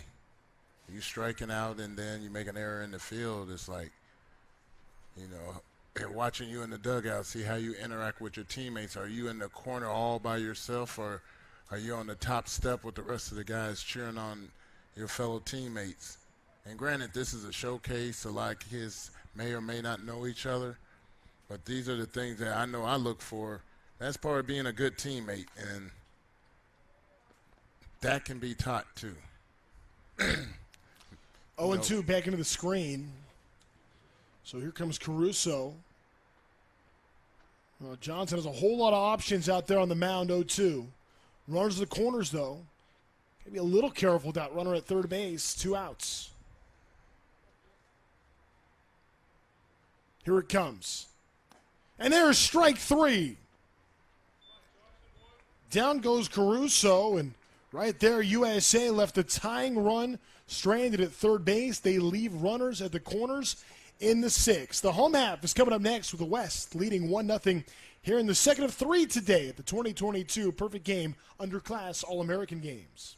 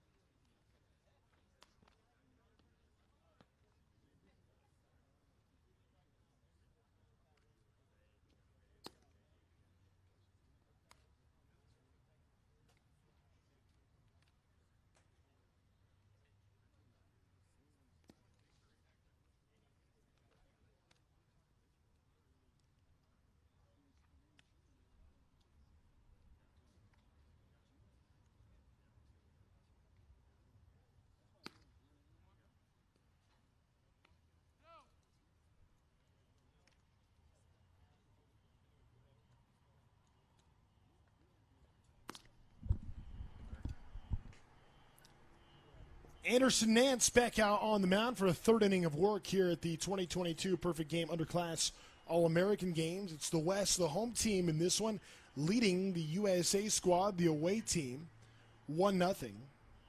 Dane Most going to lead things off at the plate for the West. He's Dimitri Young, the 2-time Major League All-Star. I'm Trent Rush. First pitch swinging is Most. It's going to be a ground ball over to short, and unable to make the play on that one. That's going to be Jonathan Holt over there. Can't quite bring it in. So the leadoff man is on.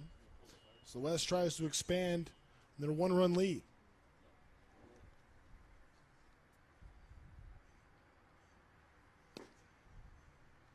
Swing and a miss there by Christian Gross.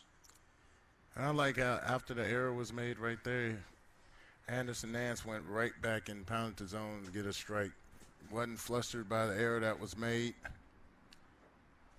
And that's a lot of that pitcher psyche and stuff like that goes on when an error happens, because you'll have the guys, hey, they're not playing defense for me. And maybe not. What are you going to do about it? You going to pout and complain, or are you going to find a way to get these outs if you feel that your defense is not working for you? If you're a pitcher, pitch. Don't do the B word with rhymes with pitch. Just do your job. 1-1, swing and miss there by Gross. Who got a hit his first time up, has struck out his last 2 plate appearances.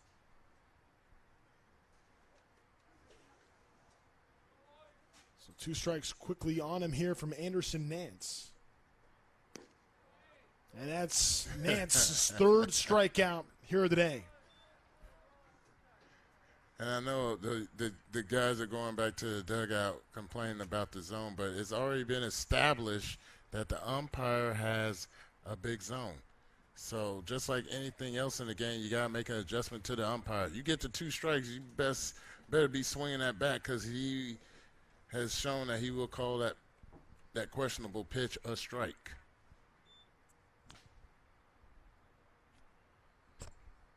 Kane Cuchilla.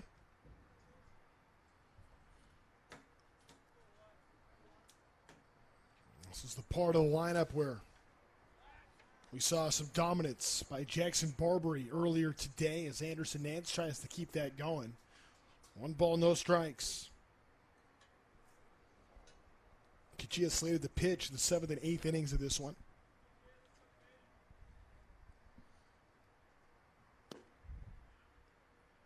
That one's low. Can't blame Nance, though, knowing the zone's been on the bigger side. Now, why not see if we can expand it, push it a little bit more?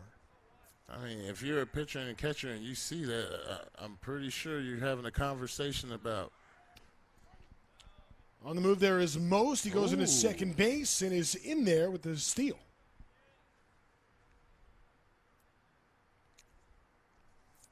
Yeah, he got a nice jump right there. That was a nice throw from the catcher, a little off, almost picked by the shortstop.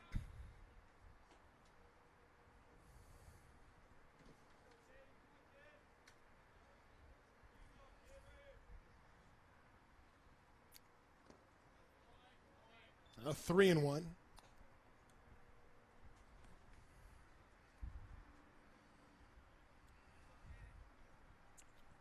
And the thing is, with these young men, you don't know how big they're going to get. I'm looking at him. He's listed at 5'9", 150. And that's not the biggest kid out here. But they go through the transformation. Whoa, that was a strike? Oh, no, that's got to be ball 4. Oh. Yeah, that's ball 4. Okay. Heads over to first base. Is that what they Cuchilla, he went so close to the dugout to go take off his gloves and pad there. You're like, wait a minute. No, that's ball 4 all the way. 2 on, 1 out. Now for Cole Jones.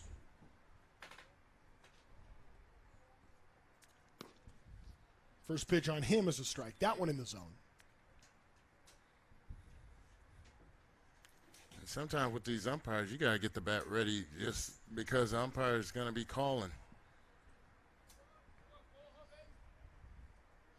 A 1 delivery. Fouled back into the screen. 0-2. You know, it's 0-2 right now. Main thing, if I can telepathically tell the hitters, is like, swing the bat. The umpire's calling everything. 0-2. There he goes, and that time missed it. There is strike 3, another strikeout here for Anderson Nance, who's up to 4 on the afternoon. Well, Mr. Jones listened to what I said, but came up a little short right there. From Ortega back up. Led off the 3rd. Sylmar, California.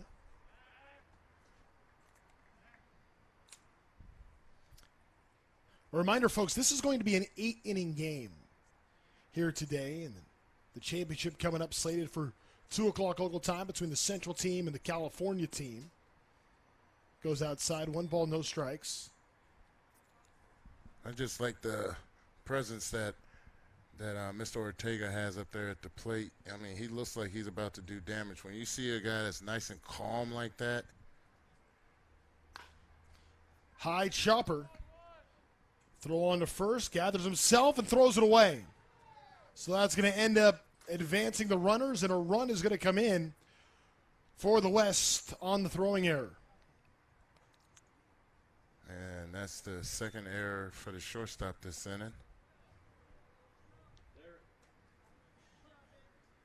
And that's how the inning will come to a close. So they will count most run, and that's going to be how this inning ends here. We will go to the 7th inning now with USA.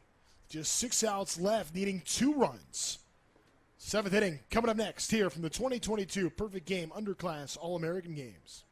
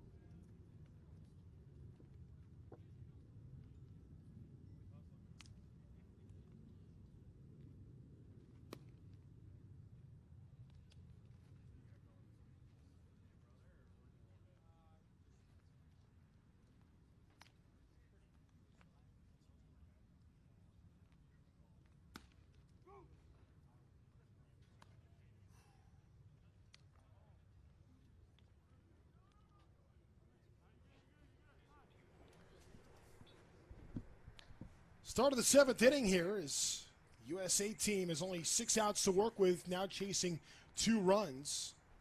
New pitcher, Caden Kachia, set to work for the West.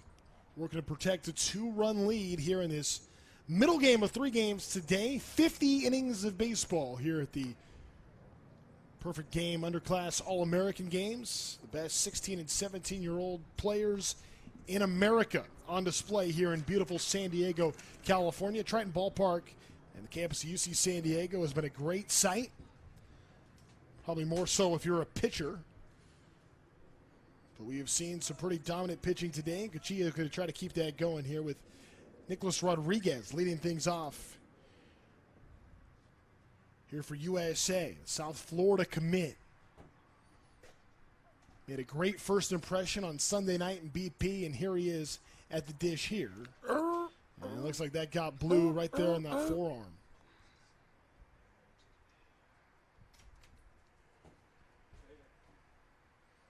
And he may have to get looked at here. It looks like he's in some pain. Yeah, he's definitely feeling that. He's going to feel it a lot more later on. And look how comfortable Nicholas is talking to him, because he didn't swing it and foul it off him. Yeah. See, the catcher's going like, all right. You all right? You good? Sorry. Oh, the catcher's catching heat. That's how it goes. Blue's going to stay in there, holding tough. Let's go. Yeah, that's because the first base ump didn't want to get behind the plate. Blue might be saying, hey, you're doing game 3 coming up at 2 o'clock. Oh, Let you deal with the afternoon sun.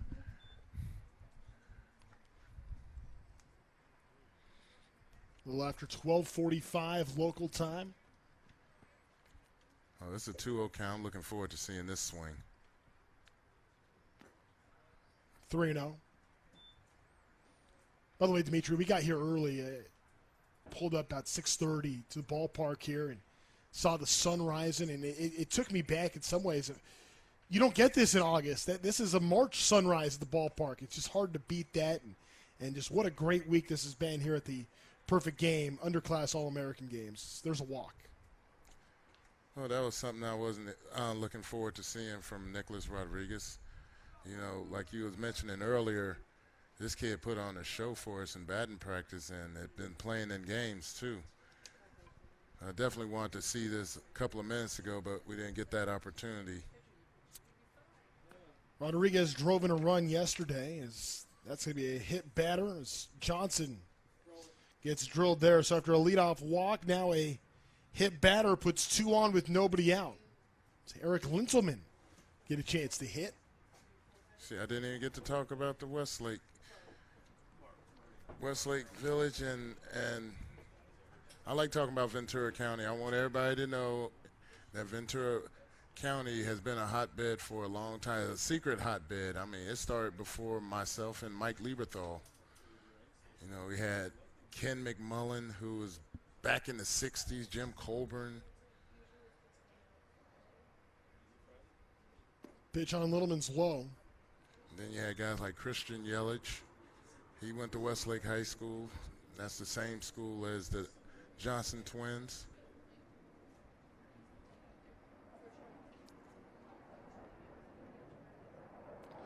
Here's the 1-0. And that one is low. So Kachia learning you better find the strike zone in a hurry. Trying to protect a 2-run lead here in the 7th inning of this game. The tying run is on. Linselman represents the potential winning run. Called a strike, 2-1.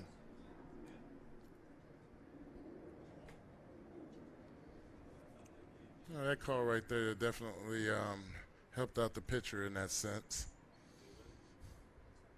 Linselman a pitcher first, then an infielder, plays in the middle. Scouts think his hands work well. As a left-handed hitter, they like how he stays short and steady through contacts. Misses that pitch, 2-2. And they say that Eric Lindelman has a chance to maintain a sound up the middle approach with some interesting two-way potential to boot.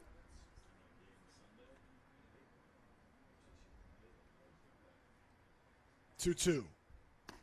There's strike 3. Good job by Kachia battling back. After getting behind 2-0, goes and gets 3 straight strikes. A lot of times when that happens, when a pitcher's up against the ropes early and then gets a key strikeout like that, they find their rhythm. And they get out of that, whatever that funk is that they're in, and they're able to work through it. Zachary Small, the next batter. Trying to get a back pick over at first. Well, I was told that Ortega behind the plate. Zachary Small, he was at Hank Aaron Invitational this year. He wasn't on my team, so I didn't know that he was there. I was told by a scout that's involved with Hank Aaron Invitational that he was there and liked him as a pitcher. Said he had nice stuff on the mound, good poise, and that's what we saw earlier from him. 2-1. But all in all, I'm looking at him. He looks like an athlete. Look at those broad shoulders, that V shape, the strong legs. First showcase he was ever in was here at UC San Diego. Love the experience of getting to see so much top talent around him. It's driven him to be even better. Fouls that one back, and now just looking at Zachary Small, there's no doubt he belongs. 2-2. Yeah, I'm trying to figure out what that helmet he has on. Definitely has some designs on it. See, I like how today's players, they get all the nice flashing stuff. We didn't get that. We didn't get that back in the day. Oceanside High School, a powerhouse football program just up the road here. If you go along the 5 freeway, Cuts right along the Pacific coast. I'll be taking that route on the way home tonight. You going to take Highway 1 after that? Just stay along the coast the whole way? You're going to cut through and deal with the downtown LA traffic. What do you think? I'm probably going to cut across because I'm going to be going through traffic anyway, and That's I might true. get hungry and just pull off of one of those nice little restaurants that's along the water. Love my seafood. 3-2. Zachary Small. Tying run is on here in a 2-0 game as USA is trying to get on the board here. Runners on the move, and he broke early. Tough break there. Nicholas Rodriguez going on first move. Got a little early of a jump, and that is an inning changer right there. Ooh, ouch.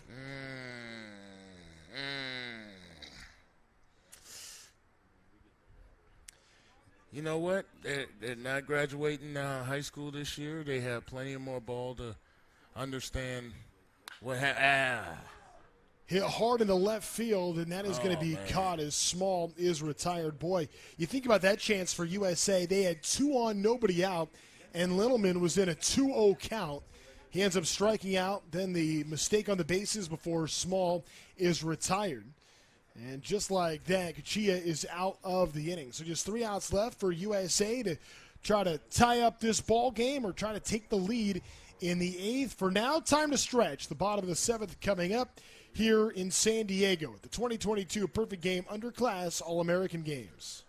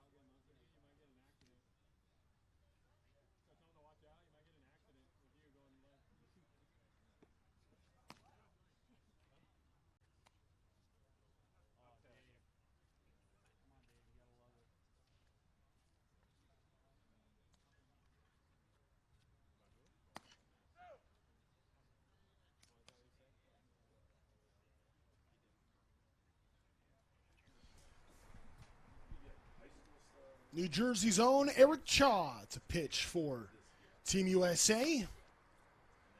Upper 80s fastball, curveball slider. As he gets set to work here in the bottom of this 7th inning, the West team trying to build on a 2-0 lead. Johnny Rocco will lead things off with Hansen and Arnold due up later this inning. Rocco struck out his first time up. Seen him all over the infield today. Has played some first, some third. He'll play some second coming up. As Eric Cha will work on the mound for the first time here at the Underclass All-American Games. All right, I'm making my final wrestling reference to Johnny Rocco. You know, he's got to get a good manager like Paul Heyman. You know, have him as a mouthpiece. He just goes in and destroys. Here's the 0-1. Big hack there, and Cha blows it by him. Cha is really impressed with his curveball. The scouts have really liked that. They like the tight spin and late break. Right now, he's throwing a fastball with some rise to it. No doubt.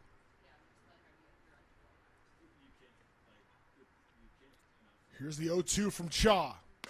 High cheese there for strike 3. And Rocco goes down on strikes for the second time today. Tough to lay off that pitch.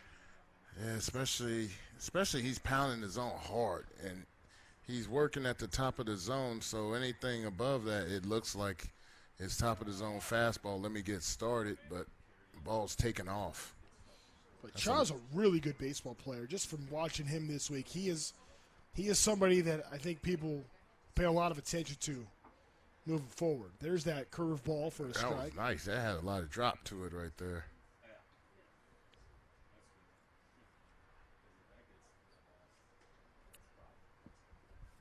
There you go, Josh Hansen. Oh, he did back-to-back. That's not nice. A little double up action. And now he's got every option in the world at his disposal. Eric Chaw right here. Just missed the corner. Oof. The way the umpire was looking like he was, I was about to call it. I'm going to give you one more pitch. Can't have back-to-back 3-pitch strikeouts, so no immaculate inning. Spoiled on the 6th pitch of the inning. Ground ball to short. Throw on the run is a good one. Heck, that curveball, I see what you were talking about. I was impressed with the fastball, but that breaker 1-9 he has. And you have guys looking awkward up there at the plate. Nathan Model there to get it done as the shortstop here for USA here this inning. Here's Tyler Arnold. Had a big triple and scored a run back in the 4th.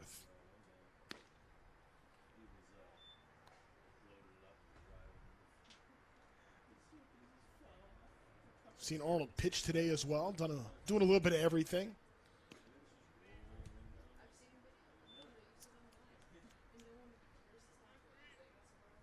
Showcase event, you better be a two-way guy.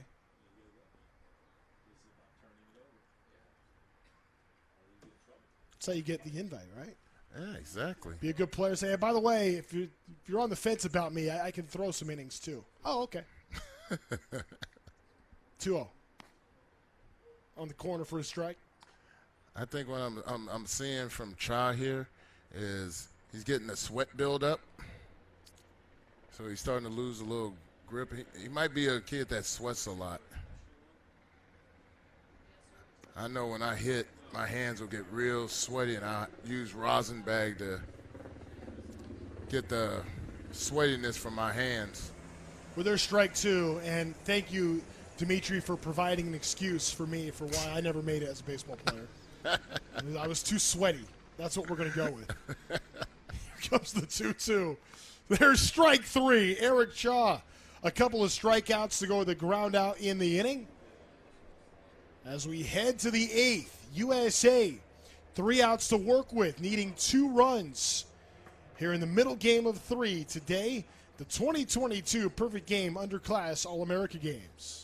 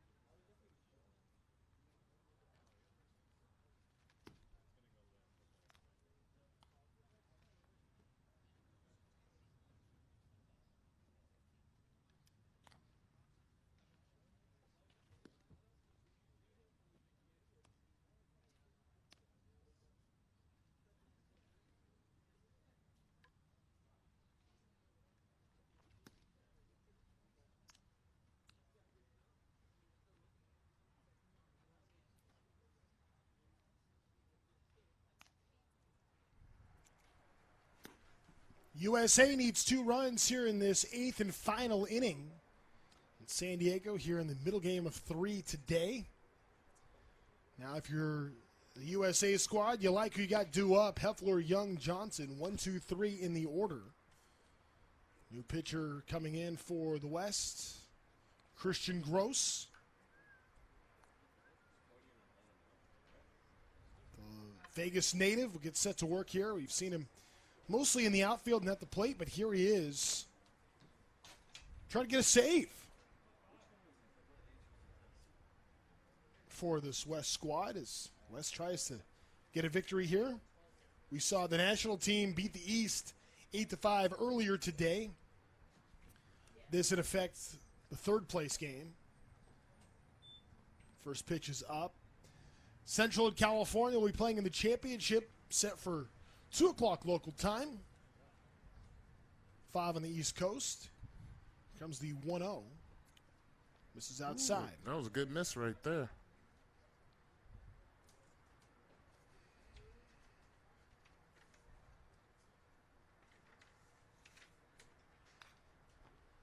Fouled back by Heffler. Oh, that was a healthy hack right there from Heffler right there. I mean, when you're just watching a baseball game in general, when you see somebody swing like that, you're just hoping, oh, man, I'd like to see him make connection with this next pitch. Got a hitter's count here. The scouts call it easy power for Heffler.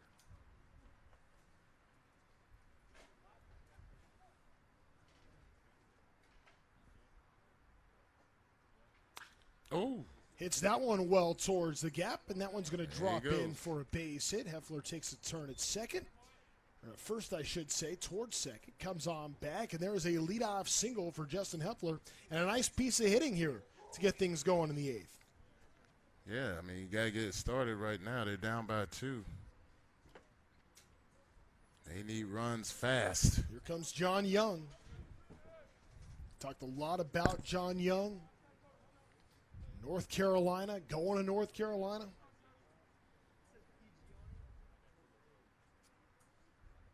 Here is the man on, nobody out, representing the tying run. Looks at that pitch miss away. Excuse me, I said from North Carolina. He's going to North Carolina, but he's actually from Cherry Hill, New Jersey. Goes to Cherry Hill West.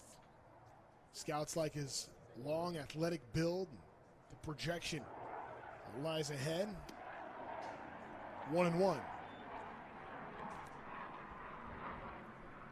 Well, watching John Young up here, watching his movements, I mean, he's getting himself in the ready position every time. When the pitcher's foot's down, his foot's down, hands ready to drive. Just missed that one, 1-2. Heffler's got pretty good speed over there at first base. Nolan Johnson, big hitter on deck.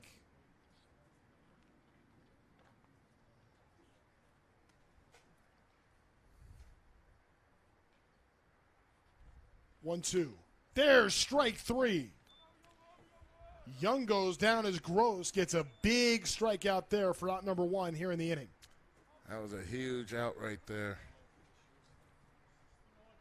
Huge out. That was a big bat they wound up getting out right there. Yeah, if Young gets on, then you'd have Nolan Johnson coming up, representing the potential winning run. But 2 on and nobody out. Instead, 1 on, 1 out. Pitch on Nolan Johnson is inside. And see, right now I'm thinking I'm Coach Young at Camarillo High School. We're playing Westlake High School, and we're in this situation right now. He's not getting anything to hit. I'm not giving him anything to see. I'll be doing something like that. Yeah. You know, I'm gonna throw at you, kind of around you. Maybe you'll swing out of the zone. But I'm not going to let you tie this game up. That's for doggone sure. Talked about Nolan and Nate, twins. Westlake High School, class of 2024. Their older brother, Jack, is at Baylor. Baseball family right there. 2 balls, 1 strike, 1 out. Here it is to Nolan Johnson in the dirt. Yeah, that's what you should expect from us. I know if the family is recording this, yeah, I'm getting the game plan for next year because I'm going to schedule with their coach, who's a friend of mine, Wally Barrett. Nolan Johnson just a bit tardy on that one. So the count goes to full 3-2.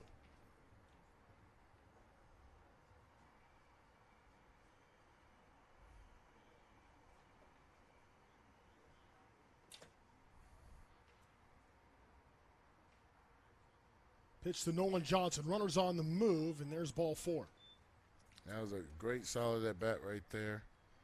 Exactly how I would throw to him. His brother smoked the ball against us last year in the right center field gap, and my center fielder ran it down. And that kind of just deflated everything because then after that, Nolan, who was the next batter, lined out to left field. And that could have been a game changer, but Grady Woodward, you can make a case for him for being USA's MVP so far. Diving catch yesterday, couple of hits today, and a couple of hits yesterday. 4 times up, 4 hits, 3 singles and a double. well, no hit would be more important than this one coming up. 2 on, 1 out to Woodward. Sees that one called the strike.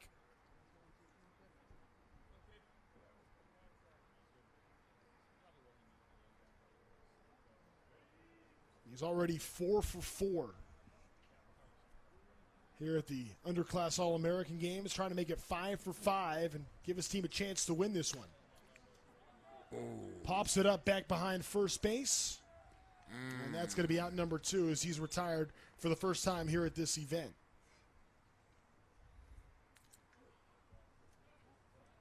Is that Brooks Sartain just cutting in line right now again? No, this it's his turn this time. Oh, it's actually his go? Yeah. I swear he's probably, I mean, look at the stats. He probably got up 12 times. Seems like every other time he got up, I see number 9 up there. Fort Worth, Texas product, committed to Dallas Baptist.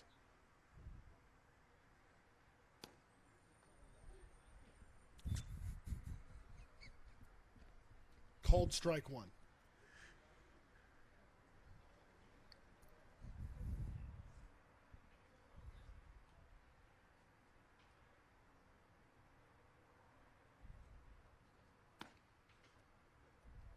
All right, that one a ball. I do feel like the strike zone here has kind of gotten like some stories you've told, Dimitri. Just, you know, the fish you caught just keeps getting bigger and bigger and bigger. Oh my God! Yeah, I caught a 300-pound Spanish mackerel before. First of all, they don't get that big, and most mackerels are nothing more than bait fish. But you get those ones in Florida, boy, they taste delicious. But enough about fishing and back to baseball. I don't know. I'm enjoying the fishing. 3 balls and a strike here with 2 outs. This is the last chance here at Sartain, representing the potential go-ahead and winning run. Tying run is on base. And the count is in his favor. Indeed. 3 balls, 1 strike. Sartain, who walked earlier. Here it comes. Swung on and missed for strike 2. Now we got the runners going. He finds a gap. This game is tied.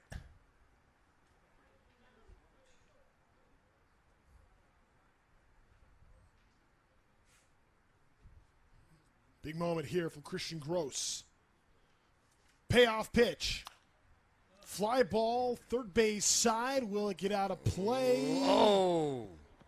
And it was really close to that USA dugout. And nobody was going to help out Dane Most there, closing in. No, not at all.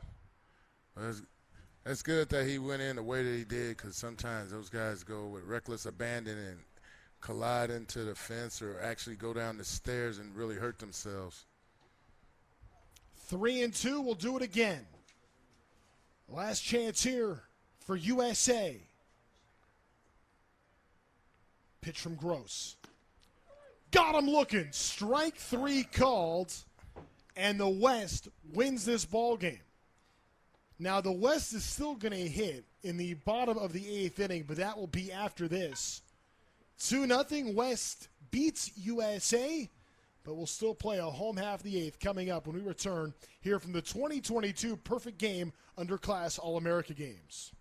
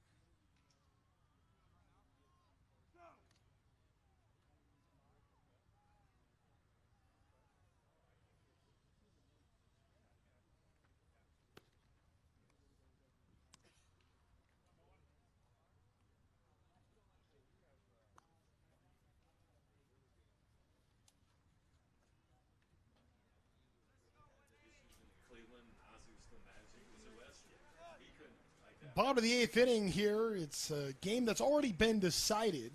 Just playing 8 innings here in this middle game of 3 today. The national team got an 8-5 win earlier. West has already defeated USA, but the West will hit anyway here as Shaw comes back onto the mound. Struck out 2 in his first time out. Sanford, the batter, tripled and scored back in the 4th inning. Big cut and a miss there. Coming up later on this afternoon, we'll have the Central against California in the championship game. Sanford ducks out of the way as that one ends up behind him.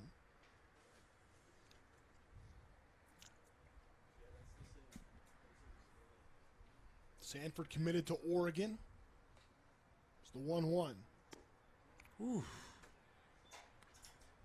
I tell you, with Shaw on the mound, he's showing another element of his game. And granted, the game is over, but you're still playing for something.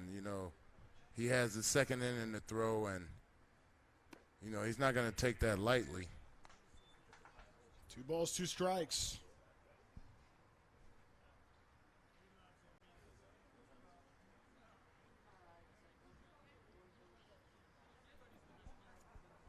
Comes a 2-2 to Sanford. And that one gets it. So it was a breaking ball that got away. Shaw goes to dry his hand, wipes it on his pant, wipes his brow, and gets ready to face Anthony Peritano. Does he not have a rosin bag out there? No, there isn't one. Ruh-roh. Here comes Peritano, who's played plenty of shortstop today, a little bit of second base as well, showing that infield versatility. Had an RBI sacrifice back in the 4th inning. Good at bat there. Rips this one foul.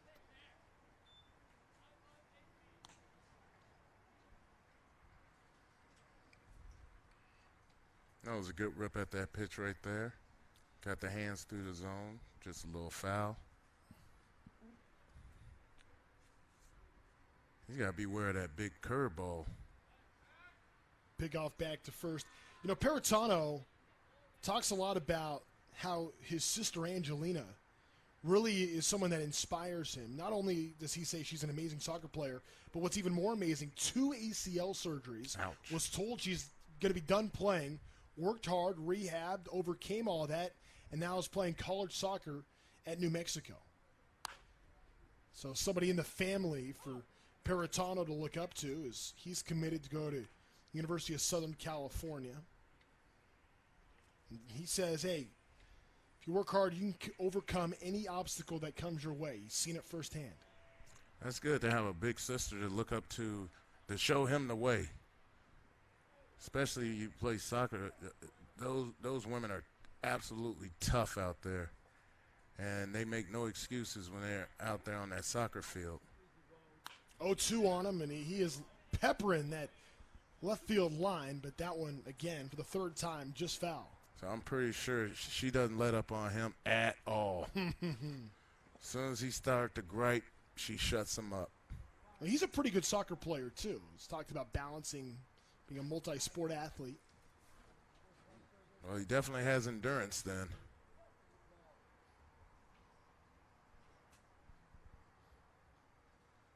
Here comes the 0-2. Breaking ball misses up.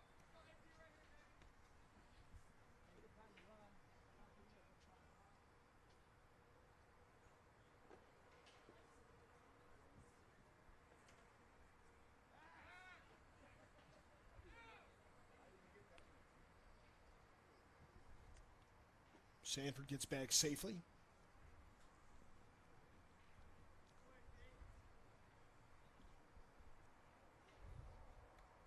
Comes the 1-2 from Shaw. Sanford on the move. This one is hit hard just over the head of the third baseman. He's going to turn for second base. And with the throw to third, Paratano will be in there. And now two in scoring position with nobody out. All right, the mistake that was made, we saw the left fielder throw the ball to third, which would have been a bang-bang play. But what happened was the runner from first easily made it to second, thus eliminating any chance of a double play. Now we have the infield and different scenario. Yeah, that throw goes to second base. I don't know if Paratano gets in there. But with the throw to third, he's able to get to second base no problem. And now here comes a Kai Kea, one of the top-rated players on this West roster. Here it comes. Skies the first pitch to center field. Should be deep enough for Sanford to tag. And he thought about it. Throw is offline. And he still holds with Shaw backing, decides not to attempt. And there's the first out. That ball just got in on him a little bit. He had the right intent. But ball just got in on him a little too much, where the ball didn't get deep enough for Sanford to tag up from third. Yeah, Sanford thought, man, if I knew the throw was going to be over there, I should have gone. Yeah, that hindsight 2020 thing. Of course, LT Taylor.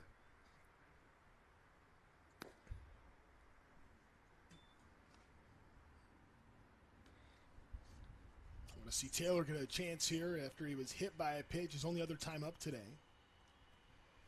Walked and struck out yesterday. 1-0.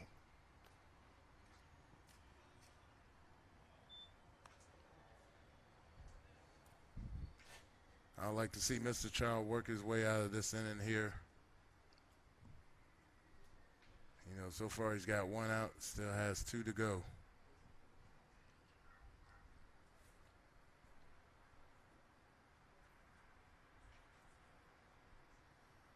Here's the 2-0 pitch. This ball is hit well by Taylor to center field. That ball is still carrying, goes all the way back to the rim of the track, tagging and advancing.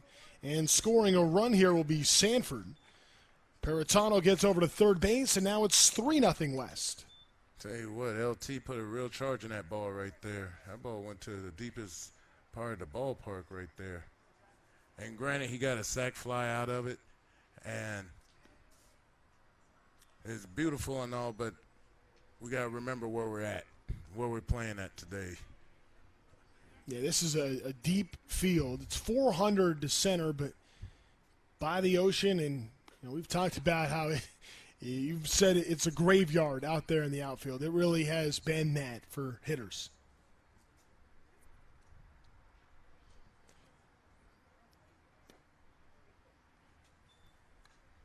Jack Haferkamp getting a third at-bat here in this game is 0 for 2. 0 for 2, but it's hit the ball hard twice.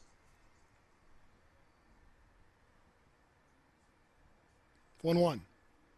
And that one gets him. Ouch.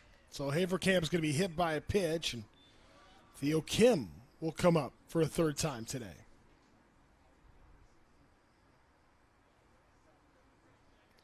But that's a bummer. You hit the ball hard twice. You get back up. You're excited to get a third opportunity.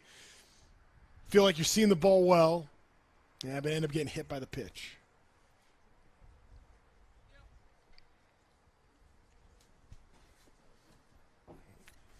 Here's Theo Kim.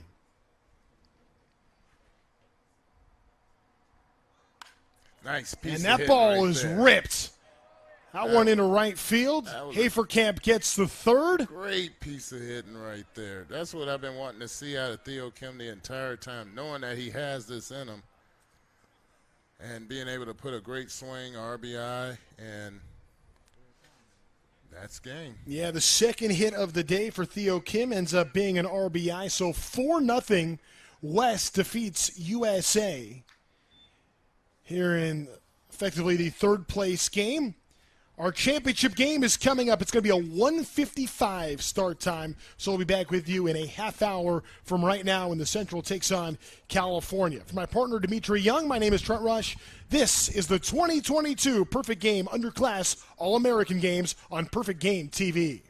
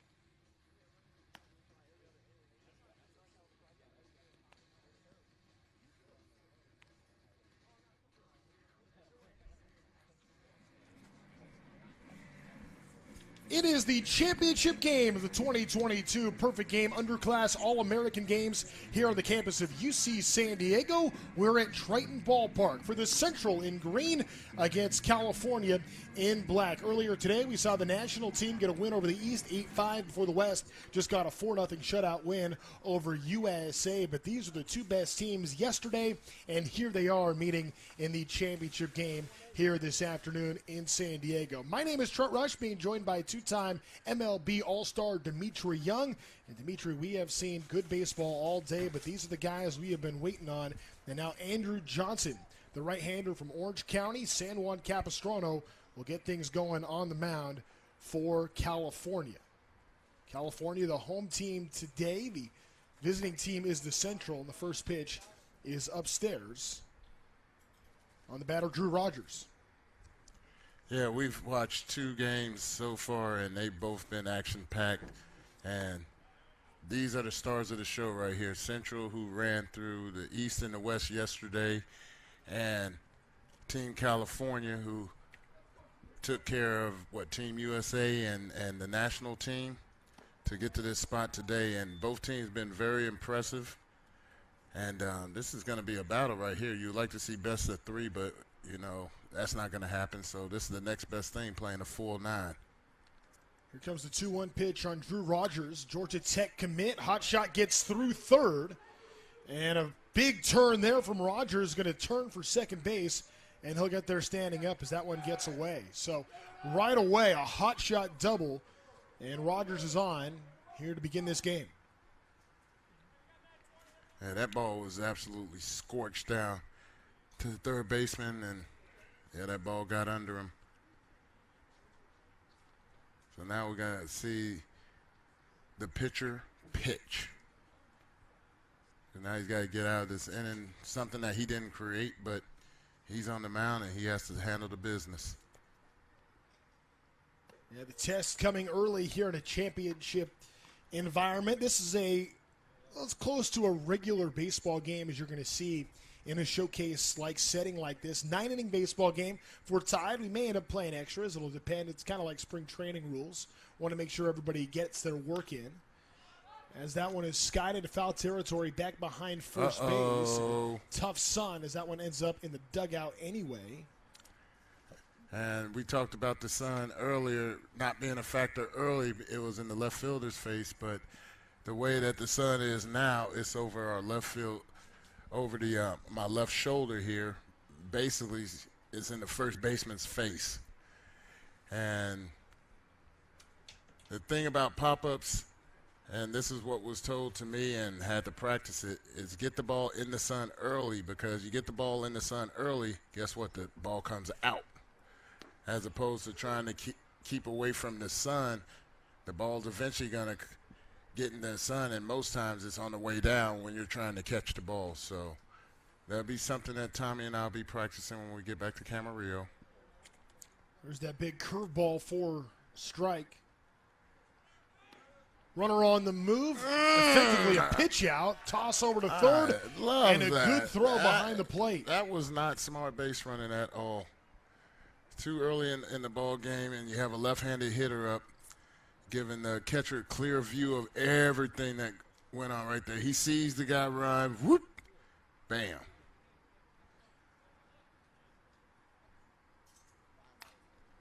It's Cole Hansen back there, the Oklahoma commit with that throw. And a good one. Uh-oh, look how hard he threw it. He threw it past the pitcher. It went right through the glove of Drew Johnson there. And while Drew Rogers retired, so instead of having a runner in scoring position with nobody out, one gone, nobody on for Trey Butler. That's a big out over at third base right there. Still a chance to see a cannon throw. And a perfect placement by Cole Hansen. Yeah, that made that error null and void now. No importance. Trey Butler's committed to Louisville.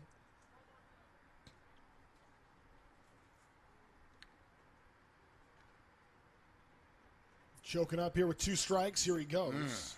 Looks at a miss outside.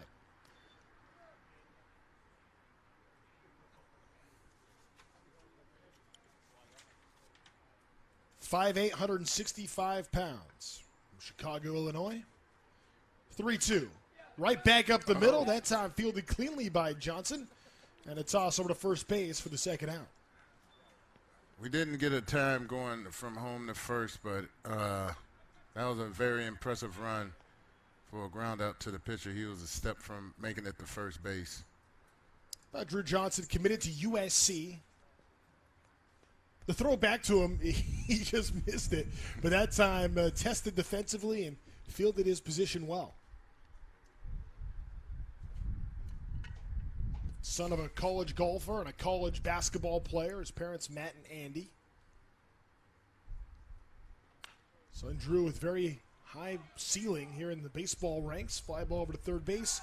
And that's how the inning comes to a close. So despite the leadoff double, a good job by Drew Johnson to get through it. No scores to go to the bottom of the first inning here in the championship game at the 2022 PG Underclass All-American Games.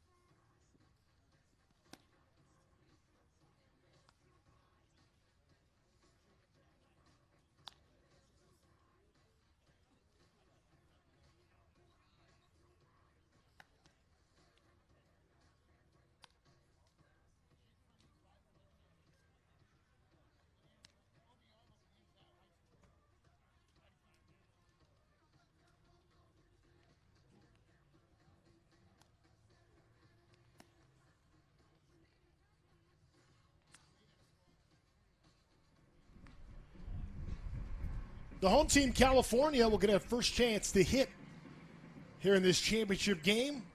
The 2022 Perfect Game Underclass All-American Games at Triton Ballpark at the campus of UC San Diego. That's Nash Wagner from Zionsville, Indiana. Right-handed pitcher, committed to Alabama, second-rated pitcher in the state. The last time he was throwing at a Perfect Game event, scouts raved about his tall, long frame. They like the projection there. They feel he's a guy with good two-way potential. Fastball in the upper 80s. He's been clocked at 90. And the off-speed has the ability to get some swing and miss as well.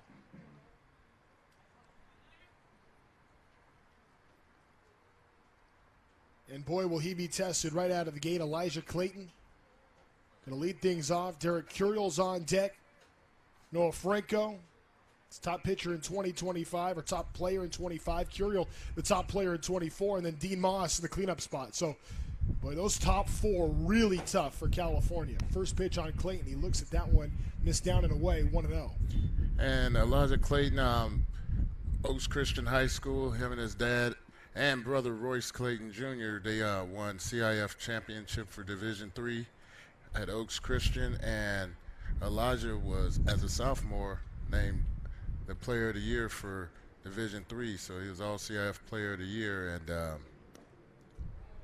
and seeing the growth in a ball player, if you want that MLB comparison, it's just a better version of Royce Clayton. Yeah, 17-year major league career, was an all-star, former first-round pick, high praise, just being compared to his dad right out of the chute, but my goodness, he is a high level prospect. And their mom is a Olympic sprinter from Great Britain. It's going to be a high chopper. We'll see the speed of Clayton here. Ooh. Forces a hurried throw. Oh, yes. First baseman off the bag. Oh, yeah. Look at those wheels right there. See what happened when you bring it into existence? And, they come from an athletic family. Elijah's part of the triplets with Imani and Anaya, and older brother Royce, mother Samantha, and they're all athletic. They do a lot of outdoor stuff, and this is part of it. In the unofficial book, I think I want to give him a hit there. I wasn't quite Oh, sure. no, that was I a wasn't hit, sure right yeah. away. I saw the replay. I think he was there. Yeah, before he anyway. beat it. He beat that. Yeah, that's going to be an infield single for Clayton for the top-ranked incoming junior in America. Derek Curiel here. Sees that one miss inside. What are you doing, Elijah? Yeah, you know your dad going to make the whole team run. Good going, Elijah. Look at him. He doesn't even have a big enough lead. We talked about this, too. Because then when he gets the lead to steal, he's going to have one more big old step. There he goes. Pitches inside. Clayton takes off and is in there. So despite the extra step on the lead, he's able to get on through and steal second base. See, I'm totally giving credit to his mom for being an Olympic sprinter. That side of the family took over.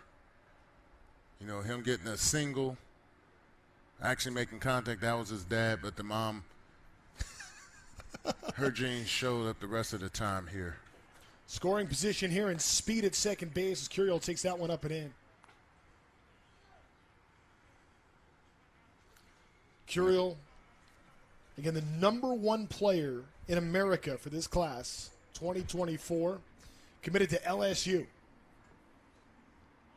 Squares a bunt, pulls it back. It's a called strike. Did not expect to see that today.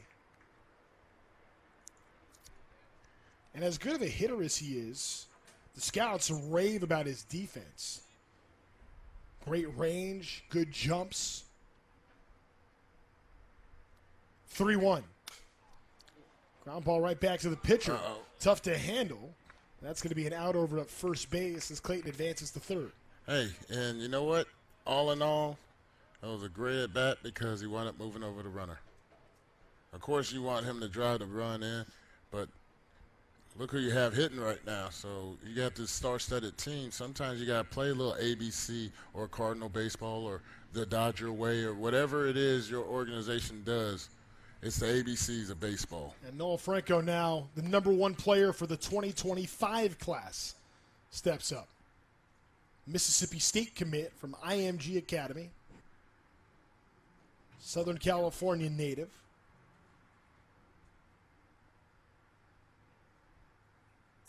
Right up the middle, and that's going to drive in a run. That's why he can hold up that #1 sign right there. He can just throw up his finger, #1. That's what you do, a #1 player. And the other #1 player moved over the runner, so the #1s are playing baseball. How about exit velo right here? Laced up the gap. Yeah, that's pitcher watch out.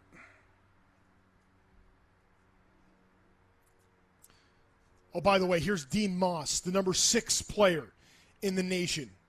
Also IMG Academy, part of that 2025 class. The IMG back-to-back. Super talent. Moss sees that one miss upstairs, who has immense power, does Dean Moss. Yeah, I was at the 14U Select Festival last year where he won the Home Run Derby. And normally a right-hander will win it playing at JetBlue Stadium in Fort Myers because it's basically Fenway, so all the right-handed hitters are pull where the right field line's like pesky pull, and then it immediately goes out. Well, Dean Moss was hitting it in grown folk territory. Yeah, on the move, there is Franco. Safe. Yeah, and he's going to be out. Yeah, a little mistake there. Tried to take one from the pitcher. Ends up being caught stealing. But he was the first left-handed that won it there. Just absolutely hitting the ball to the bullpen, over the walkway. And just remember, he's 14, 15 years old. 1-1 to Moss. Hits this one down towards that right field line. That's going to drop in for a base hit. And there you go. Dean Moss just finding the space and gets the third hit of this first inning for California.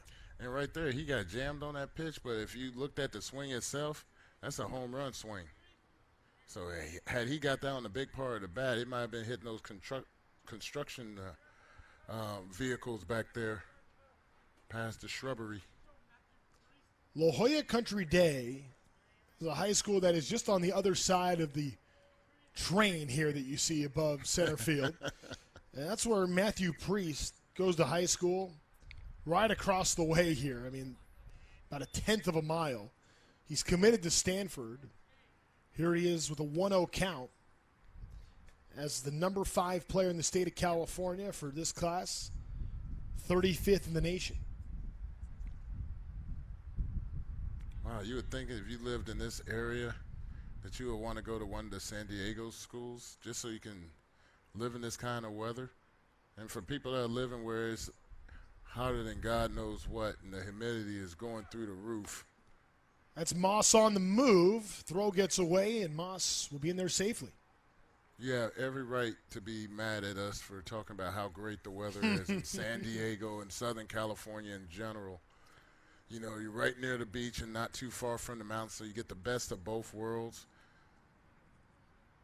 How about this? La Jolla Country Day, their mascot is the Tories. I only know this because I drove by it on my way in today. Is it a tree? It's the logo for Torrey Pines, where they host the U.S. Open. 2-0 in golf. Which is also just down the street. Uh-oh. That one's going to drop in there. Foul ball. Yeah, that sun's been tricky today, and you got that bright sky and the sun beaming right in your face. Well, that's a tough corner down there, too, for Nolan Traeger, with kind of where the dugout jets out and the fencing right there, right along the seats. Yeah, and they didn't exactly do like pop-up drills and stuff like that for these guys. You know, you're just going on the field for a couple of days, so, you know, learning the ground rules and all that is kind of tricky, especially for a showcase.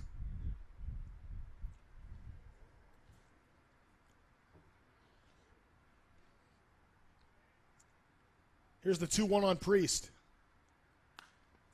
Skies this one back and foul. That'll get out of play. Uh-oh. You're just making sure that your windshield's okay. Oh, I parked so far back. Now there was two, look like a couple of grandparents here, and ball bounced one row in front of them. They didn't see it coming. Here comes the 2-2 to Matthew Priest. Here in the first inning, 1-0 California leading the Central in the championship game. Oh. Off the end of the bat, pokes it over to second. 4-3 putout ends the inning. But 3 hits for California leads to a run scored by Elijah Clayton. It was Noah Franco who brought in the first run of this ball game. We'll head to the second, where California has a 1-0 lead on the Central here in the championship game of the 2022 Perfect Game Underclass All-American Games.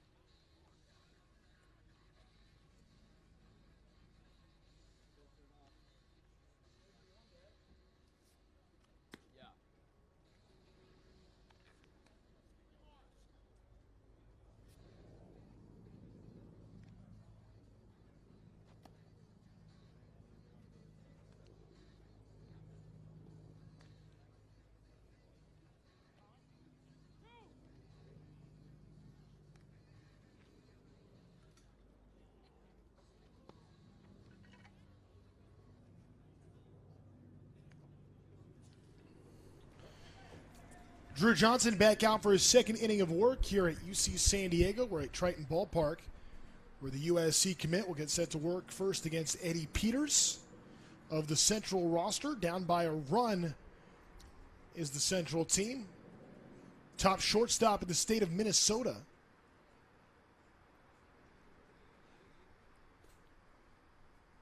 Attends Aquinas High School. La Croissant.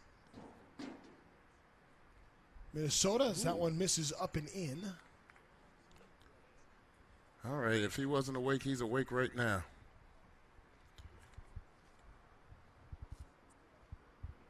One 0. That one is fouled back. Peters, top 500 player. A perfect game. He projects a very good college prospect. Scouts like his open, narrow stance, high back elbow load. Hits tall, swings short. And projects well in all areas. Comes the 1-1. That's strike two.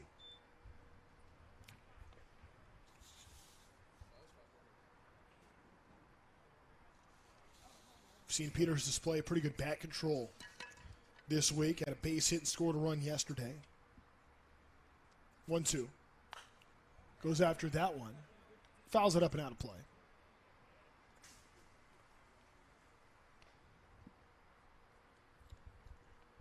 President Andrew Johnson here, not like the president in the past, but he's showing a lot of presence on that mound, pounding the zone and staying at or around the strike zone. Pitch is low. So Drew Johnson, big Dodgers fan, he says Kershaw is his inspiration.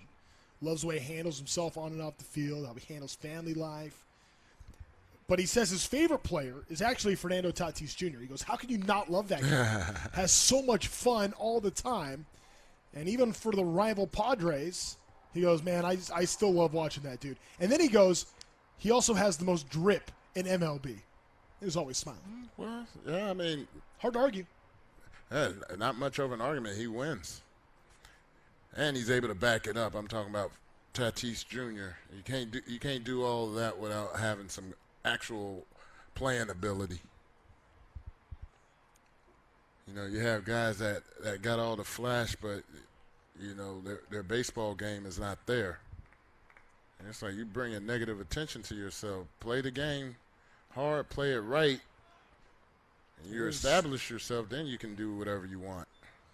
There's strike three, so first strikeout of the day for Drew Johnson. And this is a guy I know you're excited to see, and he made yesterday really fun. This is Reggie Sharp. Yes. Sharp from the state of Michigan, committed to Michigan. 6th rated player in the state. That all he did was win yesterday. First pitch strike.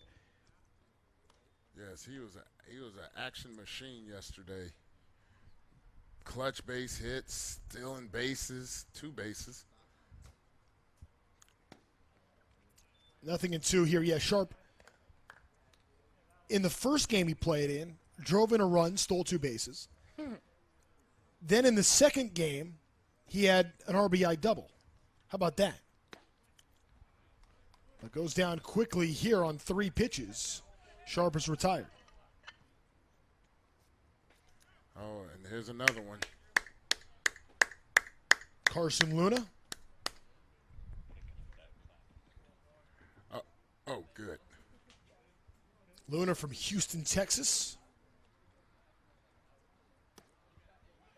First one in there for a strike. Luna primarily a shortstop.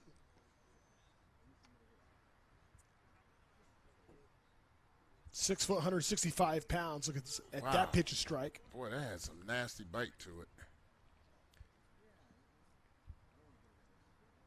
We are seeing Drew Johnson dominate here in this inning. The 0-2. Just missed. That was a good miss right there. I mean, considering where the catcher set up and where the ball looked like it made across the plate. Comes the 1-2. Down and in, swinging strike 3, toss to first, and that's how the inning comes to a close. Drew Johnson strikes out the Central in order in the second inning as California clings on to a 1-0 lead going to the bottom of the second inning when we come back here in the championship game at the 2022 PG Underclass All-American Games here in San Diego.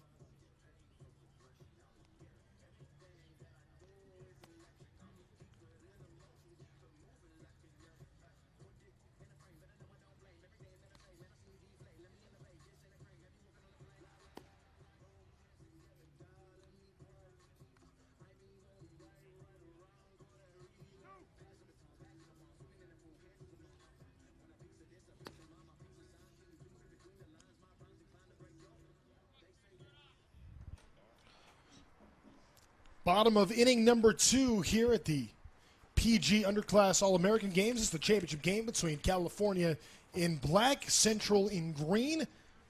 Josh Springer to bat for the California club. Corona, California products. Third-ranked catcher in the state of California goes after the first pitch. Hits it over to short, and that's how the first out will go here in this second inning. He made a great pass at the ball. He just got jammed.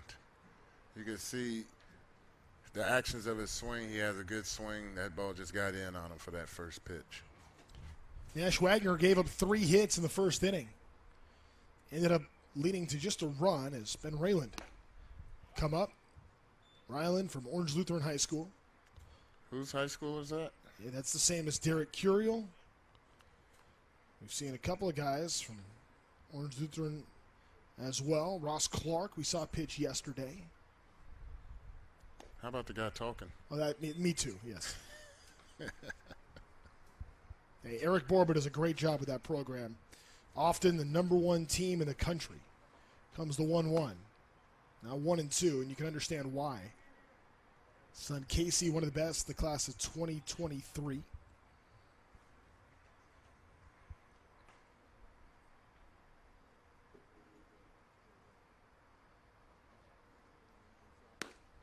And there's a call at third strike.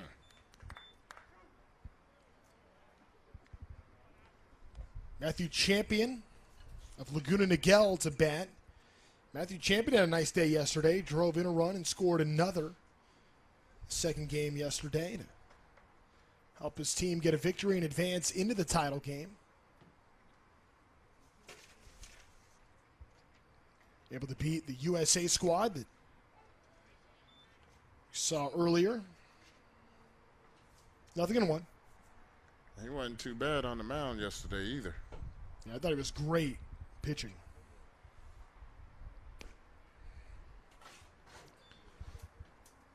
Fastball was good. The curveball really good. I've seen Matthew Champion committed to LSU do some of everything. Jay Johnson working Orange County to get some top talent. 2-1.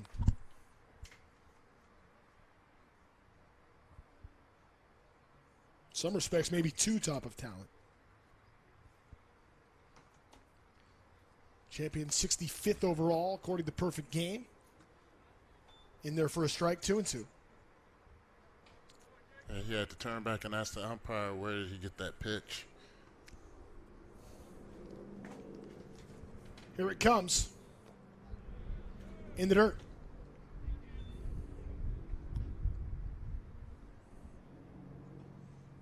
Yeah, Matthew Champion, first of all, is the best name in baseball. Secondly, the scouts really think he could be a high-level 2-way prospect. 3-2 payoff is low. So a 2-out walk to Champion brings up Vincent Hudson.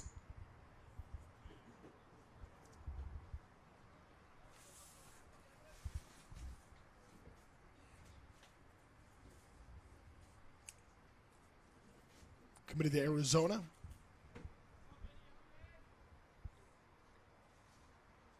Prides himself really on being like a team guy. Want to be a leader on the field, leader off the field.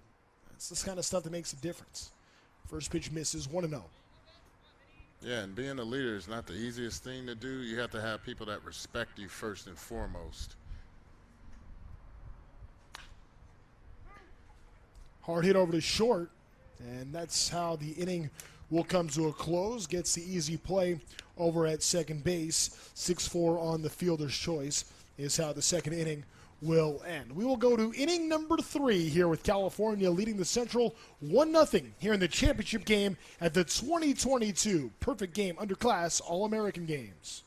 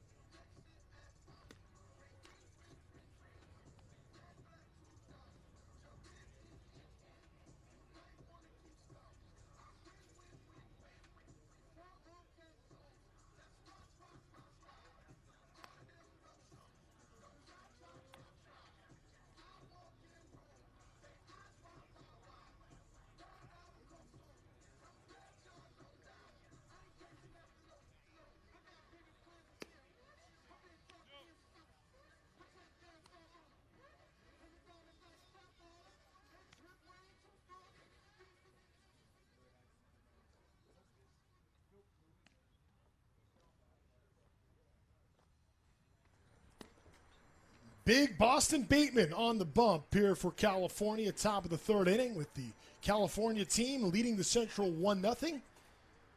My name is Trent Rush. He is Dimitri Young. I could say two-time MLB All-Star. I think more appropriately, Boston Bateman's coach at Camarillo High School. So I know right now, sitting next to his coach, probably some feelings here wanting to watch one of the best, if not the best left-handed pitcher in the state of California. Yeah, I'm excited to see the Sasquatch on the mound, and yes, I was the one that gave him his name. And you look at him, but what you're seeing is a kid that's growing into his body. I think he's like 6'6", 6'7" now, and he was like 6'4" as a freshman, so he's continuing to grow and growing into that body. And me as his coach, I got to look at it from a scout's perspective, because as a coach, I can sit here and gush and look at the perspective. I see him and I see Tommy Gooden over there at first base, who's going to be playing first when Boston pitches, and then Tommy will be at third or maybe even short for all I know. But these are definitely my bashers, and what Boston possesses here with this arm is something that I want to help him develop to become the best that he can be before he goes to the next level, either Arizona State or, by the grace of God, 1 of 30 say, we want to take you and have you part of our organization. You're going to be our future. Bateman throws hard up to 92 from the left side. And some of the things that Boston's going to be learning is more about pitching, not so much about, coming to the showcase and seeing how hard you can throw, because to be an effective pitcher, the velo helps you get your strikes by throwing in the strike zone, and it offsets for the off speed that he's also developing, and also developing just that mound presence, knowing what to do on the mound. And these are things that he gets to learn over the next couple of years. Overthrown low. It's going to be a leadoff walk to Pendergrass. By the way, Dimitri, all the players filled out, questionnaire, get to know you a little bit for Perfect Game and our production crew. They asked Boston Bateman what his favorite subjects are. He said history and lunch. Well, the kid can definitely put down groceries, and if you see his father, Eric Bateman, former NFL player who graduated from Camarillo High School, for the parents that are here, look for the big giant guy. It is him, and to be a big guy like that. Boy, that ball, meanwhile, hold that thought. Nash Wagner is going to drive this one all the way to the wall. Pendergrass is going to turn for home. Here he comes. Relay throw is in time. The tag, he got him. Yes. Elijah Clayton helping turn that relay. Wow, that was beautiful. And Pendergrass is outs on the double. Oh, here it goes right here. That was a good piece of hitting right there.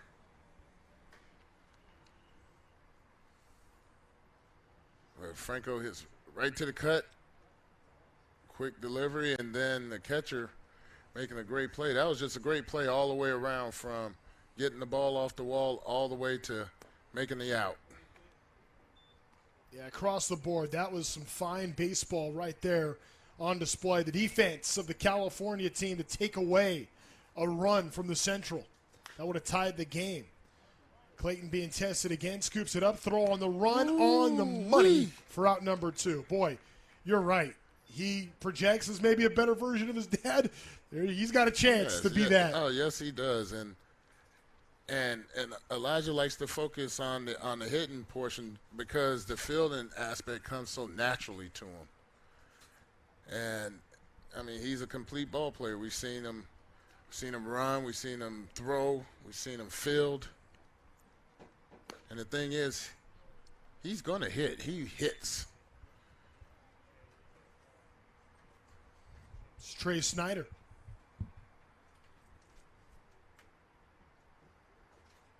Now, this is one of the good things, seeing Boston get battle tested right here. these are one of the things that he has to work on is not putting runners on base by walking them. And then you see with the good defense right there, Elijah Clayton being able to get that second out. And, you know, when you have defense working behind you, instead of trying to light up the radar gun, you just get to throw strikes and let the defense work for you. Because you'll get more outs that way by making your pitches and letting the defense work. Trey Snyder is the number 1 player in the state of Missouri, committed to Tennessee. Behind the count 1-2 here and goes down on strikes. So a strikeout for Bateman does not let the leadoff walk affect him. A walk and a double, but no dice as the defense comes through for California. Reggie Sharp is in right field before California is off. The California team will hit when we come back. Home half the third coming up with California leading the Central 1-0.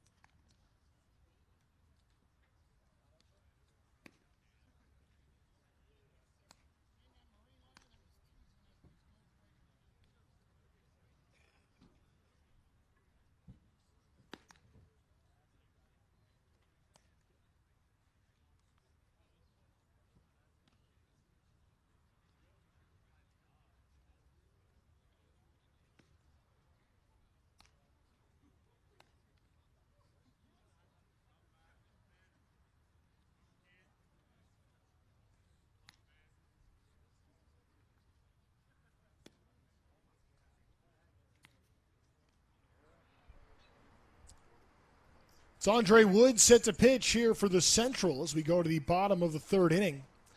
Here with California leading the Central 1-0. We were just talking about some of the defense in that last break that we saw from California, and you just know that, boy, there's some of the really high-end players across the country, yes, all week, but in this game in particular, this is the cream of the crop. And, well, now we'll see Andre Wood, 6'1", 189 pounds from Texas.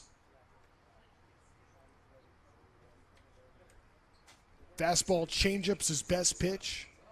Throws a curveball as well.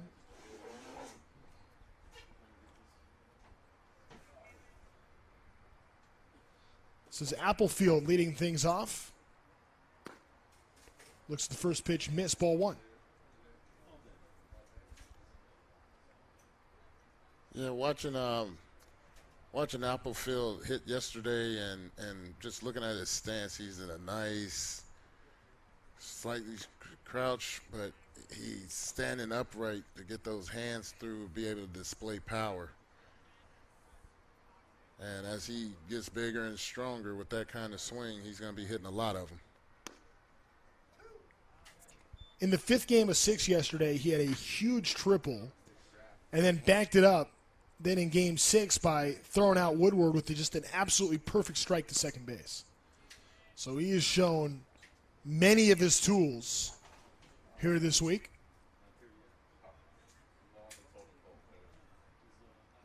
Cal Bear's getting a good one. Here's the 2-2. Fouled back, just missed that one.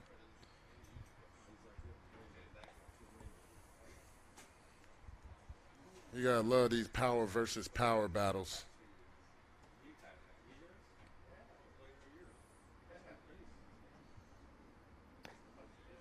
Three balls, 2 strikes. Andre Wood, Gateway Prep, class of 2024.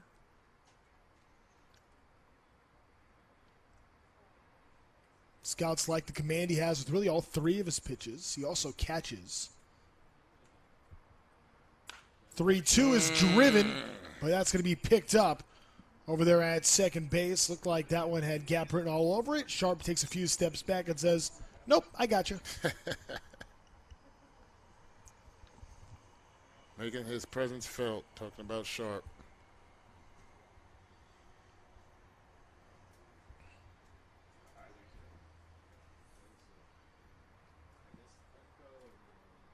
Addison Klepsch, Arizona State commit, batting here. Sees that pitch miss up. Had a couple of walks, at a sac fly RBI yesterday. 2 times up.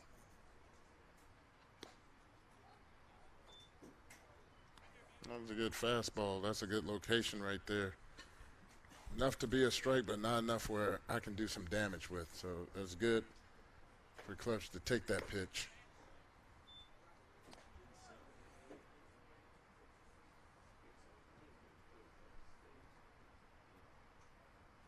Good matchup here against the second part of the order here for this California roster.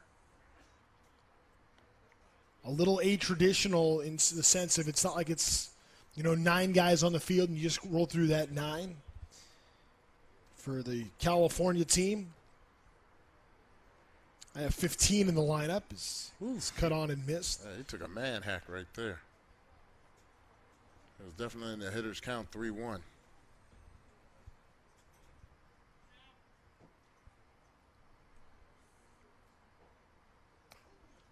Ends up drawing a walk. 1-out walk brings up Levi Sterling.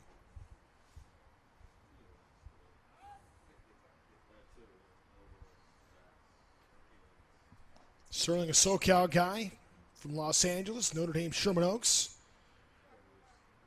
Great private school program with big names like Hunter Green, Giancarlo Stanton. Now, Levi's always been one of the younger kids in his class. Part of that class of 2024 as he gets set to work here. That's amazing. The 2 names that you mentioned, Hunter Green and Giancarlo Stanton, both of them are, taller than 6'4".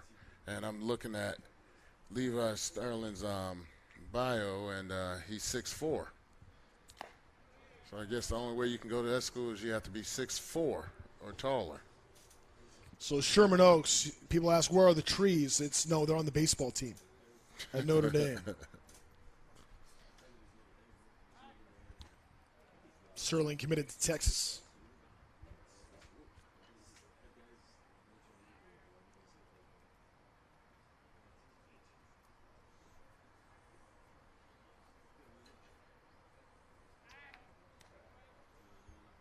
Say this as well for Levi Sterling. If for whatever reason baseball doesn't work out, and, well, I have a feeling that it will, he could always choose to be an intern for a Perfect Game on the production side.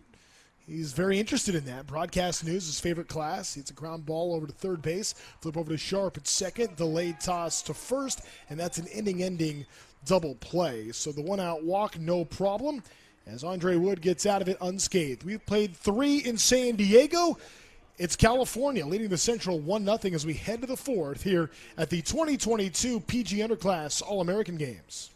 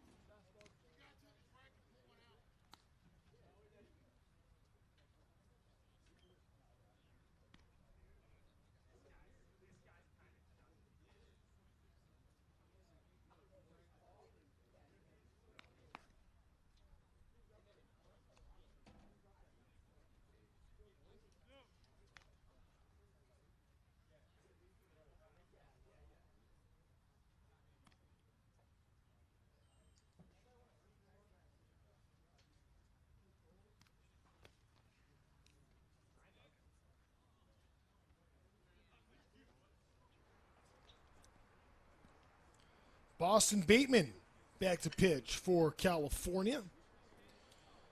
Kader and Beatty going to be leading things off for the Central team, down a run from Tomball, Texas. LSU commit, top-rated catcher in the state of Texas. Number 11 overall by Perfect Game. High-profile matchup right here.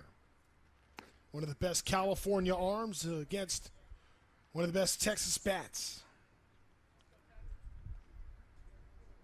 As much as I like Cade Arabini right now, I got to pull for Boston. You know, and I went and introduced myself after the games to both Reggie Sharp and to Cade, and both of them just great manners, you know, and you know, yes sir, and thank you, and I mean, so humble, you know. It's just like you just can't help but to wish success for young men like that, and their parents are in the background, you know, thanking me, and you know, this is what to me, this is what this game's all about. I'm at the second half of my baseball life, being a coach, and just giving my knowledge to the next generation, which I have no problem doing, because I like to see the game continue to move forward. It's one of the things we've noticed as well. You know, this is my second year doing work with PG, and it's a big strikeout right there as California wins that battle, striking out Texas as Aaron Beatty sits down. Oh, by the way, that's another strikeout for Bateman. See, Boston has settled down from N-1, and this is what he can really do. What I was getting at is, notice character is such a big part of the evaluation process, and something that Perfect Game believes in. And again, you know, Major League Scouts keep an eye on that kind of stuff too. It's about good grades, being good people, and being a very good baseball player too. All of it. Nothing in two. And you know what? He's very much known in the city of Camarillo, and he holds that, you know, as a badge of honor. So he wants to do the right thing, and being a role model for younger players, because he knows that there are eyeballs on him, and he can be the next big thing. And I mean, he has me as a coach that's looking out for him 100% of the way. I'm supportive, understand his needs, and helping him become that baseball player, because he has 2 more years with me, and then he's going to be with somebody else, and I want him to be ready for that next level. 2-2 the count here on Sam Erickson. Check swing, did he go? That time they'll say he did. Unable to hold up this time around, so back-to-back strikeouts for Bateman, who now has struck out 3 in a row. Yes, if you look at me, I'm smiling. It's good to see, you know, at this stage, doing what he's doing and progressing the way that he's progressing. Now he gets a left-hander to bat and Traeger.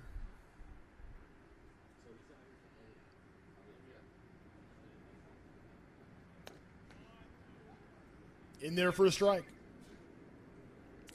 Looks so poised on the mound.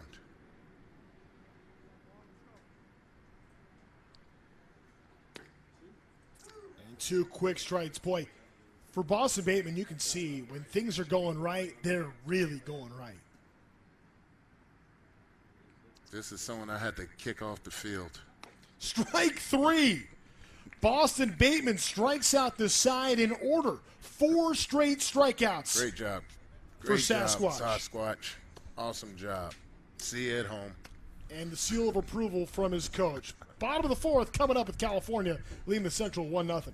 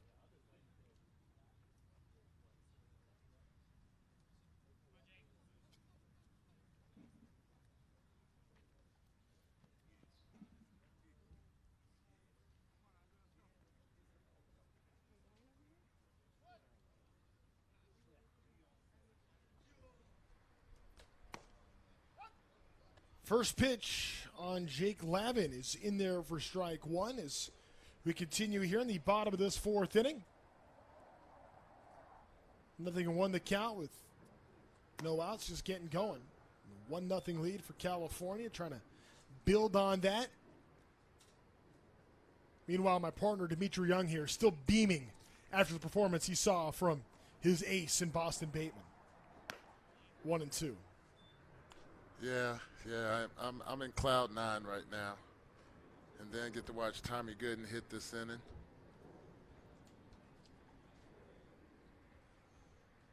Hanson on deck, Gooden in the hole. It's Andre Wood pitching. This ball gets lifted into right field. Medium depth, still going towards the line, and there's out number one. Yeah, that looked kind of crazy how he caught that ball in right field. Ball just kind of kept going, which you're not used to seeing in these parts. Oh, the air is a lot thinner and cooler today. Cole Hanson, we saw make a perfect throw to get a runner earlier today.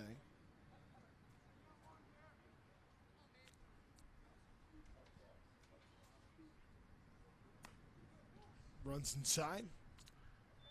Yeah, the more I think about that play when the guy stole third with a left-handed hit, I mean, he threw an absolute BB to third base. On target, too. He threw the ball right to the glove, right to the tag.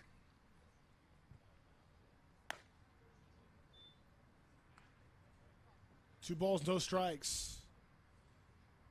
Yeah, Hanson, watch him in BP. The note I made, I just said he just looks so strong. And then you see he's from Norco as he swings and misses there. And I think you have to be. Horsetown, USA. Southern California.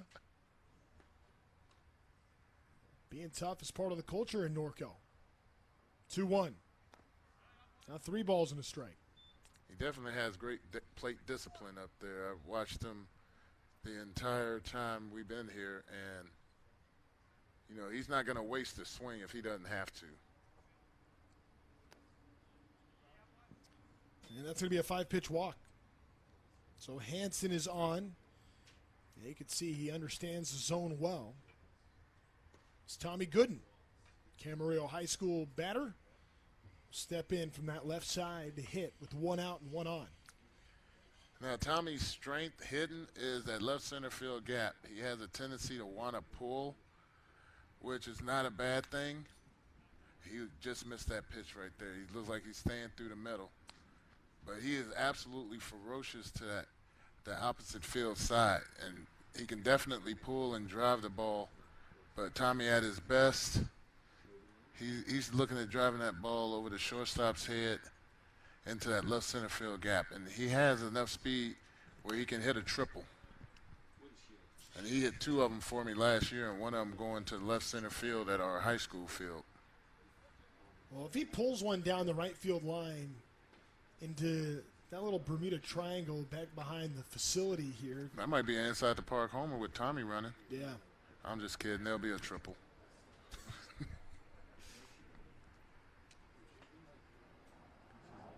Tommy's been invited to the Hank Aaron Invitational the last 3 years. So you're a part of, I know, as that one goes high. How about this? Tommy Gooden also says there's 2 people in his life that really inspire him more than anybody else. His father, Thomas, and my partner, Dimitri Young. His coach, 1-2. Well, you know what? I've taken full investment in Tommy because he was at another school his freshman year. And they made the necessary moves where I became his coach. And, I mean, you get players that affect your lives in more ways than just on the field. You know, I see this kid wants it. You know, he was 55 pounds heavier this time last year. And he did the body transformation working out at 4:30 in the morning every day on top of keeping his grades up and transferring to another school, and nobody knew him at the time, but he had everybody gravitate to him. That time a strikeout, having a hustle back over to first base is Hanson.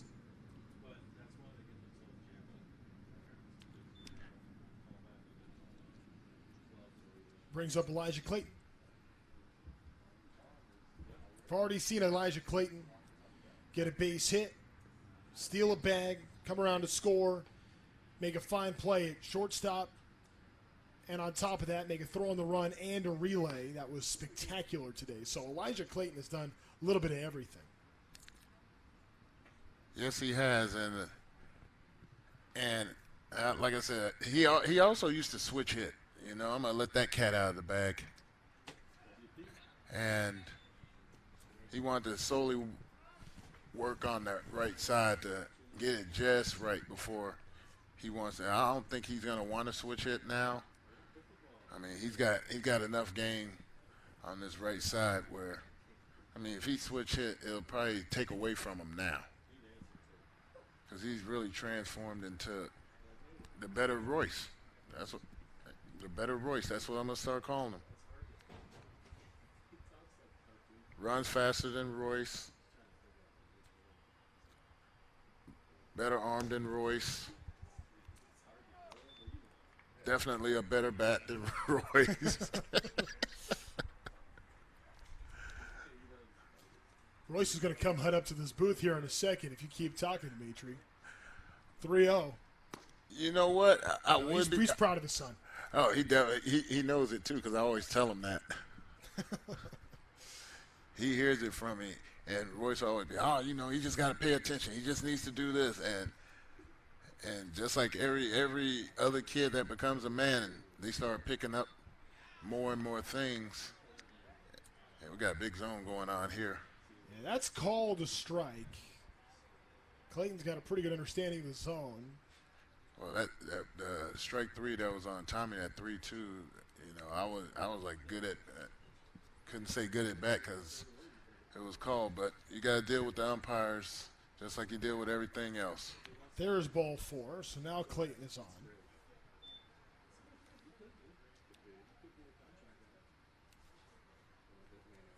Derek Curiel,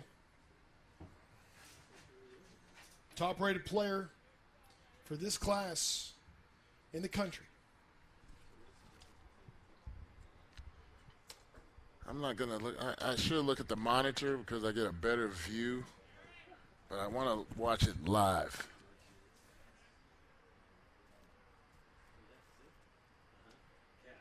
Comes the pitch on. First one in there for a strike.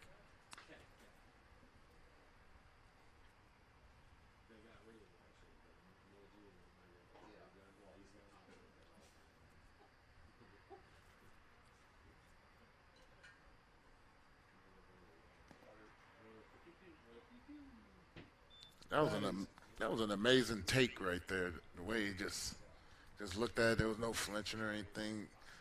I mean, his breathing technique must be on point because he looks so relaxed up there. Just about as polished of a high school junior as you'll ever see.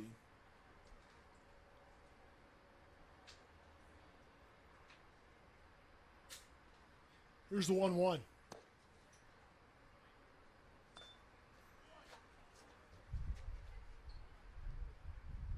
Curiel walked twice yesterday, did steal a base.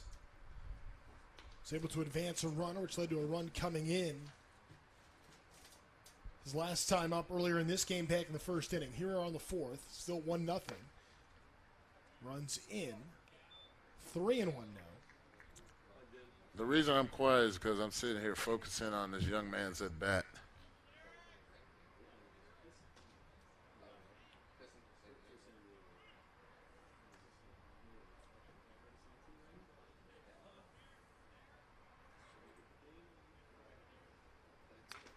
Foul back. You know, being the number 1 rated player in a class, it's a blessing and a curse. Obviously a blessing to be rated so high and evaluated that way, but nobody wants you to beat them. You got a target on your back at all times, and you don't see many pitches is the other part of it. No, you don't. And you get pitched to like you Barry Bonds. 3-2. One hit in center field. And a running diving catch in center is made to end the inning. Wow. Outstanding effort out there in center coming up and taking that away. Trey Butler there to rob Curiel of a hit. That was an amazing at-bat, too. So to the fifth we go in a 1-0 game. California is on top. New pitcher. We'll introduce you when we come back here from the 2022 Perfect Game Underclass All-America Games.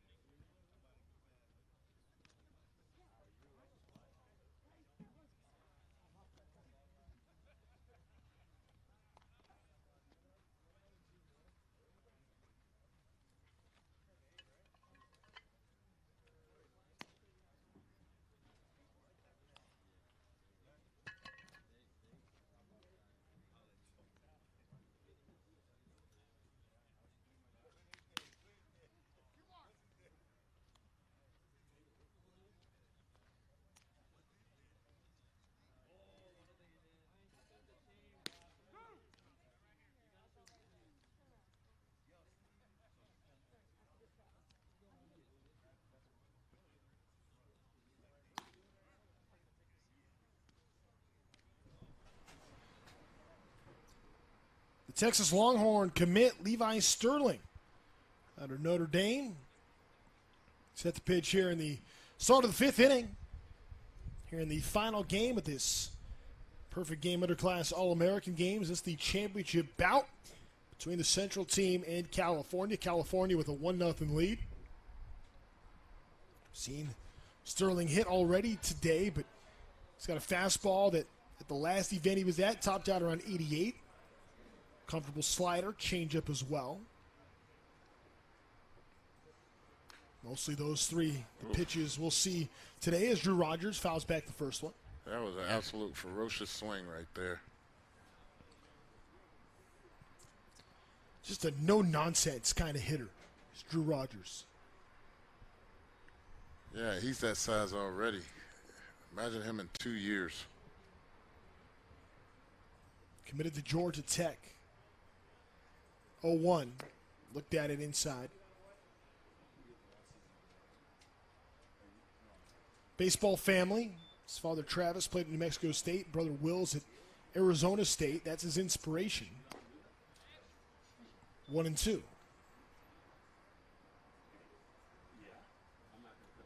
Man, just think, we thought we saw all the orange the first day. We're seeing some orange today, too. 1-2. There is strike three, but it gets away. And we're going to see Rogers reach on a strikeout.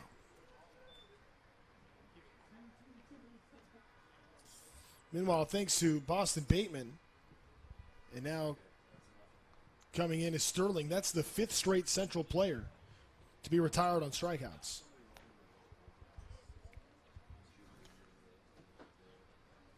In fact, 7 of the 15 in green jerseys have gone down on strikes today. And now we had a man that's hidden that just made the play to end the inning. Isn't that funny how baseball works like that? Yeah, now we're expecting a double. Or in his case, a triple. That's the curse you have for being fast, my man. Trey Butler with great speed. And we saw his defensive range just a few minutes ago. Yeah, he covered a lot of territory out there in center field.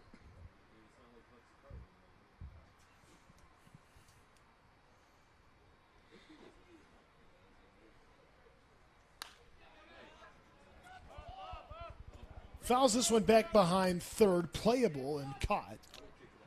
He didn't give us that triple.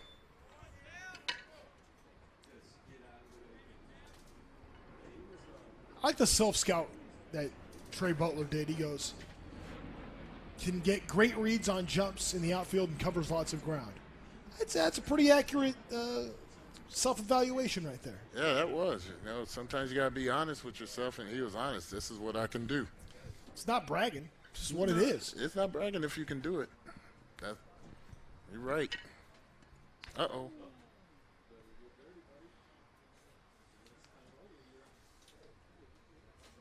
Eddie Renders, batter.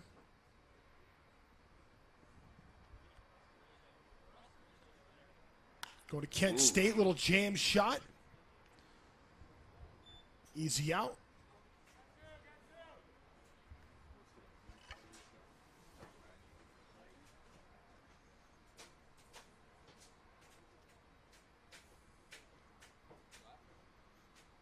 So a couple of quick ones here in the inning. Sterling even got the strikeout, but Rogers is only on who reached as the ball got away on strike three. Eddie Peters will bat now. Looks at strike one. Now, at this juncture, these kids been playing all summer long. How much energy do you think they still have, even in this championship game in early August? Some schools have already started. They're like 16 and 17 years old. Of course they have energy. It's you and me that are tired. It's Good point. Oh, you can't put yourself – I'm almost 50. I'm 48 and a half years old. It's hard to feel it when you're excited and doing something you love. And it's great to be here as this one's a pop-up back over towards first base. And calling him off is going to be Royce Clayton. Says, hey, good, and don't worry about this. I got you. You say Royce Clayton or Elijah Clayton? I said Royce, but it was Elijah. Forgive me for the confusion there. Yeah, pretty soon it's going to be Elijah Clayton's dad. We'll go to the bottom of the fifth inning. Elijah Clayton there to secure it. California leads 1-0 over the Central.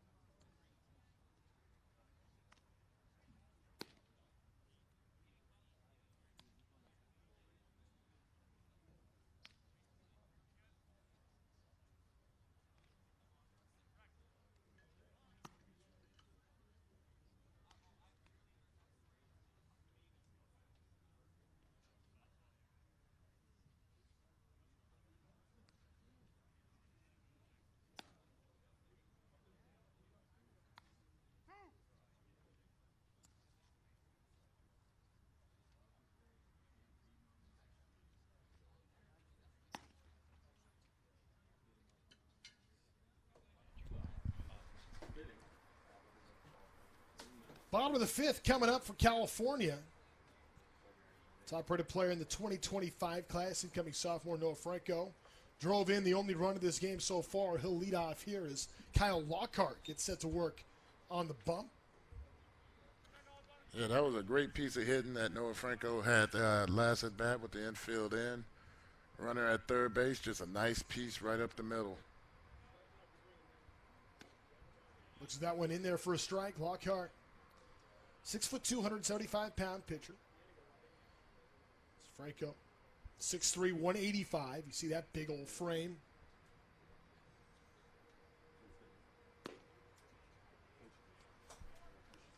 Soon to be sophomore. That's amazing to me. Oh, look at him. He's all over the map. From down in California, going to IMG in Florida, going to Mississippi State. Well, this is an event for national prospects, and Franco's every bit of that. Yeah, he better get used to eating hog maws, chitlins. Yeah, some good old-fashioned soul food from the South. Oh, my goodness. He's going to know what lard is when he goes to Mississippi State. Here's the 2-2 on him. Goes down to get that one. Gives us one a ride to right field. Sharp drifting back. Gets there for the out. That was a nice, easy stroke, and look at the distance he got on that ball. And he's just going to be a sophomore, too. That's so scary. That is some natural strength there. The IMG back-to-back. Franco first, now Moss, who singled and stole a base earlier today. Pitch is up. Moss 0 for 2 with a strikeout yesterday.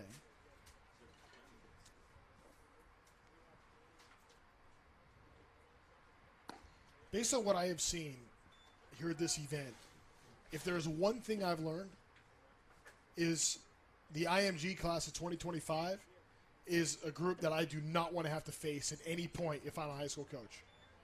3-0. You know what? I would just to see how bad they beat us. But not with Boston Bateman throwing. It might be a different story. And that's going to be a strike, though Moss thought it was ball 3. He'll be on his way to Vanderbilt. Should he not become a first-round draft pick, as he's projected to be in the 2025 draft. I know it sounds crazy.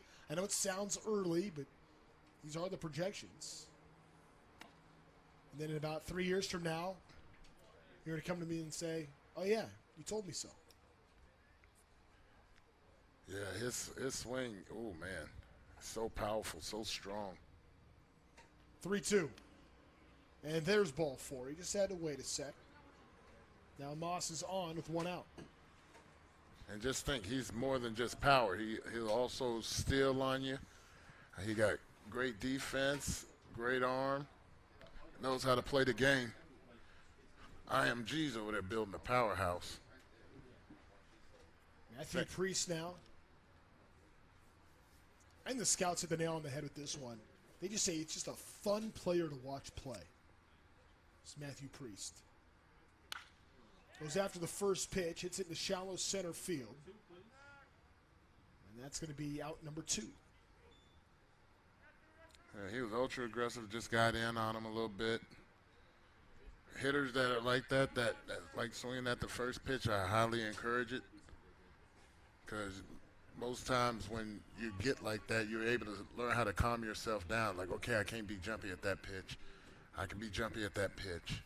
And come up with your own hitting strategy that way. Josh Springer now. Fouls the first one back off the hand of Kyle Lockhart, Friendswood, Texas products.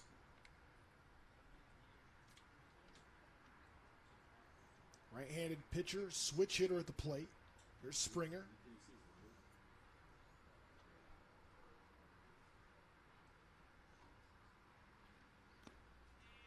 Lined out to short his first time up.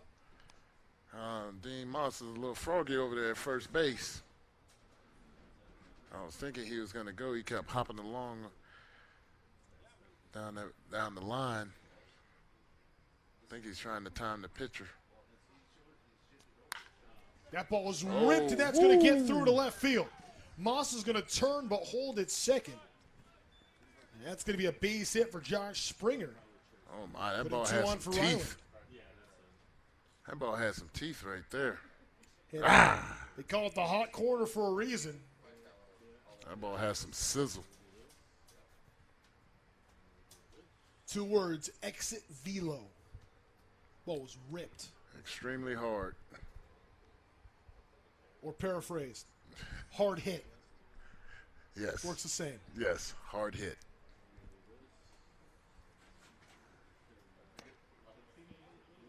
First pitch strike. All right, you can gush over your alumni here. You know. There's enough Lancers in the game. I don't have to gush. Yeah, there are a lot.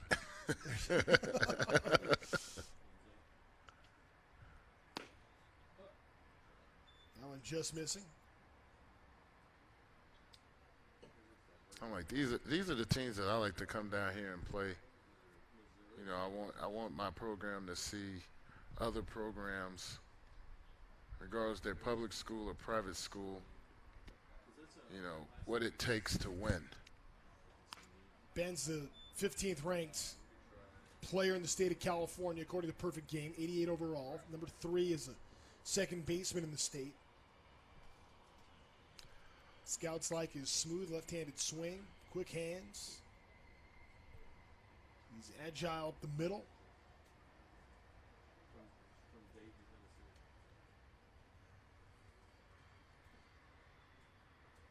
Here's the 2-1. Strike 2. Kyle Lockhart trying to get out of this jam with California threatening. 2 on, 2 out, 2-2 count. Yeah, the deuce is wild. Indeed.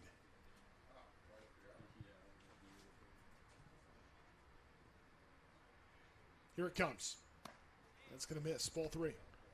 All right, throwing across, guys. Make sure he goes home, runners.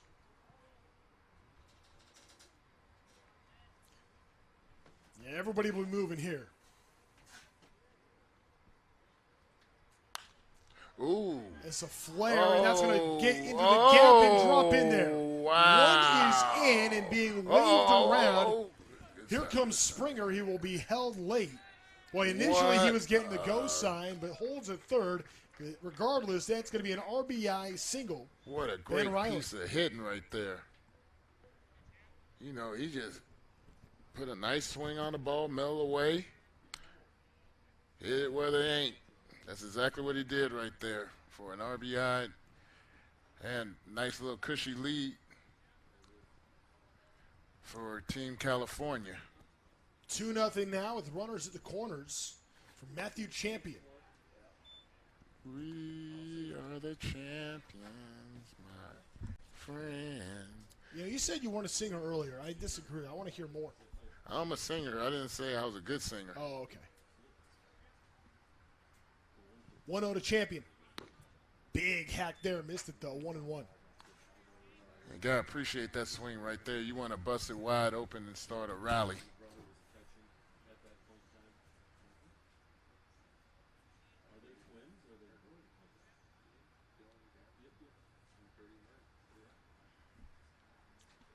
Runners on the move. Champion hits it the other way. If that drops in, it's at least a run. But a great running catch there to track it down and bring it in. The Central team comes through. A great pickup right there. Trey Snyder had a long way to go, but gets there for the final out in the inning. But California puts another run on the board. They take a 2-0 lead to the 6th here in the championship game of the 2022 PG Underclass All-American Games.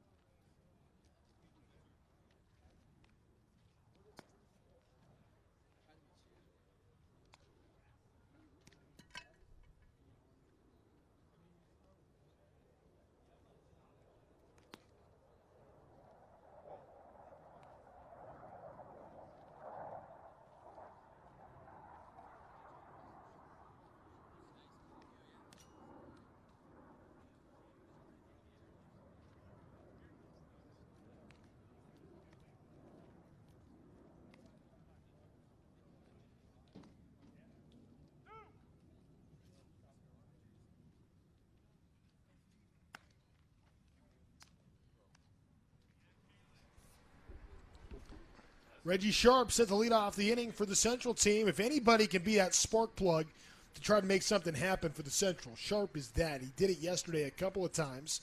And here he is now with Levi Sterling back out there. Walked the batter, gave up a double, but got out of some trouble.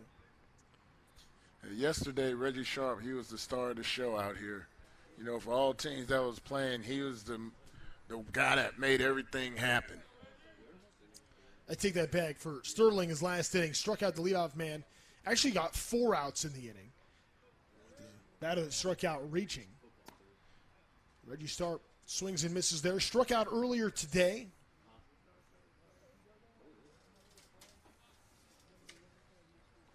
Have him listed as a shortstop, but he's played some second base, some right field. And we've seen Reggie Sharp all over the place. Missed that one, 0-2. All right, some of the things that these young kids are going through is trying to match that success that they had the day before. And, well, you know what? That's baseball. Because you play this game every day. There are going to be some days where you're on, and then you're going to have days like you're having right here. But the thing is, you still go out there to win. They're going to call that third strike on Sharp. You know, hitting may be off today. Let your defense be extra spectacular that day.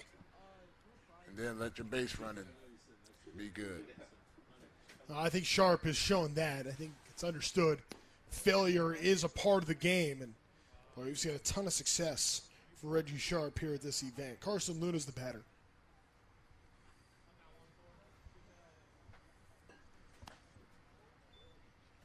The job Levi Sterling is doing. Yeah, he has an extra gear on that fastball. The ball looks like it gets to a certain point and then it takes off. Skied to center field. Should be a routine second out. It is. 2 up, 2 down for Sterling here in the 6th. Yeah, Sterling, the last time they got his measurables at a perfect game event, he was around 88. I think for the 6'4" right-hander, that's playing up today. I'd be curious to see what the Guns have him at now, because I would think that we're seeing 90, maybe even 91. I would have to agree with you right there. That ball has a lot of late life to it, and the way that we see these guys swinging at, the last swing that we saw right there, it looked like he was trying to cheat to get to the ball. And when you have a ball that has that late life like that, you're trying to save face instead of swinging and missing. They had hey, at least I made contact, which is a cop-out. Just left that slider up. Lucky it didn't burn him. 1-1.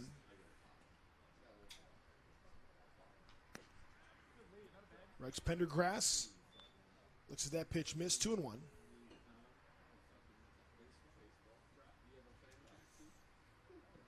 Pendergrass from Dayton, Tennessee. 2-1 pitch. Ooh. 2-2. That was a good ball, but that ball disappeared. Sterling has looked good. Yeah, he's looked real good on the mound.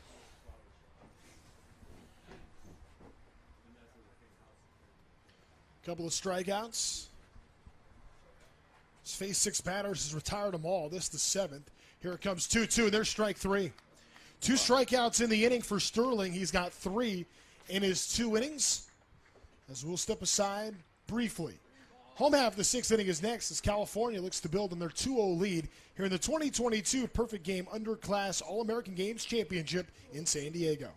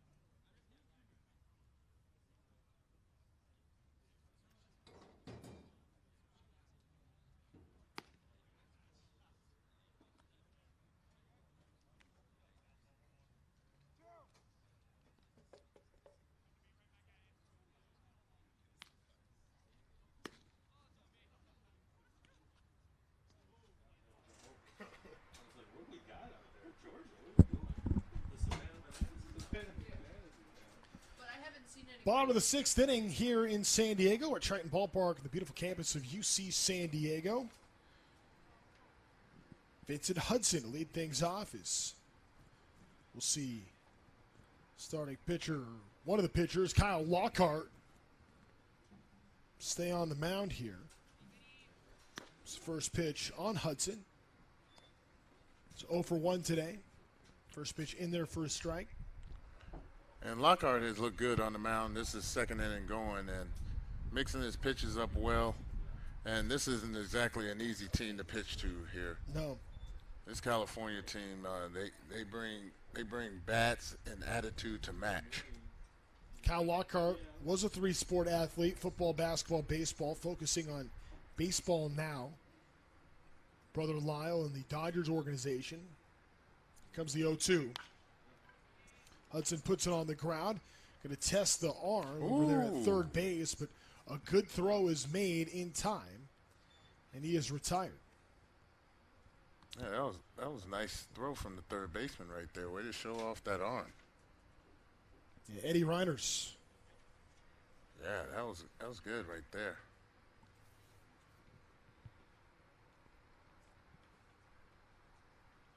One gone here in the 6th. Kalen Applefield looking for his first hit of the day. Oh. First pitch swinging, lifted into foul territory, and that one's going to get out of play. Oh. Applefield did a big triple, scored a run yesterday.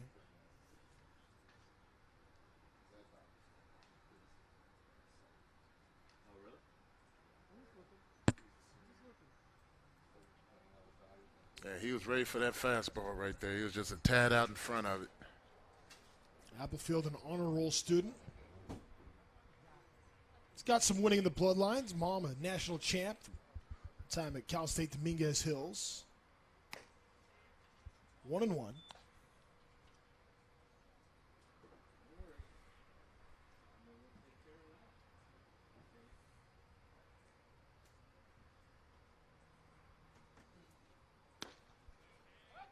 1-2 as Lockhart working quickly, gets ahead.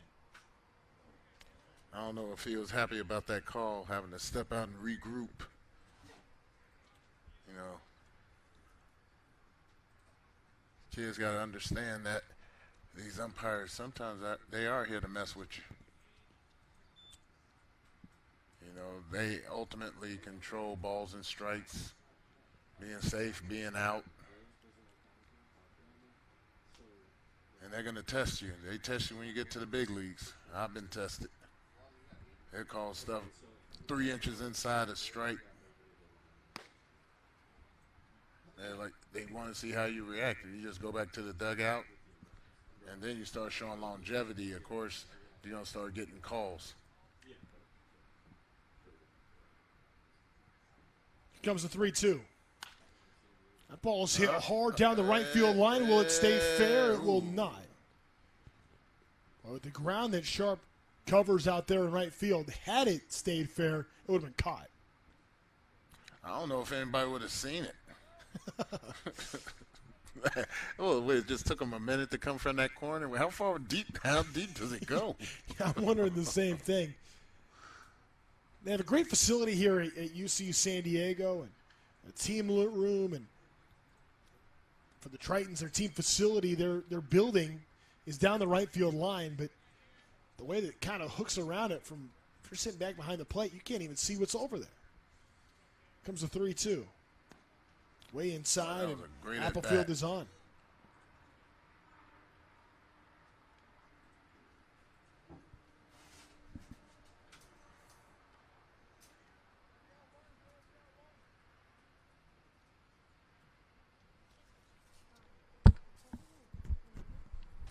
Lockhart there.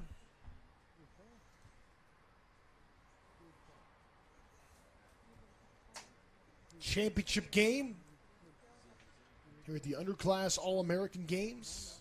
Perfect Game is an event that if you are 16 or 17 years old, this is the game that you want to be in, and this is the event you want to be at from everyone across the country. And that's why we see the best of the best here. And you want to get to the championship game. The other two teams or the other four teams that played, you know, gave us valiant effort, but didn't win. We've seen really good baseball this week. We have seen big efforts. We've seen a lot of really good performances, I think especially on the mound. Maybe a couple exceptions to the rule, but for the most part, I think the pitching's been really good. Agreed. Hustle on the bases. We've seen some good situational hitting. Especially for the teams that won. They had to use that situational hitting. Uh-oh. Fouled back, and this one will get out of play. Yeah, you know, I say that. The teams that have been successful hitting in situations are the teams that have advanced, the teams that we have right here in California and Central. Yep. Regardless of how talented you are, if you can't move the needle, you lose. 1-2.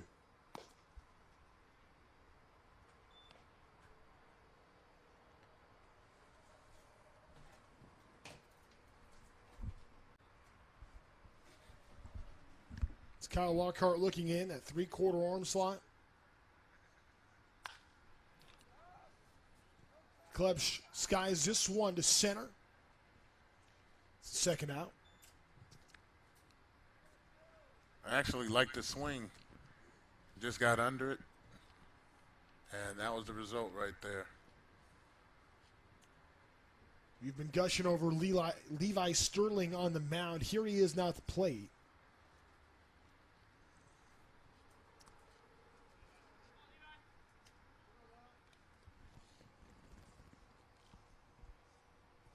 Primarily a shortstop, has pitched and pitched well.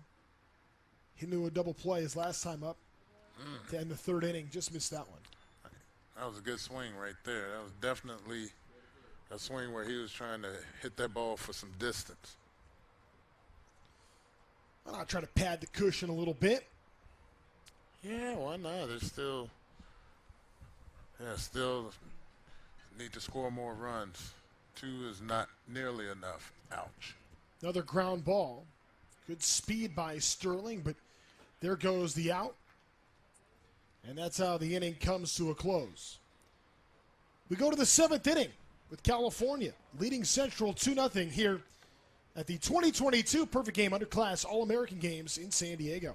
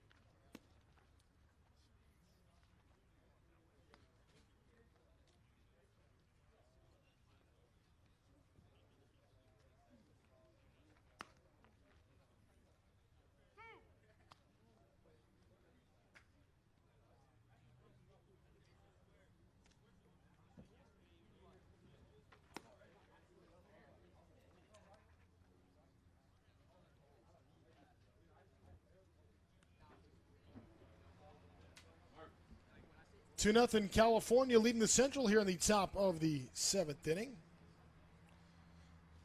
Can't see the Central trying to bring in a couple of runs and tie up this ball game. Nash Wagner, we saw him pitch and pitch well earlier today. Is Wagner be batting here to get things going? Beautiful San Diego afternoon. There's Nash Wagner from Zionsville, Indiana. Good two-way prospect will bat here. Here comes the first pitch. Cut on and miss for strike one.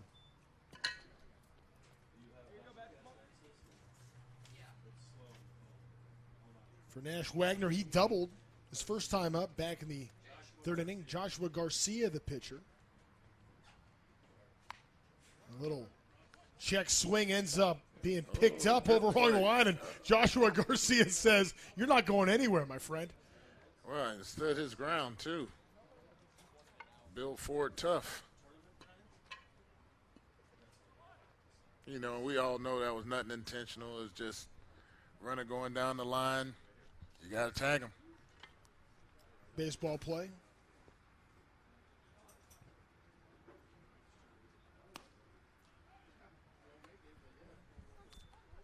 First pitch from Garcia is a strike. Got David Boss Hogg up there hitting. Garcia, 6'2", 170-pound right-hander. David Hogg hits it over to third. Good speed, but better throw gets him in time. Good job there, Matthew Champion to retire him. 5-3 on the putout.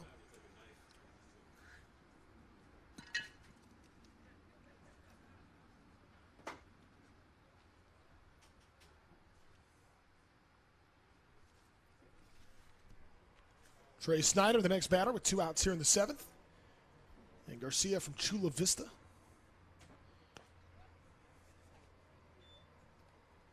I'll tell you what, he works fast. He gets back on the mound. He has an array of pitches to throw at the batters. It's the 0-1. Another one chopped over to Champion. No, Oh. it's picked up by Clayton. What a throw, but boy, unable to hang on to that one over at first base. There was Franco. Wow, that was one heck of a play getting in the hole and just think he wasn't really able to set his feet because the third baseman was so close to him, so he was able to throw that with upper body. And like I said, he's just a junior now. Kate Aaron Beatty.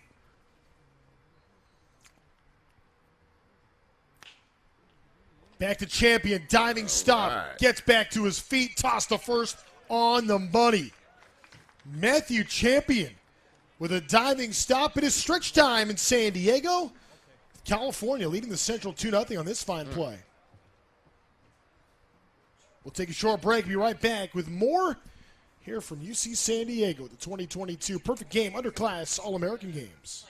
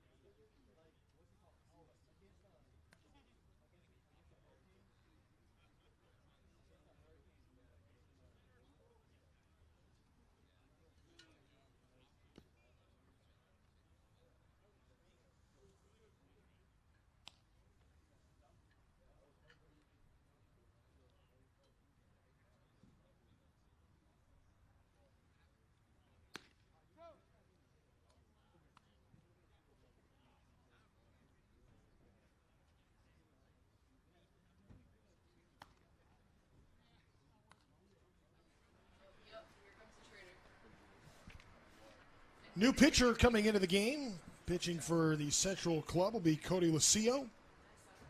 Left-hander from Murrieta is getting some warm-up tosses in. It's become a warm afternoon.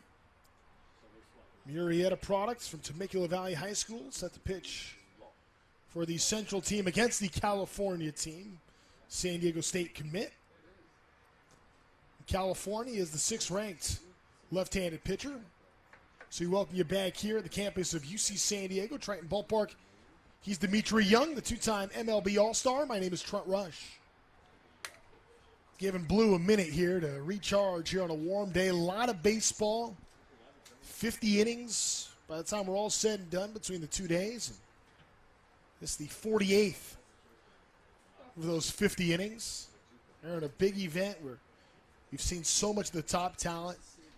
Dimitri, there's a reason why this is one of the more desired events you could ever go to if you are an underclass baseball player. So many top scouts, coaches, and everybody's out here.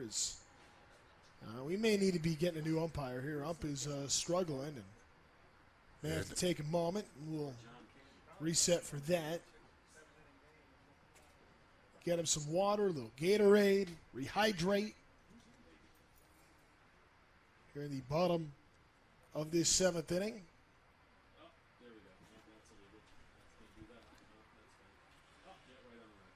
Earlier on today, we saw some great baseball early when we saw a couple of home runs hit by the national team. Part of a 8-5 victory. Dickerson with a big 2-run shot. Paul Jones hit the first one. We're in a little bit of a delay here at Triton Ballpark as we're seeing the home plate ump make his way over to the trainer's table, get the medical attention he so needs. Now we'll try to figure out who's going to be calling the balls and strikes. You know, it's funny. This is just so true about umpires. You know, we've been talking about how he's had a bigger zone today, albeit it's been a consistently large strike zone today. Say what you want about not wanting an umpire. And what you want more than anything else is just to have somebody. Right now, we'll be going no umpire. So this is the first look of, we do have an umpire. Okay, back behind the pitcher's mound is where the balls and strikes are going to be called, 1-1. More than anything else, it's about getting baseball in. And here comes the 1-1 now, 2-1. Yeah, it makes you wonder how hot it is out there. We're up in the booth and protected from the sun, but we've been talking about how humid and stuff it's been. And the main thing, we just want the umpire to be all right. Yeah, unusually humid for this area. Jake Lavin's the batter, just up the road in Orange County. 3-2 now. 0 for 1 today.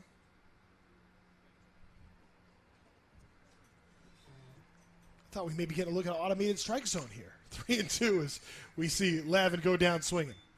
I wouldn't be able to trust that thing either. We'll just call from up here. Sure, we're a little off center.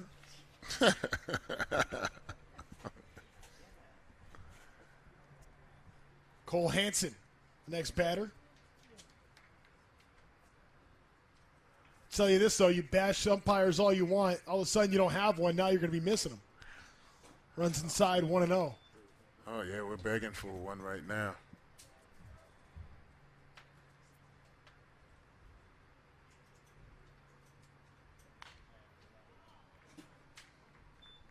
So we started out with 2 regular umpires, and now we have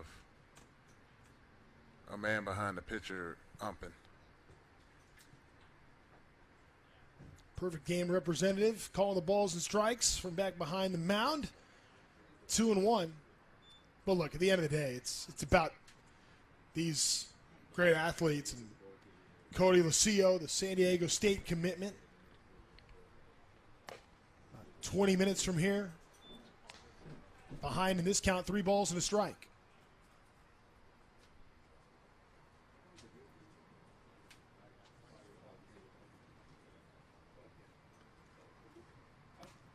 And that's going to end up being a walk. Cole Hansen takes his base with 1 out here in this 7th inning. Bring up Tommy Gooden. Gooden went down looking his first time up. Now in the past, Tommy has been good going against lefties. You know, lefties don't bother him at all. You know, he used to hitting from that left-handed standpoint, and you know, now I get to sit here as coach and just watch him, you know, work the pitcher here to do what he has to do. 2-0 the count with 1 gone. In the bottom of the 7th inning, way inside, a little back pick over to first, and he's back there safely. Hansen hustling to get back. All right, if you're going to swing 3-0, send that thing to the gap.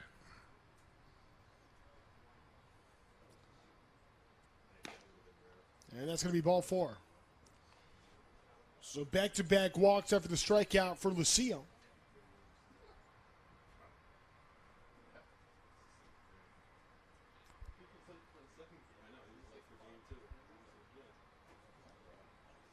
Lineup turns over. Here's Elijah Clayton. One of the more impressive players we've seen all week. John Clayton runs in. Strike 1. I'm interested in seeing what Elijah's going to do this at bat here. Puts it on the ground. Hit over to short. He's got good speed. Only plays at second base, so a fielder's choice. Oh, he got good wood on it. Just it's got the top portion of that ball. That was a good slide in the second by Tommy. You know, being able to kind of break up too.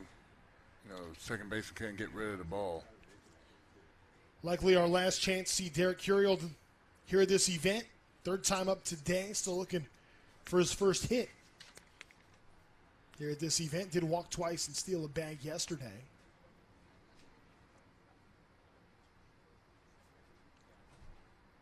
Runs the corners, 2 outs. Pitch on Derek's strike.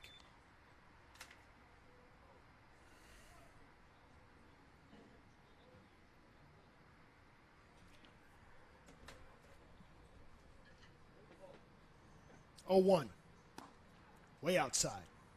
He just looks so calm up there at the plate. It's just, look at him, just the sound. Poise, polish. He's respectful. That's everything you want in a ball player is right there, Derek Curiel. Clayton's on the move. Elijah Clayton takes his 2nd bag of the day.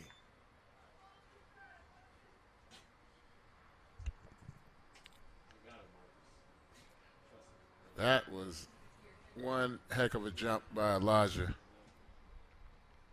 So Elijah Clayton, 2 stolen bases now. Runners at 2nd and 3rd. Curiel sees that one outside. 2-2.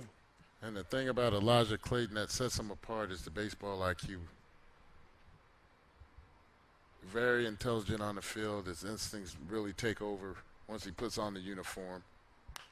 2-2 hit the other way.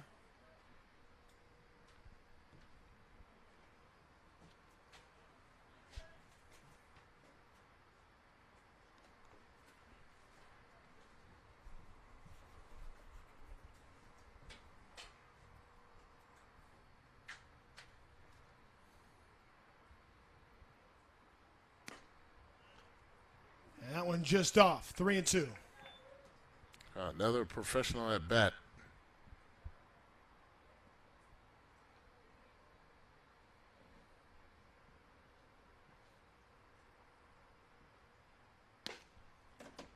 And there he goes. Take your base. 3rd walk here in the showcase. Curiel. And this is the problem here with this California lineup. You got Noah Franco right behind him. So the top 2 players in each respective class. And one bat is just as dangerous as the other. Bases loaded. Swung on and missed, strike one. Yeah, you're going to swing the bat, swing it like that.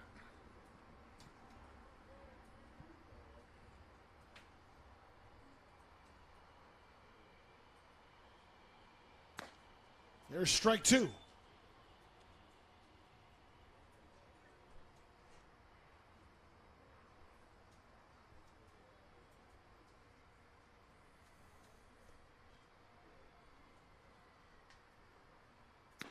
Franco goes down on 3 pitches. Lucio with the bases loaded, facing the #1 incoming sophomore in the country, sits him down on 3 straight strikes. We've played 7 innings in San Diego. To the 8th we go, where California is a 2-0 lead, but just left the bases loaded here at the 2022 Perfect Game Underclass All-America game.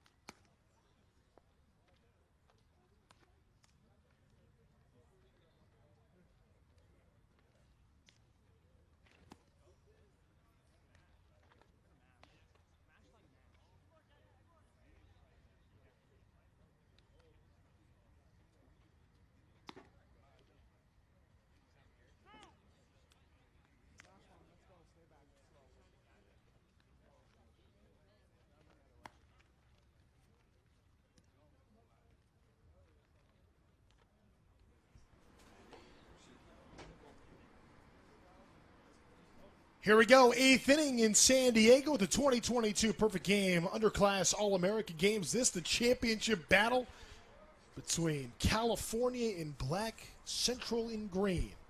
He's 2-time Major League All-Star Dimitri Young. I'm Trent Rush. Here on this Tuesday evening. Ball skied to right field. That ball is still carrying, but playable for Sam Erickson to be retired. 1 out. Yeah, the one thing that we can say about Sam Erickson, he swung the bat every single at bat. He did not get cheated.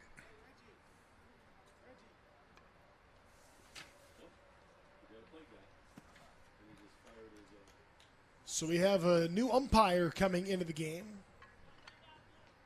So we'll take a moment for him to get set here. Meanwhile, Nolan Traeger looks for his first hit of the day. Stepping up for the Central. Traeger yesterday had a single and was hit by a pitch.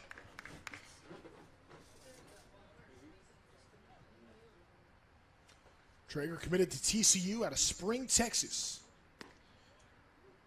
First pitch strike on him. 4.25 GPA, academic All-State. His brothers at TCU. Right back to Garcia, fields it cleanly. Flip over to first. There's the second out.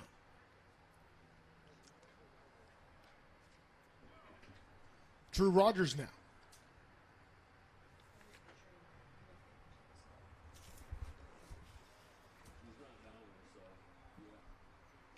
Rogers had a big double back in the first, struck out and reached on a strikeout in the 5th inning. And right now we're going to see power versus power. Ooh, starts off with a big looping curveball. It's always nice when you can get ahead off speed. Starting at bat. And then do that to him. That was just cruel. He's got the whole arsenal at his disposal now. Right, 0-2. He's going to be flirting around the strike zone, probably out of it. Has a waste pitch. Here's the 0-2. Hit up the middle. Tough play, hanging on to it though, and firing through anyway. Wow. Heck of an effort to stay with that and get the job done. That was a great play. Yeah, the shortstop position, that was excellent. Right there here as we go to the bottom of the 8th inning. And a job well done.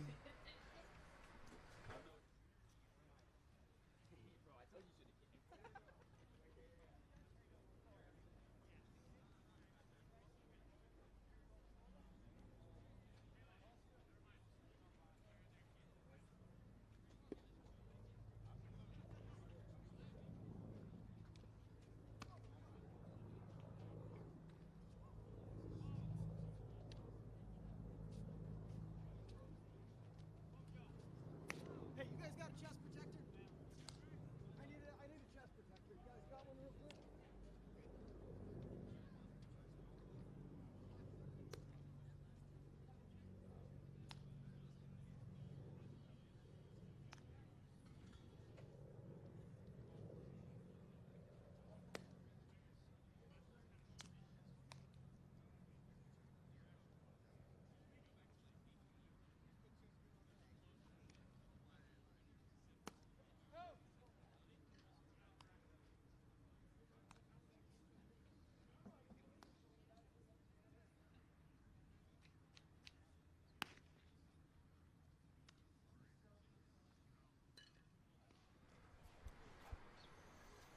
Cody Lucio was able to keep California in check as California loaded the bases in the 7th, but ended up leaving them stranded.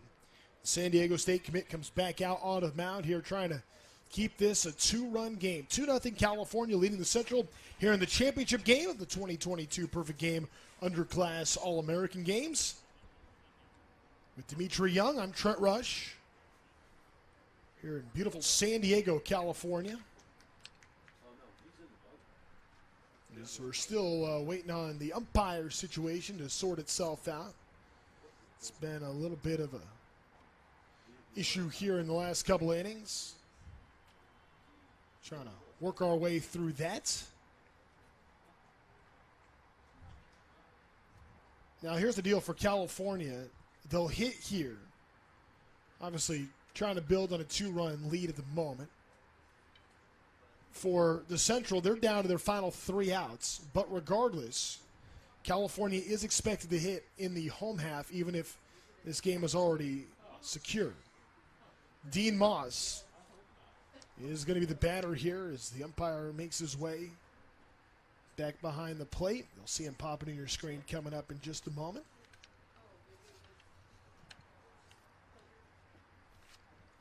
Here's the Vanderbilt commit, Dean Moss, number 6 player in the 2025 class.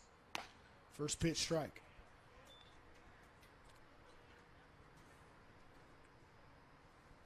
Now, Dean Moss is part of that 2025 class,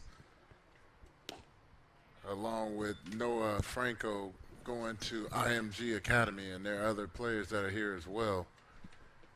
Man, you just want you like to see how that team plays during a course of a season, like almost have a camera just following a top-tier team like IMG Academy. I mean, they just had Elijah Green go number 5 overall to the Washington Nationals this year.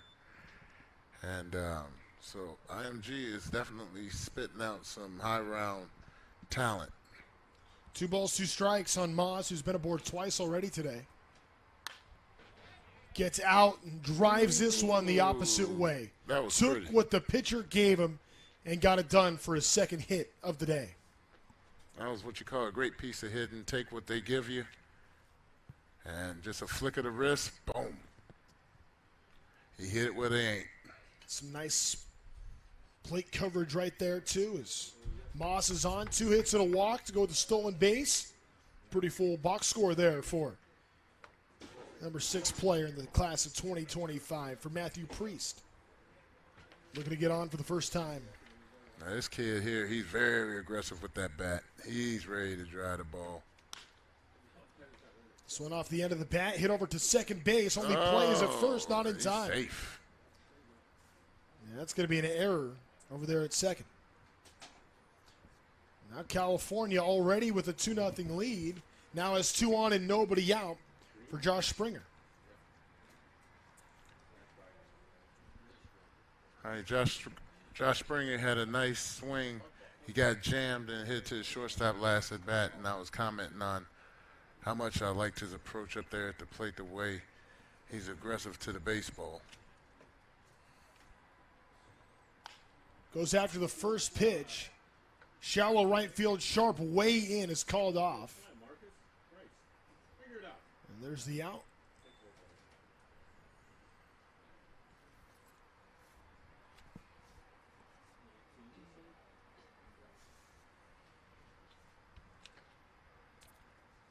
Oh, okay, Mr. Rollins up here hitting. You can go ahead and gush Yeah, about Ben Ryland drove in a big run back in the fifth. Comes up with 2 on and 1 out here.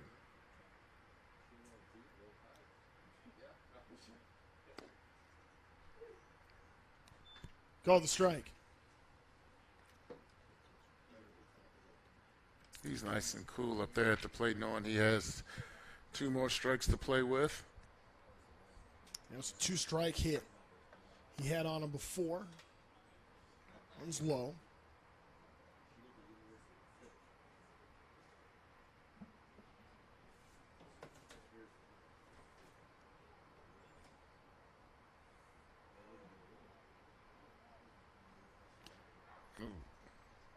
Check swing. Umpire calls time.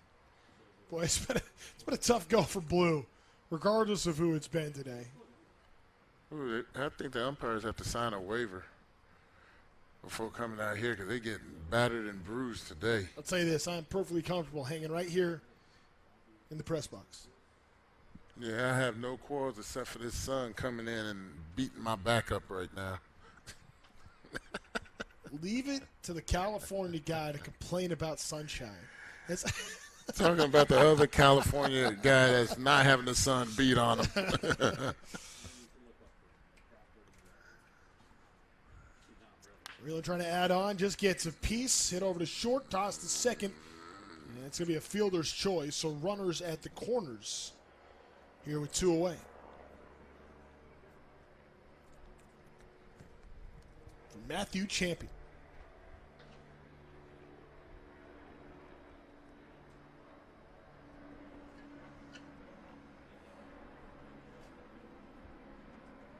Two on, 2 out for Champion. Champion. 0 for 1 with a walk today. He's been having some long at-bats here. Seeing a lot of pitches. He battles. He does. And, you know, there's some guys that can go up there and take pitches and work the pitcher, and there's just some guys that are just straight hackers. 1-0. That's a strike. Okay.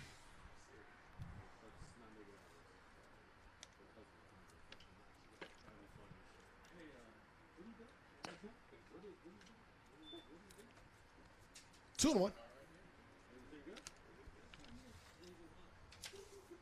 Yeah, Champion's putting together another nice at bat, making that pitcher throw the pitch in his zone, and he's ready to tee off on it.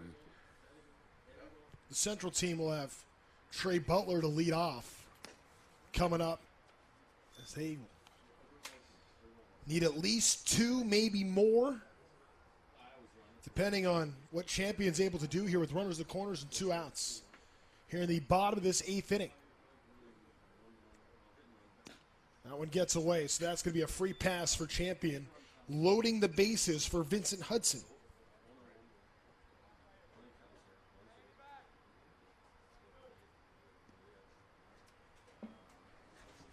Now for Hudson, this is a very big at bat right here. Got 2 outs, bases loaded. Yeah, the Arizona commit could put the game away with a hit. Good speed at second. 1-0. Good speed all around, quite frankly. You know, for the second inning, I'm pretty sure the pitcher's getting a little tired. And right now is the time to take advantage. Here it comes. In there for a strike. That was a really important pitch, 1-0. Yes, it was.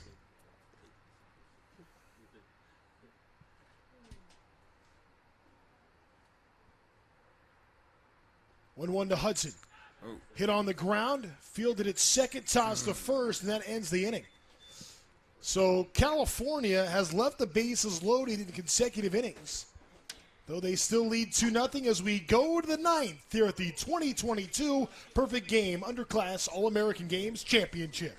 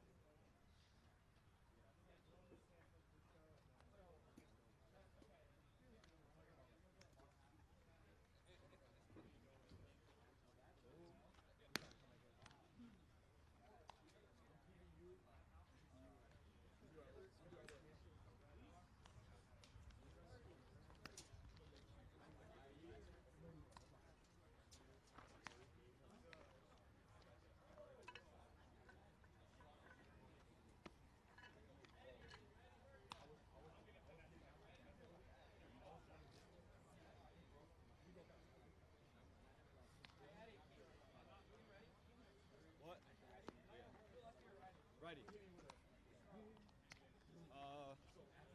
Four seam, two seam, curveball change.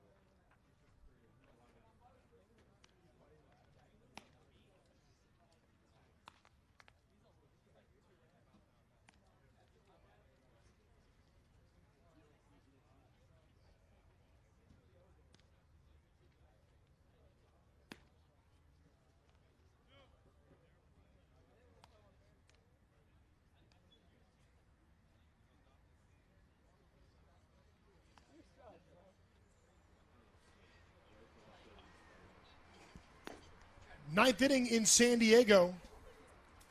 Here in the top of this ninth inning, Trey Butler to lead things off with California leading 2-0 here in the championship. New pitcher is Vincent Hudson. It was the last outs to leave the bases loaded. So unable to drive in the extra insurance for himself, he comes in trying to protect a 2-run lead.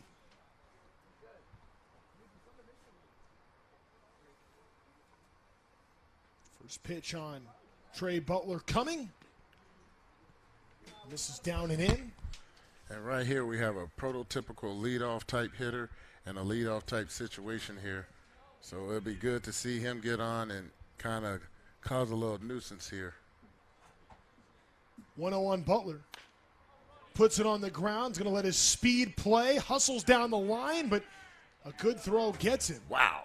What an effort right there by Elijah Clayton. Ooh-wee. And he nips Butler just in time. Wow, what an amazing play right there, because any little blemish in that play, he's safe at first base. Now, regardless of if Central scores 2 or more runs or not, we are going to play a bottom of the ninth inning either way. But California is 2 outs away from a championship. 1-0.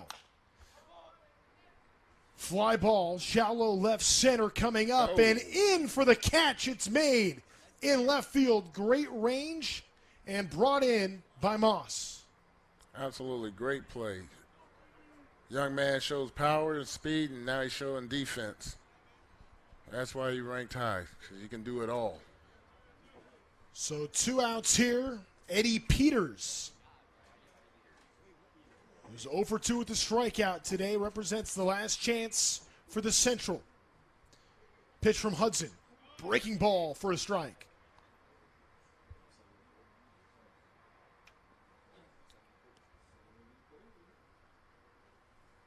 Here comes the 1-0. Another one. Doubled up, 0-2. I tell you what, when it's 2 outs and you're the possible hitter that can end the game, in the back of your head, you're like, I do not want to end this game. 0-2 to Peters. Just high. He almost getting the defensive mode at the plate, especially with the wide zone that's been. This ball is hit well down the left field line. Still carrying, and that's going to drop just foul.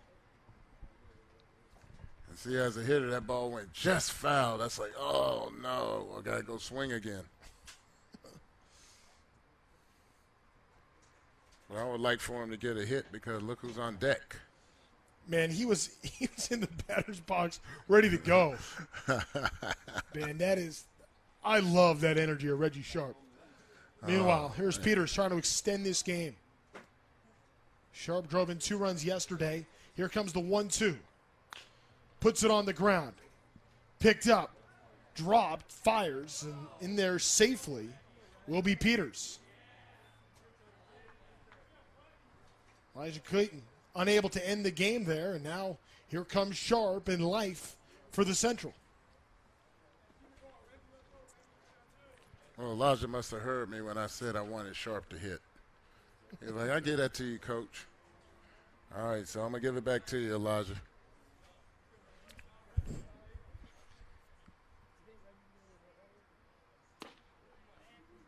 First pitch strike. We've seen Hudson do a good job getting ahead in counts. Reggie Sharp drove in 2 runs yesterday with a couple of hits. So for 2 with 2 strikeouts today, as that's in the dirt. And so far, Sharp's not swinging the bat like he did yesterday, and that's part of playing everyday baseball. But right now, you're at a point where, all the other stuff doesn't matter. It's all about this last at bat right here. 2 strikes now on Sharp.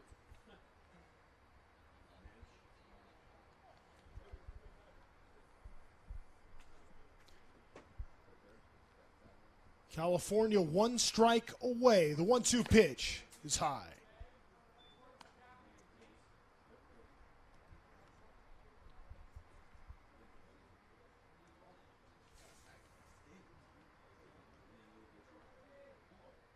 Two and 2. Breaking ball. Got him looking. Strike 3 called. And that's how the ball game will be decided. California wins it. We're going to play a home half of the 9th anyway. But the California team is your champion here at the 2022 Perfect Game Underclass All-American Games.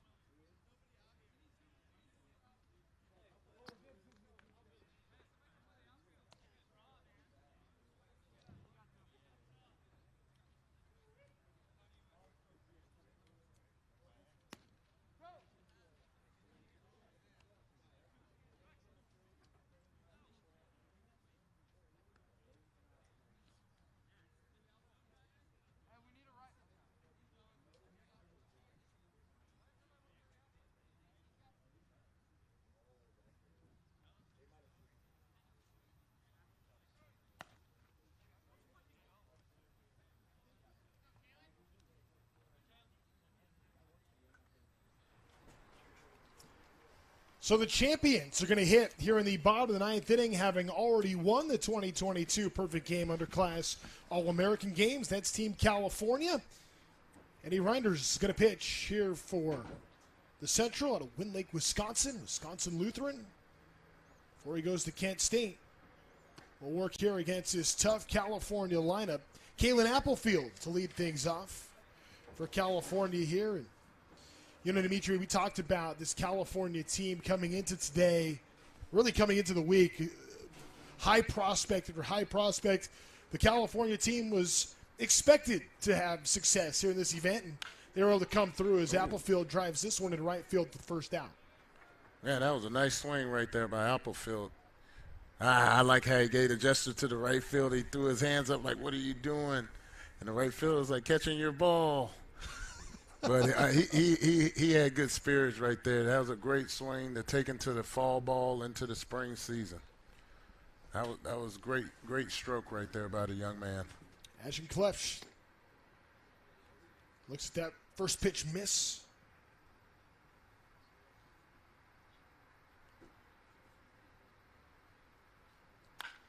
Another ball well hit, but right at the left fielder. Another one of those atom balls. And that was Butler for out number 2. Now Levi Sterling, who's hit a couple of ground ball outs today, including a double play, but also pitched really well. We'll bat here. The possible final out here this week.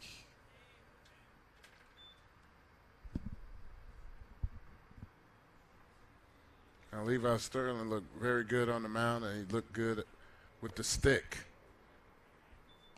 And he has 2 more years of high school. Well, he's going to be a terror. No doubt. 2-0. Check swing, hits umpire. As if the Blue hasn't had enough of tough go today. One parting shot here in the bottom of the ninth inning that's already been decided. I was thinking about putting on a blue shirt after the game. I'm going to keep on this white one. Stay safe. Fix the mask, take a moment. 2-1 the count from Levi Sterling.